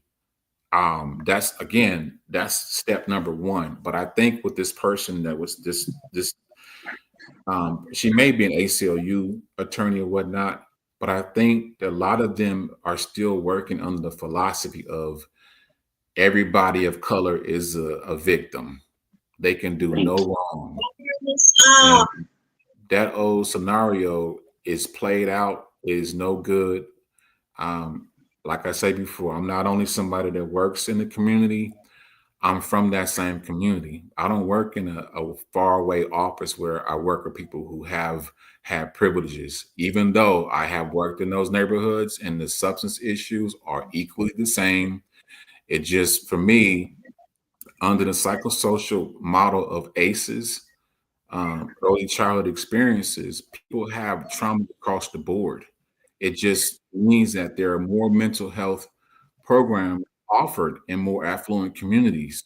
And when I say there are more available in affluent communities, the community themselves are holding these community service providers accountable. You're just not going to have my baby up in your place, giving them a diagnosis, put them on medication. That's it. No, I want some intense therapy.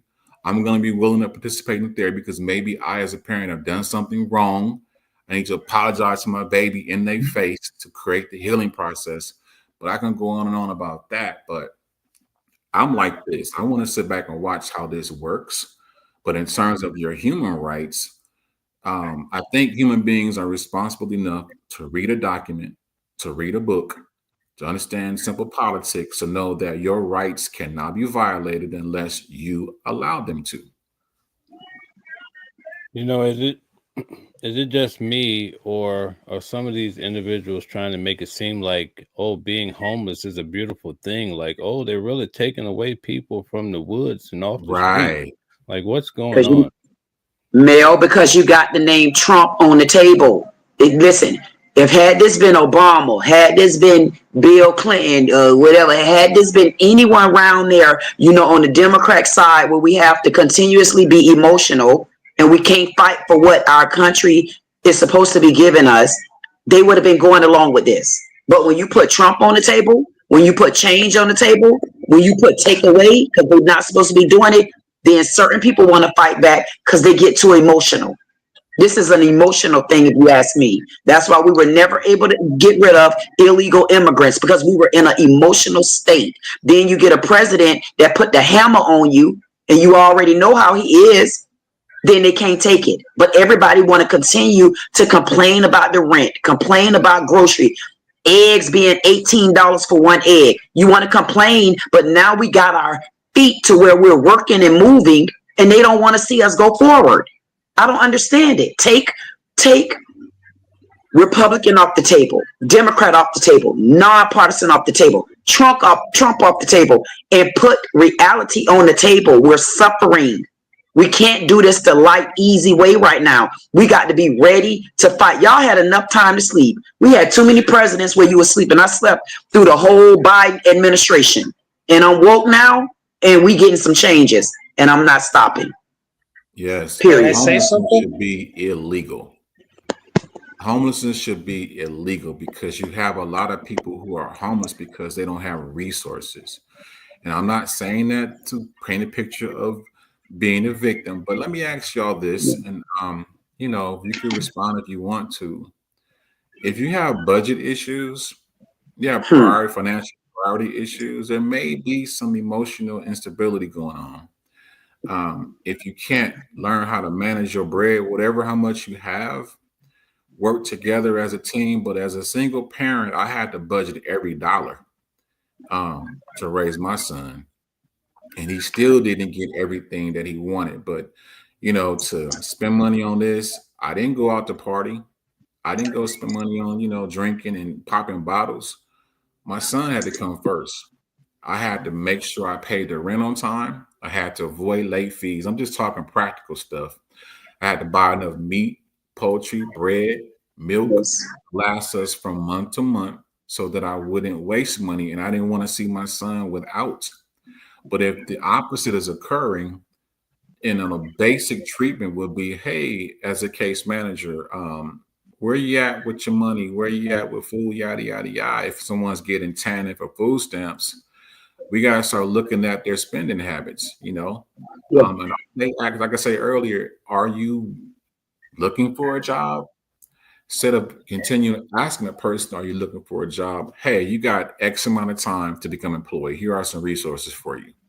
We're going to do some mock interviews. We're going to do this, that, and the third, but you need to be employed by this time.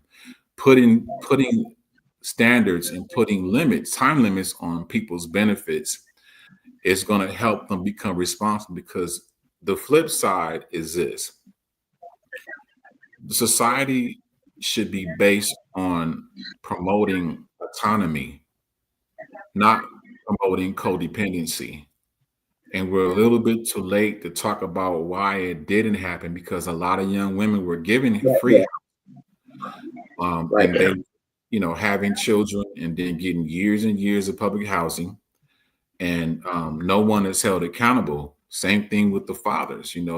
The money has been so mismanaged over the past 30, 40 years. This was coming. And even though it looks like it's addressing homelessness, these people that are in these videos, these shorts, they only see one side.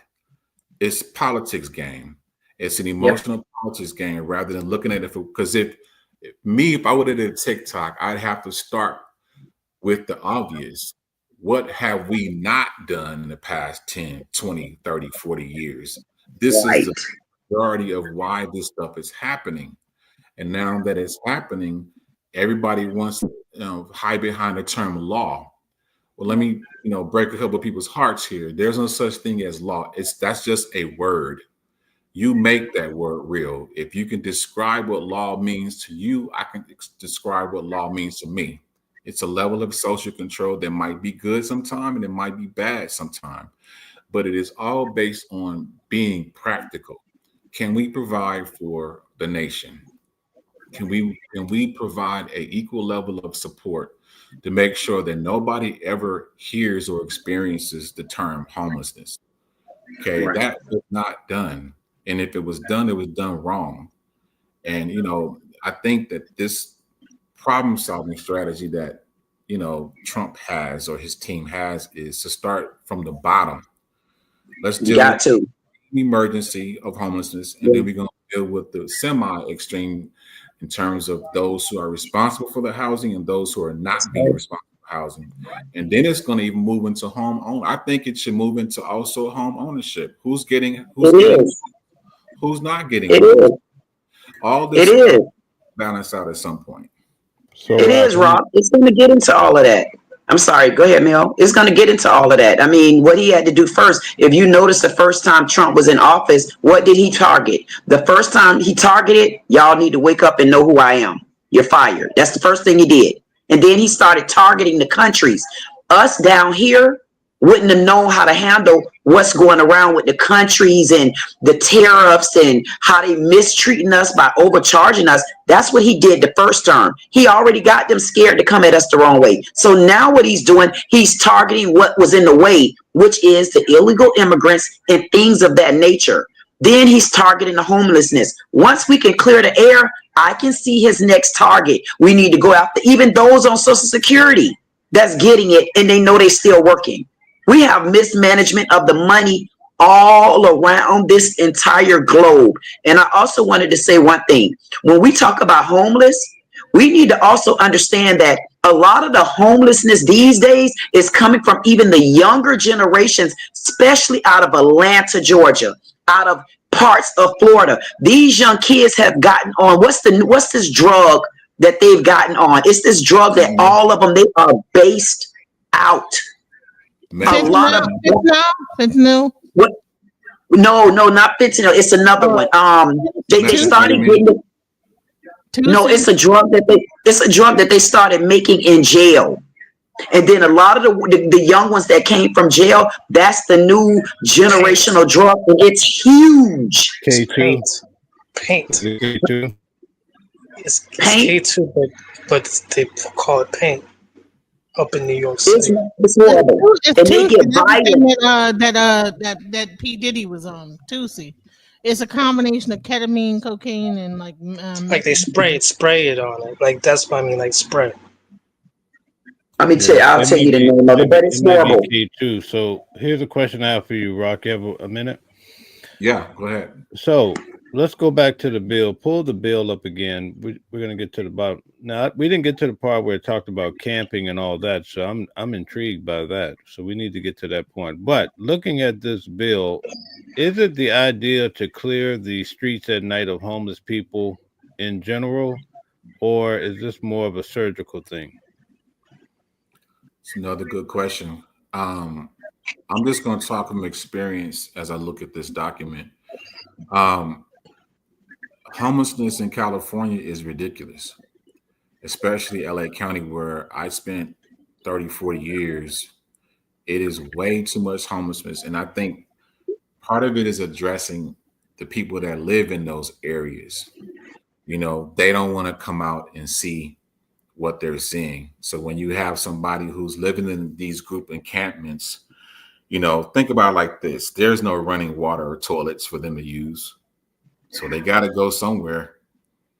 There is no beautiful trash barrels or cans sitting there waiting for them to dump their discard. So it could be very, very uncomfortable, unclean, and trashy in those areas. So being able to deal with homelessness in general, I think you're right. Idealistically, it may be, hey, with everybody that's approached, it should be an approach that's based on case management. If a law enforcement officer approaches someone, hey man, what you got going on? What's your situation? The law enforcement officer should have resources ready to give that person. This doesn't mean they're going to be arrested right away. Unfortunately, there are some people who have open warrants. They're choosing to be homeless, or they have such a horrible background. This is a small population I'm talking about, where they cannot qualify for housing. So I think that in the interim, if they're going to sweep everybody off the streets that are homeless, they need to have action plan, a suitable action plan to be able to help them right then and there. And it's not going to happen overnight. But I think you may have a point there that they want this eradicated entirely. But I don't think they have a grand amount of funds to be able to do it in one day. So they have to have a very sensible, strategic, and minimally liability when they do it. So they can't mess around and pulling people off the streets just like that, because they can face charges themselves. Liability suits can pop up all over the place. I think that this movement, it should be a strategic one. I don't want to use the word humane because, we're human. No one needs to, rephrase that. It should be a very, very common sense strategy. But the focus should be on eradicating homelessness altogether. But from a intellectual and strategic route, they should focus on the most extreme first. And I think when you have people who are homeless because they literally do not have support, there should be a resource provided for them right then and there. And there should be a timeline for them to follow through the resource. If I pass by and I give somebody a citation for loitering, which is happening already, I shouldn't just give them a citation. I need to give them some resources, and I have to document that in my report. Anytime you interact with a citizen, whether if I'm driving in a patrol car and I pull up your plate information, I got to write a documentation for that every night for every tag I pull on my computer. So it's the same thing when I deal with somebody on the streets. I got to create a document, an incident report every time I do. And an incident report shouldn't just say, I saw this person, they look homeless, they smelled homeless, and I addressed them. No. You have to have some type of resources you gave them. Officers, I imagine, will be riding around with resources in their patrol cars. I mean, this is going to be part of the money that's going to be used, to enforce this new situation. They have to be equipped to be able to move proactively. That reactive stuff just won't work. But I have a question. So I want to show this video right quick about because a lot of the fear is that this is going to turn into some kind of way that they're going to be able to make people work for labor. The United States government is using the homeless as free and cheap labor to replace those who were deported by Donald Trump. There is a massive labor shortage in the United States following Trump's deportations. This could have serious economic impact on the United States, but Donald Trump has come up with a solution. Just yesterday, he signed an executive order essentially telling cities and states to criminalize the homeless. This would allow those states to lock up the homeless and use them as free and cheap labor. Because in the United States, slavery is still allowed if it's a punishment for a crime. And doing this would allow the United States to gain back that workforce that they lost at the same cost or better than paying those who are undocumented. Because the corporations do not want to pay Americans a fair, livable wage for the work that undocumented immigrants have done in this country for so long. So the United States will do what it's always done and find a group of people that it can exploit for labor. As Star would say, shut his mic off, please. Please, that's what I be saying. Shut his mic off. We got to stop this now. This is out of control. That's what I'm telling you. I just want to at least show that. Listen, I mean, I get it. No. But I'm saying that this is Can I say something? Go ahead. This is RFK Jr. is the mastermind of the write-up.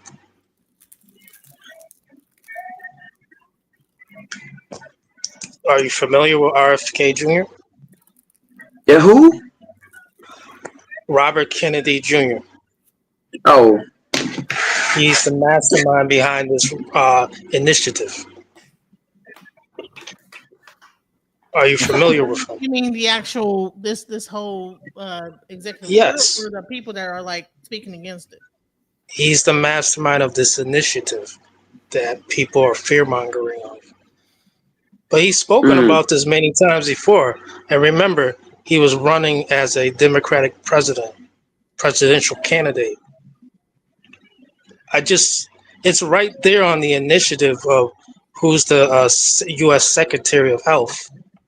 But if you go backwards, he was speaking of this during his presidential campaign, especially in San Francisco. He would wanted to start that off there. I believe these clips, this is fear mongering from opposition, paid opposition. Well, it's interesting you say RFK Kennedy Jr. So let me show you this real quick. So watch this. Thank you. It's gonna blow your mind. Watch this. So if you get into it even further, hold on, let me find it right here. Boom. Executive order by John F. Kennedy, the 35th president.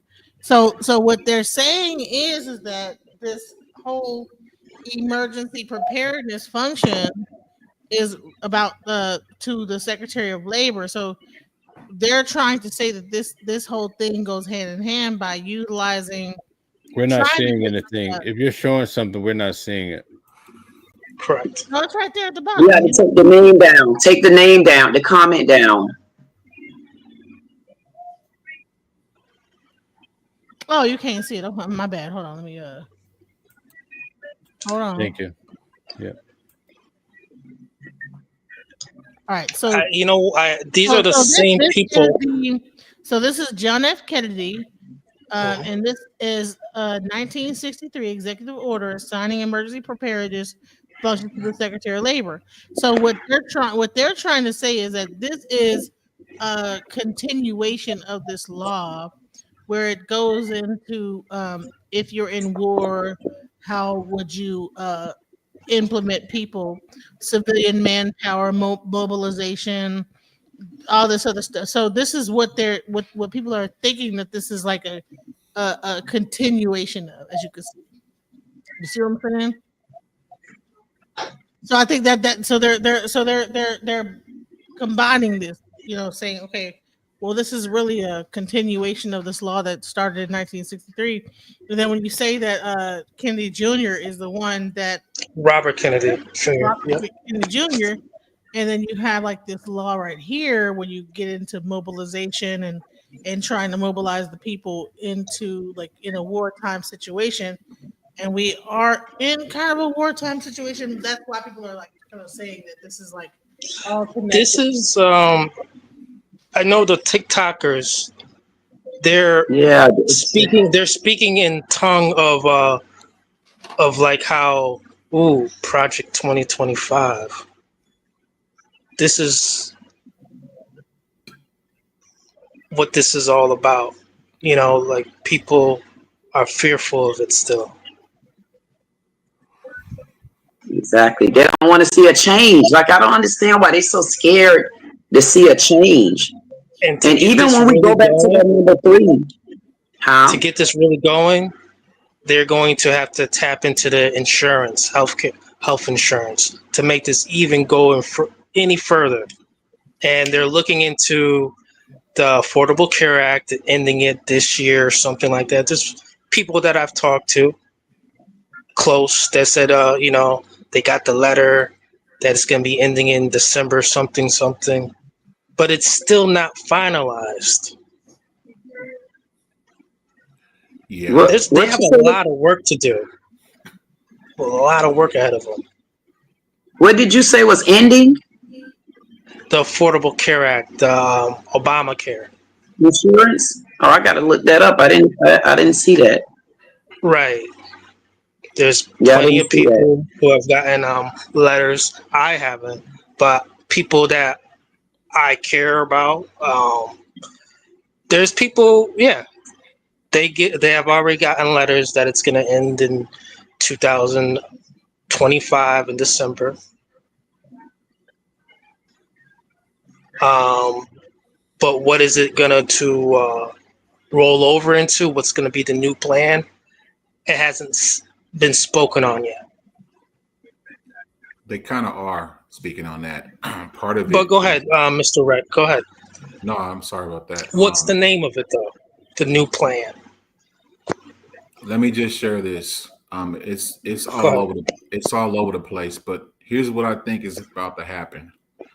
Everybody that has applied for and utilized Medicaid, Medicare, when you get qualified, you get an ID number attached to that. That ID number is going to identify you as a citizen, a non-citizen, your demographics. And so anybody who, first and foremost, is not a legal citizen are going to be first to be taken off. Secondly, people who are not disabled, have a legitimate diagnosis or medical issue that is not needing chronic support and care, that are people who are able-bodied to work, they don't have any major health issues, they're going to be taken off or given a timeline of when they're going to be taken off. All this stuff is happening in stages. What I'm thinking too is that it's happening in very critical and informed stages, because if you don't need it, you don't need it. If you're able to go to a job and work and get benefits and, pay into your benefits, that's what you're going to do. If you're receiving benefits and you're not legally here, the priority goes to people who are citizens of the United States for medical care and other benefits. I know that might sound a little bit of cutthroat, but if you're trying to balance your books, you need to put everything in perspective so that wasting is no longer a culture.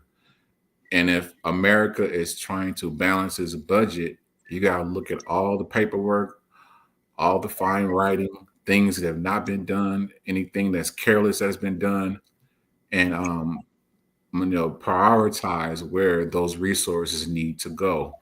But again, everybody who has Medicare, Medicaid, your ID, your citizenship, all these numbers into your birthday, everything is attached to that benefit. And that is that's a form of identification. So everybody is looking in the books more carefully now to figure out what needs to be paid and what does not need for. Good. And I see here that they did say that Obamacare is going to be ending, and they say the new plan that's going to be available in 2026 is American Rescue Plan, ARP. That's the new plan is showing. Yeah, thank you for speaking the name on that, Queen. Yeah. ARP. Hey guys, I just want to take a second and tell everybody, please hit the like button, share it, subscribe, support the channels that are here. It's quite a few here. We appreciate everybody that's here tonight as we talk about a subject that's affecting all of us, and a lot of comments are really deep. Fates, who has experienced homelessness, has been given their testimony as well. So thank you to everybody, and thanks for all the likes and everything you guys do. Please support DJ Genesis, her channel. You can support her Cash App. She's constantly every day beating the pavement, trying to help people by bringing solid information. I'm glad that anytime that I can come over and support her channel, but for people that actually see her work, it's really beautiful.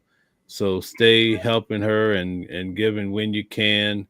I know a lot of people don't like to hear this because of the stigma with churches or what have you, but I just want to say support your sister. I definitely do. Also, Queen is in the building. She articulates like no other, and I always appreciate being on the panel with her. And I don't know how in the world we got Rock on the panel where he's right in the thick of it, and we have him on tonight. So folks, if that doesn't garner a like or something, shout out to him for being here. It's truly amazing. And then if I'm not mistaken, we have Reverend Green in the building. So we have somebody that can pray for you too. We got this whole thing covered. So thank you guys. everybody, I just wanted to add that. Thank you for the likes. So we can get back to whoever was talking. Definitely appreciate you on that, Mel. Thank you so much. We definitely appreciate you on that. And I love sitting down with you. Do we have anything for tomorrow? Because I'm ready. Yeah, tomorrow at 3:00. Tomorrow at 3, we have the regular show with Calvin Johnson, the criminal attorney. So we'll have a nice show tomorrow. We're going to get into a little bit about Diddy, but a lot about Donald Trump still. Tonight we're not really addressing the issues with Epstein. So that's a factor that doesn't seem to want to go away. So we're going to address that. And we have a little bit coming up with Carmelo Anthony as well. So there's a lot of hot topics that we covered tomorrow that are going to really hit home. So you guys can tune in tomorrow at 3:00 Eastern time, 3 to 4 Central time from 2 until 5. So we look forward to each and every one of you. But tonight we're just on the subject about homelessness, and it's amazing to me that we have some people in the audience who have been homeless, and if you like to come up and tell us about your story, feel free to come up. We would love to hear from you. This show tonight, we're just dragging on, folks. Who knows what time it's going to end, but it's nice to have it's nice to have you guys listen. In class, I was the guy that couldn't stop laughing. So when you guys laugh, you promote me to continue jokes and laughs. So anyway, now you got me all geeky, as they say down south. So anyway, yeah. I'm a geeky. Watch it, Mel. I'm a geeky now. I'm watching Mel. Okay, me too. I'm a geeky. I'm one too. So. Oh God! I'm Charleston. I'm from Charleston. Oh, okay. Oh, okay, we had someone here. I think they left, but I did want to say that. Listen, guys, I was homeless. That's the reason why I felt so in touch with this subject, because I've been homeless before, and that's part of the reason why I was really attracted to this conversation, because I'm like thinking to myself, dang, if they would have had this in place, could they have like put me into a camp or something like that? And and I'm better off. I'm better now, but I mean, I spent a really large portion of my life homeless, moving in Washington, D.C., when I got out the military, and then going to Detroit. And it took me a while, because when I got out the military, it took me a while to like really, because you join the military at 18, and then, if your family doesn't accept you back into their household, then you have to like fend for yourself. And so I kind of like had to like figure things out, what I'm saying, like how to like pay rent and how to do this. I didn't have no one telling me how to do it. I had to like learn on my own. So I was very homeless, from in my 20s, my whole entire 20s, I was like completely homeless. So that's the reason why it's like I wasn't crazy. I wasn't a drug addict. I just was, getting out the military. They kick you out, and it's like, okay, you got to fend for yourself. So I was kind of like struggling. How do I make it out here in this world? So I would hate for a person like me. I'm not like a vagrant person. I'm not a drug addict. I'm not crazy, but I just, hey, just I'm young, trying to figure out what to do, because there's no one telling me, okay, this is how you navigate life. So a lot of times we have like young people that just get kicked out, street kids kind of, what I'm saying, you're like 18, 19, 20, your frontal lobe haven't been fully whatever, and you're just out there just trying to figure it out. And you're really homeless, what I'm saying, and you're staying here and just really crazy stuff. But I always made sure I had a job. But could you imagine if people would have came and said, no, you know what, you're homeless and whatever, and so we're gonna put you into a situation. Now, I never like asked for like government help my entire time being homeless. It wasn't actually until I started having kids that I like realized I could get help. You know what I'm saying? But I like spent my whole 20s just thugging it out. So I don't know exactly what this law is focusing on or whatever. Like if you have to like apply for something and then they'll come after you. I don't know. So to me, I'm just thinking about how many like young kids that maybe might be even like when she did talk about like gay and transgender, if their family does not agree with their lifestyle, they end up homeless a lot on the streets. Women that are like into that get sex trafficked, they're homeless. A lot of times you have like a lot of like homeless people that like kind of get out here on the streets. Are they mentally ill, or are they like victims of a circumstance, or what is it? So how do you determine who needs to go to this facility or not? That's the part where I'm like, okay, if you pick those persons up and you talk to them, they might seem like they're traumatized. Of course they are. If you would have picked me up in my 20s, you probably would think I was traumatized and probably would have kept me in the actual location, whatever it was. So let me ask you a question. In the mental institution, if they would have picked my crazy ass up back then when I was 20, let's be real. So Genesis, real quick, a question for you. So what did your homelessness look like? Were you actually like on the streets, or you just living with family members? Well, no, I was on the street. So at first I was able to maintain an apartment, do pretty good.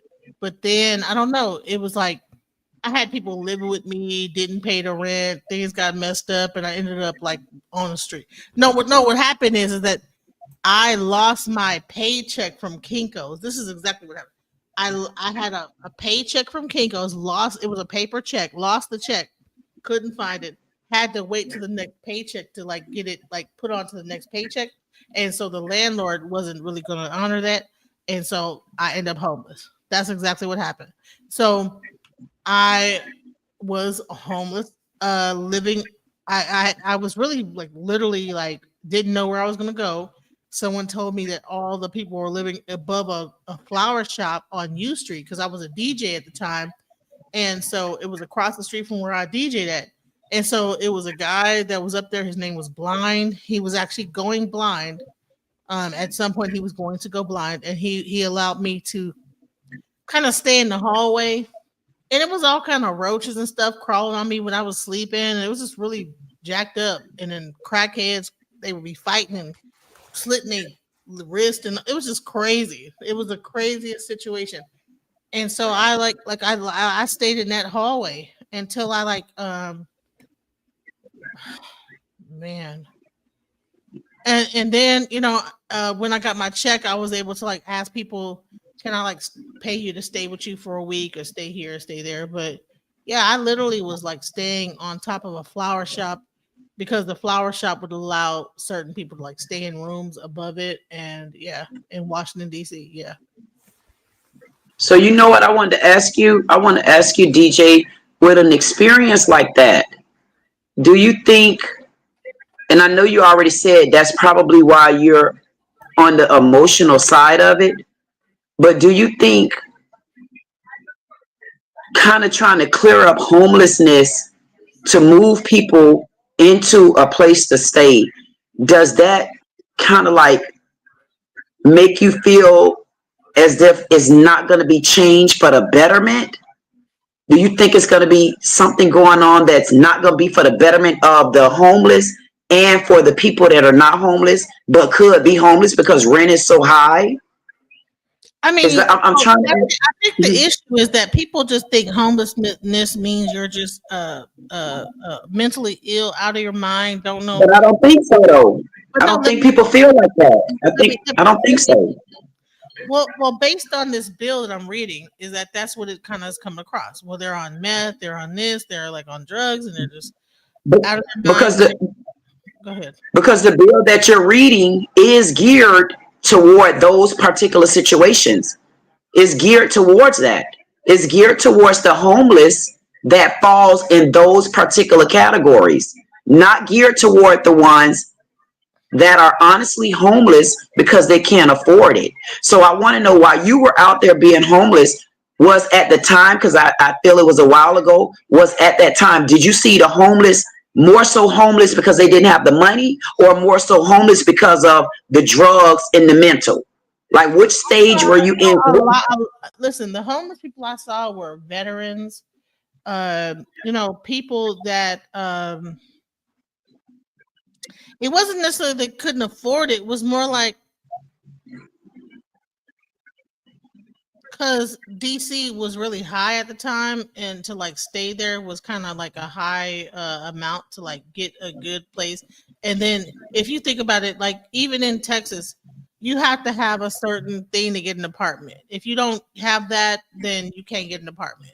So it's easy to be homeless in that situation because hey, you have to have like a A1 credit score, you have to have this, that, the other to get an apartment. So it's either you live in a hotel and you pay extra to live in that hotel, or you kind of like thug it out. So in DC is similar. DC has a very high price of living. It's very high to live there.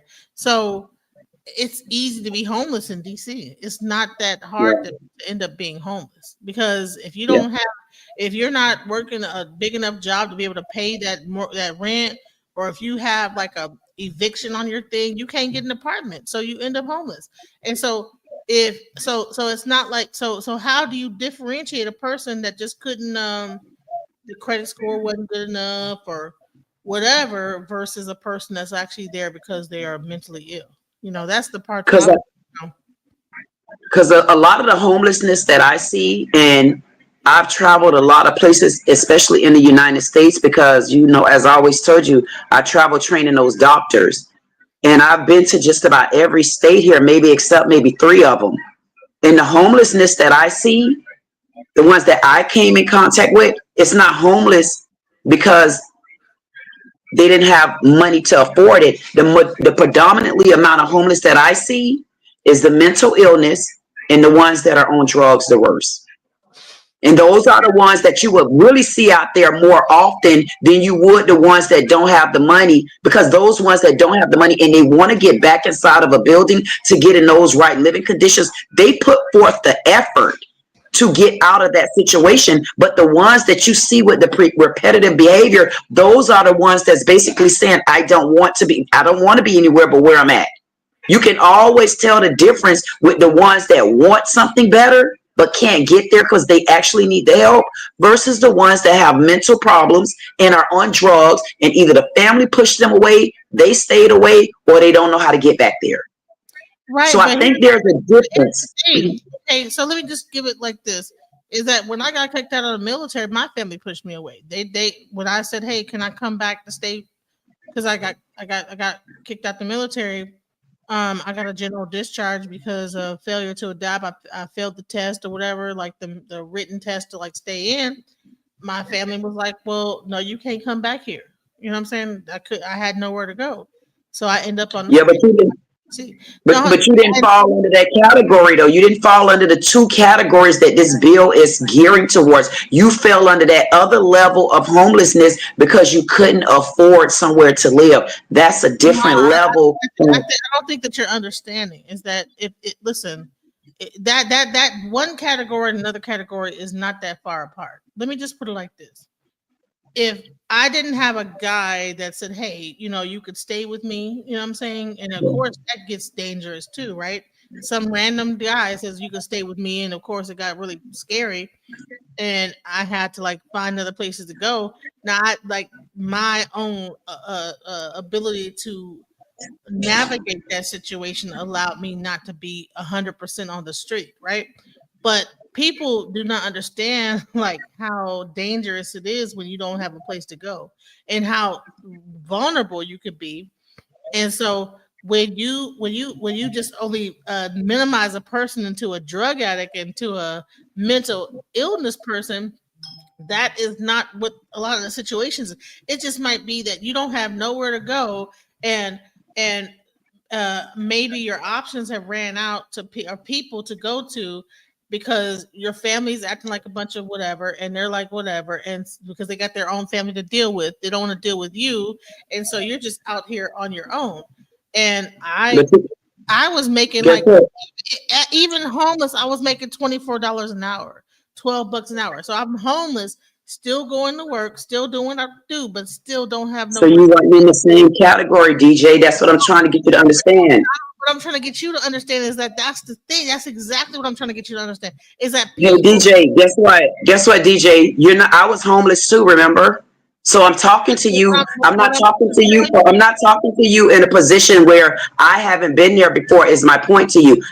Because I just seen someone say you can't say something if you wasn't in those shoes, and I was in those shoes. So I do know how it feels to be homeless and not have no family to go to. I do know. And I'm saying to me, so you're not the only one. You may have been out there longer than me, but you're not the only one that was homeless. I've been there, and I know the different levels of homelessness. And there's a homelessness where you can't afford it. And to me, there's different levels of it. All different levels. Do you understand? I've been on the level. Of course I do. I've been on the Of course level I understand. outside. I've been on the level of in my car. I've been on the level of, because what happens is that, like, you know, it's kind of traumatic to talk about when I talk about it, but I'm just saying is I've been on all the different levels of homelessness. And I've also been alcoholic, and you know, and homelessness does feed into, because you don't want to deal. Sometimes you'll drink not to deal with the fact that you're sitting there, and then other people, like, they're drinking, you're drinking, and so the other homeless people are all hanging out together, and they all drinking together, you know. So it's like a thing. It makes there's a community that forms. You get to hanging out with certain people, so it's a whole thing that goes on with that, you know. So to me, and those people probably like protected me at certain points. I remember like in certain instances, like where like that those are my people. All the homeless people we were all hanging out together, homeless. Okay, we're gonna be here right now, whatever. So like people, it's not a mindset, but it's a situation that happens to where, you know, you're all in one bucket together and you guys are all like looking out for each other.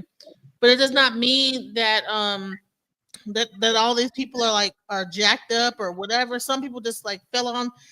In DC, it was on U Street. All of us was artists. Most of us was like starving artists, you know, doing poetry and so we might be homeless, but we go to I'm DJing over here, but homeless as hell DJing, you know, homeless But as guess hell. what? I get what you're saying, and I think there's a different level to it, because even when I was out there and I was homeless, I know I didn't want to be homeless. I didn't want to be homeless. So what I did was by myself, and it's kind of weird to say, but I was a homeless person where nobody was able to look at me and know that I was sleeping in my car and actually taking a shower at a community park every morning. But guess what?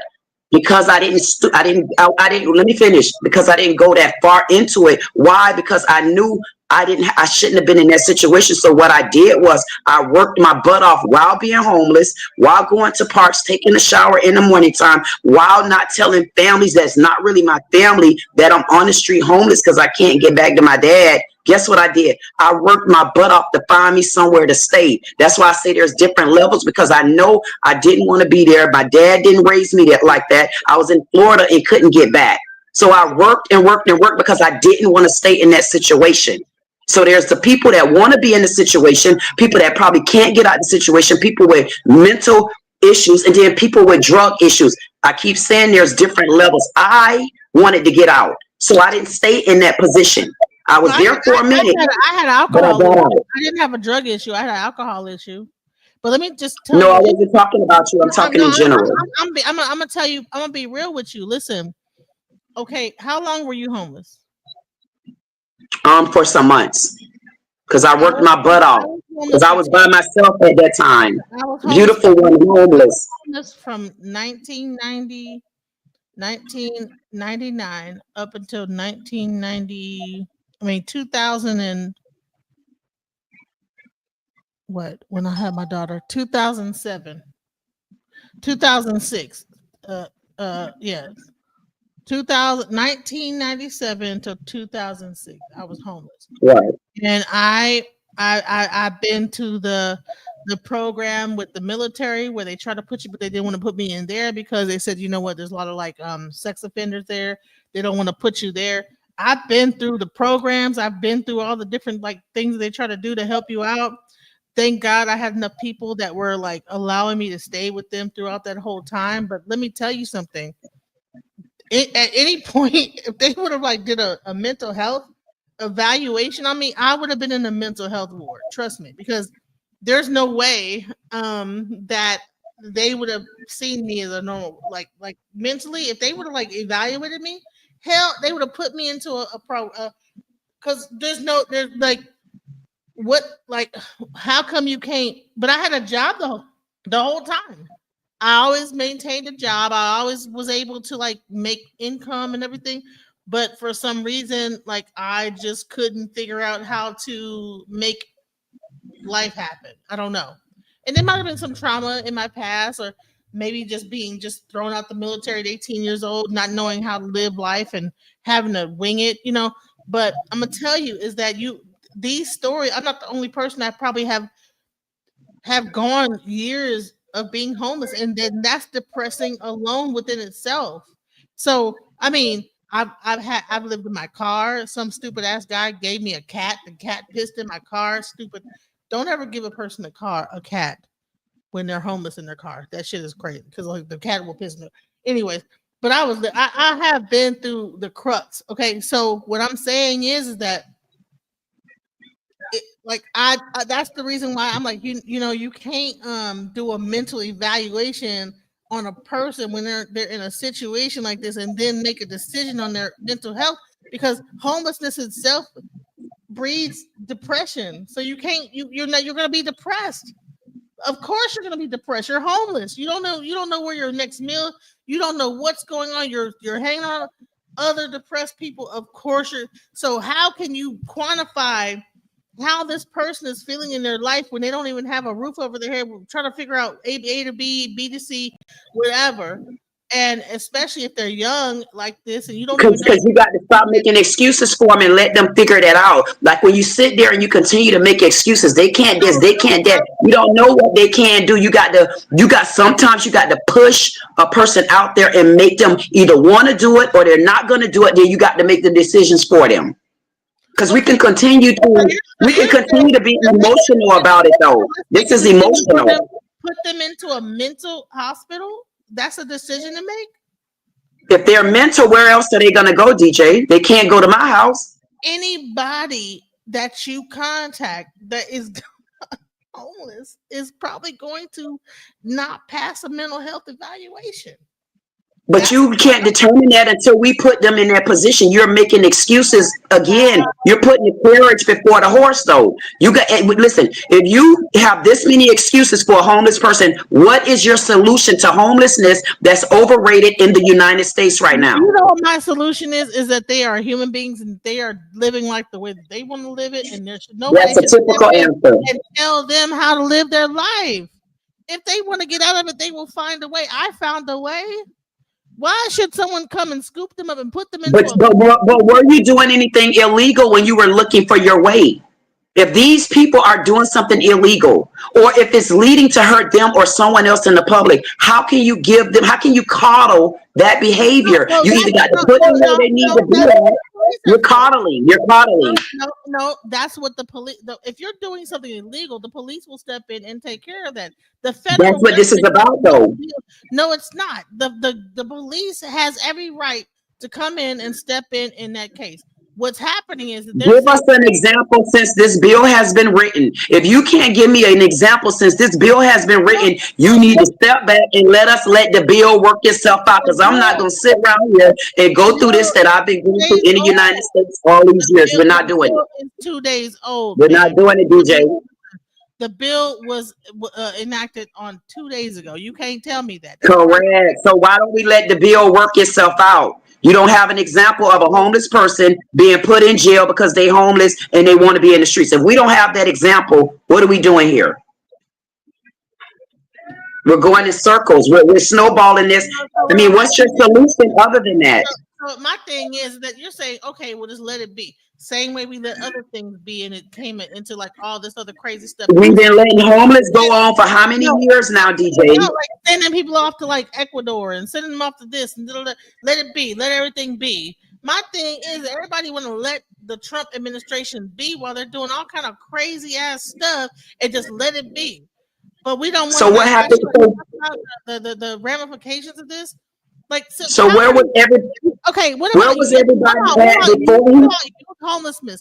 What about so you mean to tell me so if you're like 16-year-old runs from home and is homeless on the street, you want them to be put into a mental ward where you can't even control, they have to be stuck there?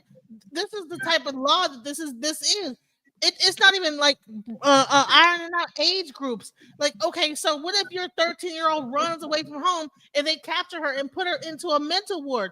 We are so just caught up on Trump and well, if they So we homeless, talking about what whatever. ifs. We talking about what ifs. That's what I'm talking about. Why are we talking about what ifs? What the hell are you? The whole bill is a what if. The whole bill is what if. The whole bill is not ironing out no real ironclad thing. It's a vague bill that says y'all better do something about this to the state. Okay, listen, y'all need to like either y'all don't do it, we're gonna cut y'all federal funding, and then now leave it up to the state to like make up something to cover their homeless problem. But the whole bill is not as vague as hell, and Correct. and there's nothing in there for youth, 13-year-olds. What happens to the money if I'm on Social Security and y'all put me into a facility? What happens to my money? What happens then? The bill don't cover that. How do you even cover anything that have? If I'm a veteran and I'm making $4,000 a month, I just happen to be homeless, or you just happen to capture me in that moment and put me into a place. What happens to my money? Why is this bill not covering everything? To me, it's a bill. It was written really quickly, and they were not accounting for everything. It's a bill that is it's just willy-nilly. It's a willy-nilly ass bill that there's no actual like details into it about how do you deal with this? How do you deal with that? How do you deal with sex trafficking? If you pick up a person that's homeless on the street and they're a sex trafficking victim, do you put them into a mental institution too? There's no real concrete nothing about this bill, bro. So to me, I don't like a bill that is just across the board random and has no details on how do you deal with all these different situations when it comes to homelessness and just say You long-winded. I don't You care. long-winded. Okay, whatever. You're a little long-winded. I just feel like we going in circles here. We really are going in circles. I don't understand it. It's like if you don't like the bill, what happened before this bill went in place 2 days ago? What was the solution in your mind? Just continue homelessness? Honey, the solution is that's not the solution. A random bill that has no true understanding of what to do in all these different to lump homelessness into one category and not break down each individual circumstance of homelessness. Why would you just throw a bill out? You're the president of the United States. Why would you just throw something out there that is vague like this? This is crazy. You're the president of the United States. Why wouldn't you read the bill? He's not reading the bills. He's just signing them. And whoever is actually making the bill is not being thorough enough to account for all of the situations that homelessness and all these different like rules that he's, even when it comes down to ICE, how this whole thing been going down. So what happens in this case? What happened in that case? They're just doing it. That's why ICE has like this way to like just blanket, just throw everybody and send them off to wherever the hell into Alligator Alley. Okay, well now homelessness. Well now they're gonna blanket throw everybody into whatever the hell they're gonna do into like insane asylums, and there is no real and then we're just saying, well, we just want to get them off the street. We just want to make sure. Well, listen, he's just gonna make America great again, and we ain't thinking about like all kids, all type that your kid could run away from home, be caught up, and then next thing you know, you fighting to get your kid out of a insane asylum because she got caught up because she's like looked like she homeless or whatever the hell. We not thinking about all these things that could happen, but it's okay. I said enough. So hold on 1 second. So Rock, you still there? I'm still here. So does it work that way where someone just get mistakenly put into the insane asylum or they get mistaken as a homeless? No, I Can you think break it down? America would then be the joke of the world if that was going to happen. But I do hear everybody's comments and what they're talking about. But here's what I think too is that all the grant money, all the 501c funds that have been used in the past to so-called address homelessness has failed. So again, addressing it from the extreme cases, like people who are, have addiction issues first, get them off the streets. However that's going to be done, it's going to be a phase process. But looking at it from the perspective of people who are face homelessness because they've had a lot of misfortunes happened.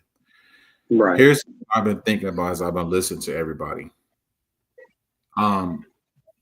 Communities have enough money if they put it together and get ready to actually get these 501c contracts and build your own community facilities. Those of us who have degrees in mental health, now it's time to start using them. Those of us who have experience in case management, the housing industry, and even just basic budgeting skills, self-governing skills, you can turn that into a very profitable community resource because funds that again have been over decades have been misappropriated and unequally balanced and issued can now be put up under a magnifying glass. And I'm almost certain that part of this addressing the homelessness issue is going to be community based. Again, if you have the ability to write a grant and get these funds, start being part of the solution, get together, put your bread together, and create these programs. You know how many people in the community have degrees of social work that cannot get a job, that are working in other fields than what they went to school for? Now you could apply legitimately for these grants, free money, create your plan, create your how you believe the outcome is going to be, what your mission statement is, get the money so you can be part of the solution because this is going to happen in phases. And the phase you want to be in is in the preventative phase. To be part of the resolution for the homeless crisis because there's different categories here. So a person that is gone, and now they need severe mental health services, there's going to be a transitioning phase. Get ready to be part of the transition phase. All the brothers in the community who play basketball, who mentor, who have even been in facility, they can apply for the 501c grant as a mentor and counselors based upon the diversion programs. A lot of the sisters who have their CNA certification, they can go and get their certification for drug and alcohol counseling right now. So as this plan unfolds and you're at a part where you're at the treatment phase, you and those dedicated partners that you're around and you build with, y'all can be part of the healing process too. So I just don't think it's going to be prison encampments and yada, yada, yada. That's scare tactics. America needs working solutions to rebuild America, right? And America is only as great as its citizens. Without people, no structure can survive. And there's so many of us who have family members who have or are still struggling. I got people in my family that's still struggling to this day with mental health and chemical dependency. And I know because of the background, they never got help for their early traumas. And from a mental health perspective, The unconscious aspect of mind is the reaction mind. That reaction part of your mind is going to govern your decision making until you become aware consciously that you've been harmed or hurt and you haven't addressed those issues. That's going to be the highlight of your daily movement until those things get addressed. And so there's nothing more better than those in your community who can provide you with healing services and resources. Can I like say this about this is that because I know you just said that it probably would not be a thing that could happen with human trafficking, like with victims of that, where they could like possibly be. How do you know that a person that how would you know that they could not be caught up in that if they are, because a lot of like if you go into like Portland and if you go into like the drug thing, a lot of people that are on the streets are like teenagers. You understand what I'm saying? There a lot of like your heroin addicts and like especially Seattle and stuff, they're kids. They're not like all adults. So I'm This is talking about teenage kids that are like, and then you have like the whole like sex trafficking situation. Like you said that couldn't happen. I'm like, what are we saying here? what couldn't happen. What could? That this whole whatever was going on here with this bill would not affect those people, like that they could not round them up and take them off That's and what he put said. them into a mental facility. So just want you to look at this from a strategic perspective. Like I mentioned earlier in our conversation about you start from the bottom. That means that every intense case, every case that is life-threatening or an extreme safety risk, I believe is going to be the starting point. Because if you've ever walked through Skid Row itself, you will realize that's a whole nother world in its own self. And nobody in their right mind would even want to walk in that environment because you are going to be affected by it.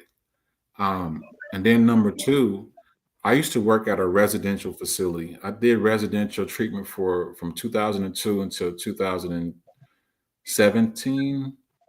And, working with the CSEC population, yes, there are a lot of young people, particularly young ladies, who are so skilled at manipulation and courting and then pulling the other young girls to AWOL because there's somebody on the other end waiting to recruit them. It's very, very sad. But let me just talk really quick about the business aspect of residential group homes. For every kid that I did intakes for, I would sit down with the social worker, and the social worker had to do their work. And one of the documents gave you a stipend figure for each resident that came in. The last time I did an intake, and I worked out in Rosemead, California, at a residential facility. Each month, the state would pay $15,000 a month for each resident, and this was all covered up under the 501c grants and federal grants to house each person. So it's a money thing as well, but those funds had come with a very fine mission statement and what was going to be provided. For example, they ate 3 to 4 times a day, breakfast, lunch, snack, dinner, and then dessert or whatever. Each kid got a monthly stipend. They got clothing allowance. They had outing money. So this was a grant that had to be carefully written by each residential group home and approved by the state so they can continue getting funds. So let me just throw this back on this new bill that's about to pop. There has to be a realistic outline in layman's terms for those who will be voting state to state of how they want it to be kind of broken down in their own states. and counties. So this is going to be something that needs to be informed. And so for each state that's going to allow this to happen, this is not going to be a one-sided thing. I know personally because the work that I do, it's all about contracts and agreements. New laws that get set in place affect the clients I work with because they signed a contract to be in a community rather than spending their whole time. And you can do your 30 for 30 and not get out. When you get out, you don't have no supervision. That's a choice that they make. Most of them want to be in the community, so they'll spend the rest of the portion of their sentence in the community. So with this new piece coming, again, I applaud a portion of it because I think it's horrible and it's disastrous to see so many people out in the streets homeless. And then to address who needs immediate services versus those who can get put on a list to get services, it's a trickle down effect.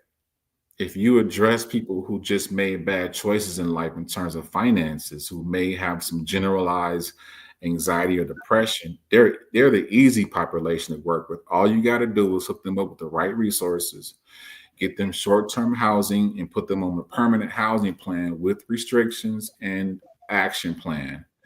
But you have to ask yourself, how would you deal with the population that is not only a danger to themselves, but they're a danger to the community? They may have some unaddressed severe emotional, psychological, and mental health issues. What is your plan on how you would address that situation? Because at first you do have to divide that population from those who may be headed that direction and decide which part of that community you think needs to be addressed first.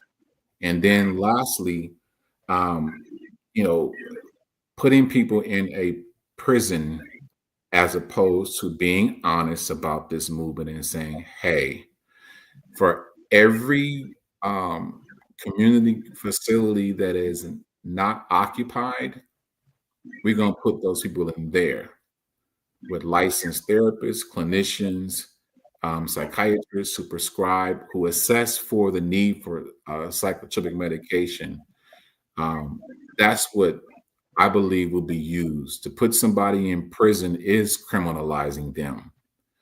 That's a whole different storyline. I don't know why these people are putting this information out there unless they can prove and Well, if document. they don't have an actual listen, there's no room in the hospitals. Trust me. Okay. I know that because I used to have a group home. Trust me, there's no room. Okay. They barely can fit the people that get pulled over by police, get taken in by the police every day. Now, if you go ahead and round up a bunch of homeless people and try to bring them to the hospital, to the mental ward, they're not going to have enough beds to facilitate that. So where are they going to put them at? So they're going to have to either have a place to put them at, or create a place, or put them in mental jail, or like a jail. And here's another thing. Now, I did want to get back to one really quick thing before I let you go with what you're saying. I did want to show you this, okay? So in the United States, 700,000 youth between ages 13 and 17 experience homelessness each year, and an additional 3.5 million young adults 18 to 25 experience homelessness annually. Okay, 4.2 million young people in the U.S. experience homelessness each year. 4.2 million. Where are you going to put these people? How are you going to facilitate that? Right. So, all right. So I just want to just throw that out there real quick, and then I want to also because I was in that 18 to 25 range when I was homeless. I was very young when I was homeless. Even when I was even younger than that, because my mom and them they burnt down the house. I was 13. Homeless. Thank God someone let me stay there. So I experienced a very tumultuous life. Okay. So I would say that when it really comes down to it, when we talk about homelessness, the main thing I want to get away from is only focusing on the fact that homelessness is a level of drug addict, vagrancy, and that's what this law is only covering. because anybody could be at that site when they pull people out of it. You know what I'm saying? If they go to a encampment and people are there, there's no way to know if that person is a vagrant, mentally ill, or whatever. They will round them up and sort them out later. And that's what's been happening with the whole ICE raids. That's why when you're saying, well, I don't know why they're saying that they're going to be putting them into well, where else are they going to put them if they decide to do this? Now, one thing I did appreciate is that, okay, yes, we do need to like create ways in our own states, and I'm thankful for Queen for saying this. What are you going to do? What should we do? Right? Let's create an action plan.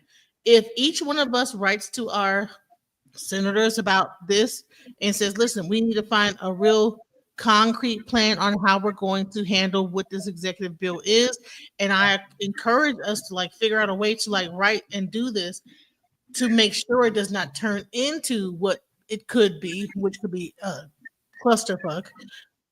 Maybe that could like help to kind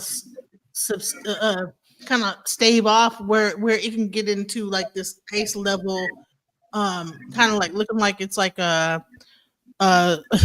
what's that thing on show with people with the red outfits on? Damn, I forgot what the show is on Hulu. What's that girl name? I can't remember. It was the one with the people all had the red outfits on, and and then they came in and took everybody, to make sure it's not like that. You know what I'm saying? To where we're up here looking like that. You know what I'm saying? So that's a handmade tale. So as long as we ain't trying to like make this look like the handmaiden tale, there's a way to go about this. And I think that sometimes when we see homeless people in our minds, we have an image of what a homeless people is, but no, homeless people are not just only grown adults smoking crack or doing meth or whatever.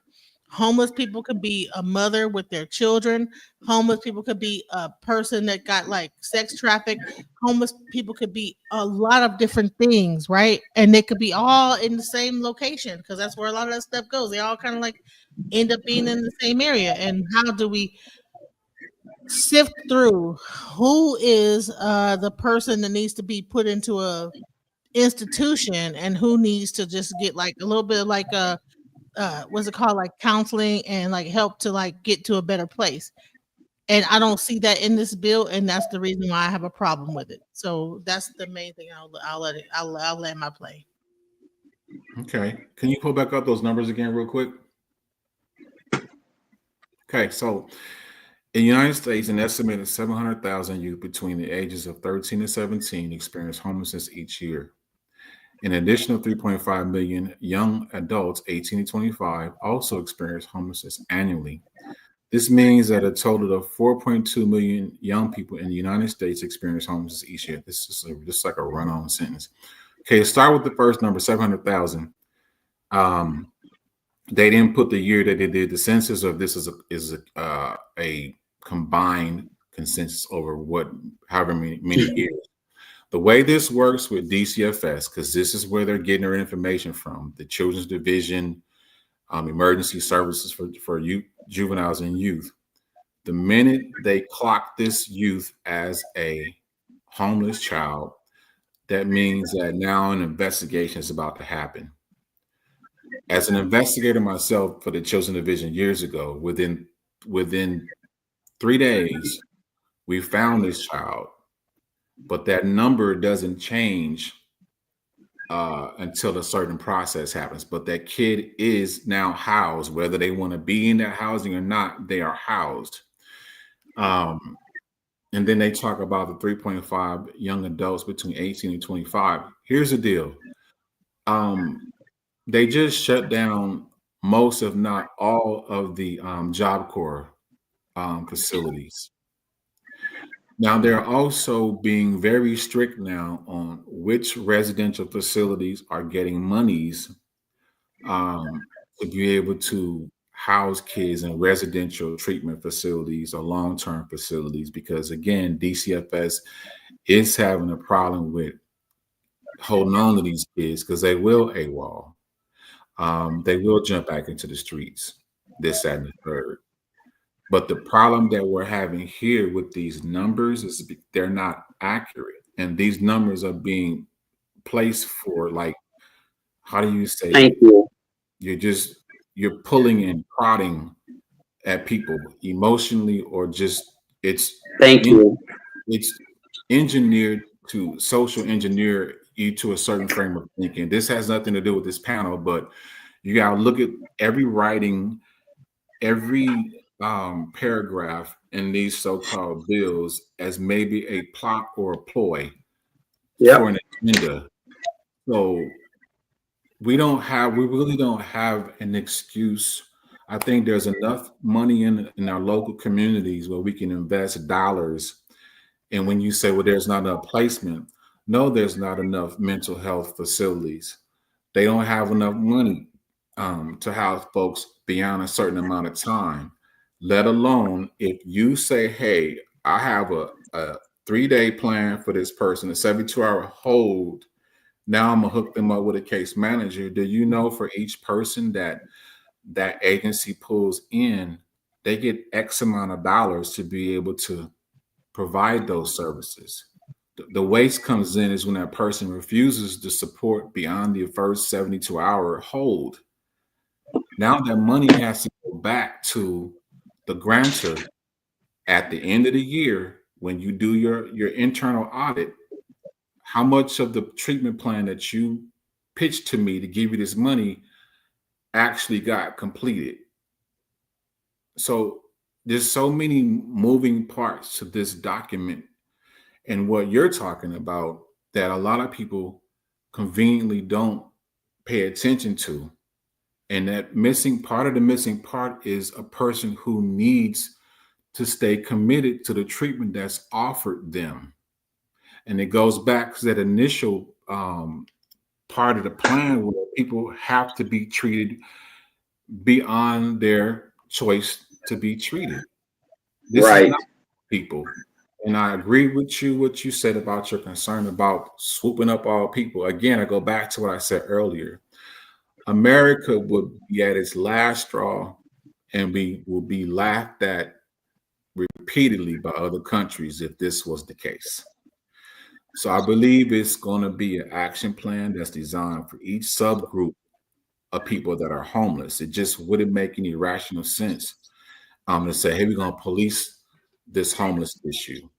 And I think that people who present this stuff are doing everybody an injustice when they throw out this type of ridiculous picture, because you as a citizen have your own voice and you have your own mind, multiplied by millions of people who say, you know what?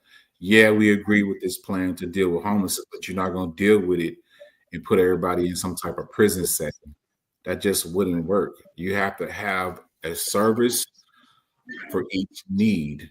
Each categorical need needs appropriate treatment, services, and resources. That's how you address the homeless issue, because like you said before, not everybody is sucking on a bottle or smoking this, that, and the third. People have real life experiences that they're trying to work through. And no matter how severe it is, you can get better. You can heal. It's a matter of you deciding within your mind, this is what I want to do. No one's going to make anybody do anything. But if you don't have a capacity to think for yourself, well, who's going to do the thinking for you? And now I've known people who I've been on the phone with close to me that says, you know what, it's over. And they'll send the long text and they try to attempt to leave this reality because they felt that they just couldn't control themselves. And they needed that type of support, initial support, to help them through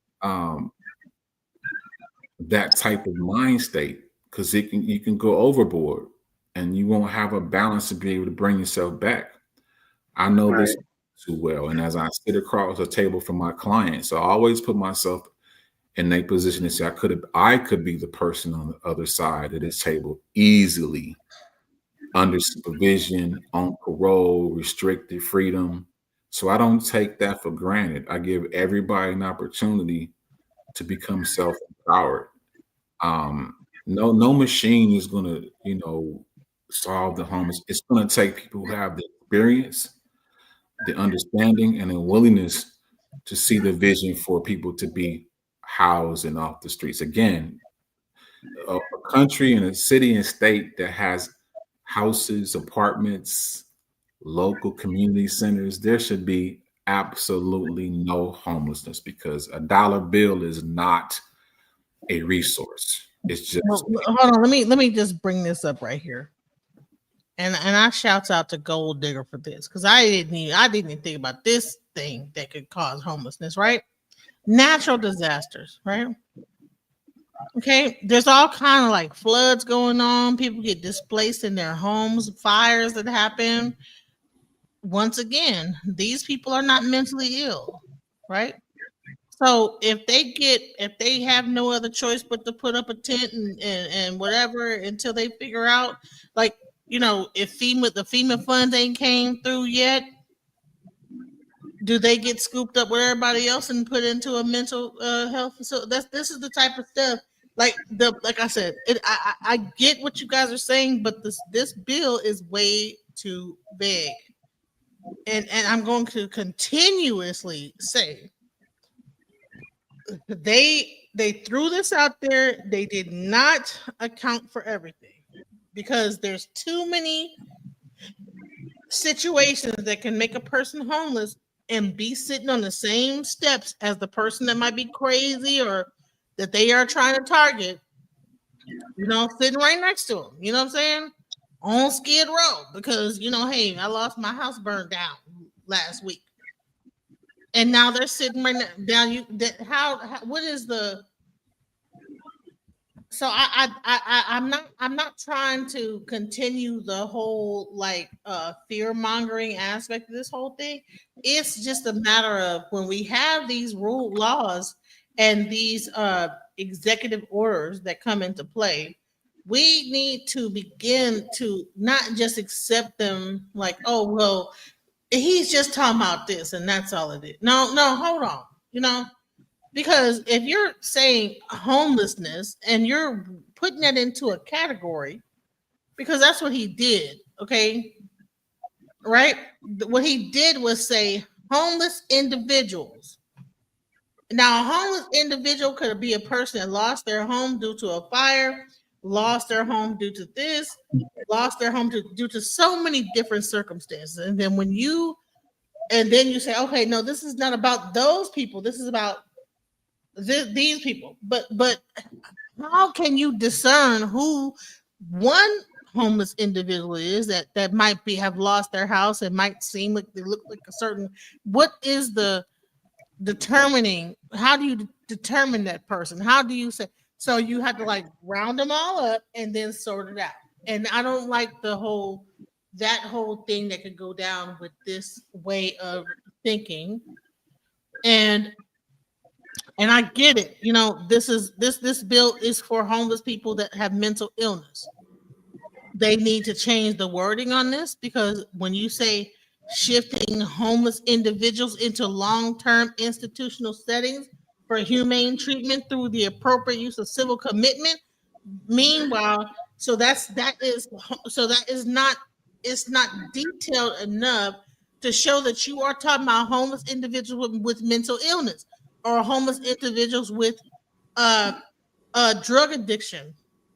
Homeless individuals could be anybody that's homeless for whatever reason that they're homeless for. So I don't agree with the White House, the president coming out with an executive order that is vague and does not have a detailed understanding of who you're talking about, because a homeless individual, and then we have to we're over here arguing because they were vague. The reason why we're going back and forth because they were vague in what they put out here. If they would have been clear, we would have had no argument, but it's not clear. Homeless individuals is not a clear description of anybody. That could be anybody. Hell, if I left my house and started living on somebody's couch, I could be considered a homeless individual. Whatever. I don't even know. But I'm just saying. I think Rock broke it down a little bit more than that. So listen, this is where I have to check out, guys. I want to thank everybody for. Let's before you leave, because we're gonna like just wrap this up. I'm gonna give everybody like their time to say some final words. I don't want you to leave like on that like kind of note like this. I'm about to go. Let's start. Let's go from. I've said what I had to say. We're gonna start with Rock and then go to Queen and then go to you, Mel. All right, Rock. Okay. Go ahead. Real quick. You asked a question about how do you determine. I think the best way to determine a person's situation is to ask them. Right. The next thing would be, if we put everybody under the same umbrella, which I kind of heard that in the conversation, that would be an unrealistic resolution. No, Trump is not all of a sudden the problem solver, but in my mind, I haven't seen anybody else take a step to make an affirmative step to change or resolve homelessness, because it's been swept up under the table for so many years and it's been allowed to be and to get to where it is right now. Right. No, there is no such thing as an umbrella resolution. And I don't think that's what's being presented. Again, if you've ever talked to somebody who is mentally unstable, who, let's put substance to the side, although I've worked with so many people, even young people, who have a mental health disorder that they're self-medicating. They may not call it that. They may not see it as that, but little kids don't self-medicate. Their level of dopamine is so aligned and so on point. But at a certain point in a person's life, because they may suffer so much counterproductive life experiences, your natural dopamine will decrease or suspend. Therefore, you're going to need an external stimulus to bring you to a level of, subordinate balance, for lack of better words. I think that this program or this action plan that's coming out is necessary. I think there are too many well-intended people in the United States that will not stand for any type of criminalization of homelessness. That's not an effective way to resolve it. It needs to be calculated. It needs to be community. It should have a level of community investment, intellectual intelligence to add to it. If you create a program, a law, a rule that's going to devastate the community, then it's going to be counterproductive, for real. But I do believe that it's probably a good idea to say, hey, let's figure out how this is going to go. Let's, check in at every checkpoint of the delivery and figure out if this is what we need. So I'll stop there and say thank you guys for allowing me on your channel. Hey, Rock, go into the private chat. Please put your information in the back because Mel wants to contact you for his show in the future. And I also want to bring you back on. You have been a great guest on the show. Thank you so much for your contribution. All right, let's go, Queen.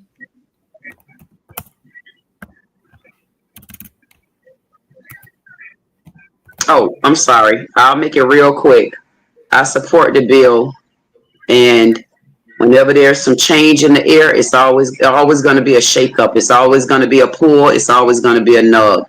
I'm here to promote it. If they're going to help with a change, then I see change going forward. And for me, to me, I'm 50 years old. I definitely know what homeless mean and the different levels of being homeless. But at some point, we have to put our boots back down on the ground and try to create some sort of change. And during that change, if there's more changes that need to be made, we'll have to move forward. Because if we stay where we're at right now, it's not going to matter what president hit the United States or anywhere else. We're going to sink, and we're going to sink slowly and very, very fast. And I'm going to support whatever change that we can get right now, because we're in a bad deficit. And I don't see anyone else that tried to even go to this capacity to make any type of changes, to even show me as an American that there is still a chance in the United States. As hard as I've worked to build this country up, because I had to build me up to be here. So I'm willing to make all the words. Sorry, my bad. Keep going. I'm done. Just was willing to make a change. I'm done. I'm sorry. Keep going. I'm sorry. No, I'm good. I'm good. We'll talk about it tomorrow. I'm good. I'm sorry. I didn't mean to I didn't know that my thing was on my daughter. It's okay. It's okay. I'm done. What you just said last. That was really simple. No, can you say that last part, because I want to hear what you said the last sentence. I'm here for the change.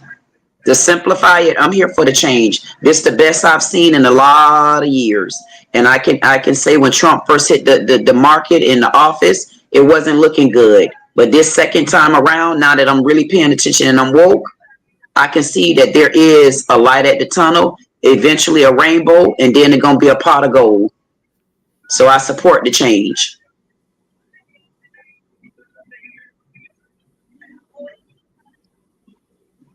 We see you, Mel. So you're done? Yes. Queen says, I like to reclaim my time.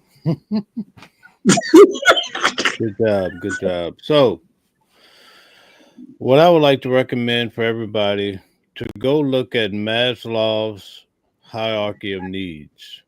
Okay, Maslow's hierarchy of needs. If you look at the base level, you have safety, which is also your living quarters, your housing. So when your housing needs are not met, it's almost like you're breathing or eating. You cannot function. A lot of time it causes mental issues because you're so stressed out. And if you have an affinity toward being anxious, when your housing is affected, you can't pay your mortgage, you can't pay your rent, you're not going to be able to sleep at night. So it's just one big fiasco that you have to go through. So this is what I like to recommend for most people that are listening. A lot of us are so tied into work. Somebody needs to mute their mic. I hear a lot of feedback. I'm sorry. So thank you. All right. So the best thing that I would like to recommend for most individuals, because I teach people how to invest in the stock market on a high level, but the base level of that is making cold cash every day. And a lot of times people think, well, I have to have this incredible idea and make a lot of money and whatever. But if you were in a dire need and you can't eat and you're trying to feed your family, you should start thinking on that level. What can you do in the next 24 hours to make cash? And if you can think on that level, you can start your own business to make your own cash. So that way, when the foreigners are taking over, they're getting all the jobs. They have 3 degrees, right? Or if AI is knocking out of jobs, you can go out in the street and still make money to feed your family. Let me explain. Here's a simplistic way for any man, woman listening to this. You can start a window washing business. I know it sounds crazy to some, but I'm just giving you one example. You could start a window washing business, go to Home Depot, and probably buy all the things you need to start the business for about $60. And then it's just a matter of you going out, hustling, knocking on doors, do whatever you need to do to feed your family. Now, I'm not saying you have to do that, but I'm saying that type of mentality, if you have no money coming in, that would be a way for you to feed the mouths that are depending on you to eat for life. And that's a part of this whole look at the hierarchy of needs, and then you'll understand what I'm talking about. But it may not be window washing, but there's something that you can create for your own business so you're no longer so dependent on the man. Because the more you're dependent on the system, you're always going to feel like you're behind the 8 ball. So I would recommend everyone to start their own business. Now, when it comes to the stock market, we could talk about that. That's great. But in order to get to that level, you have to learn how to create an environment where you're making money, not depending on someone else, but you can do it.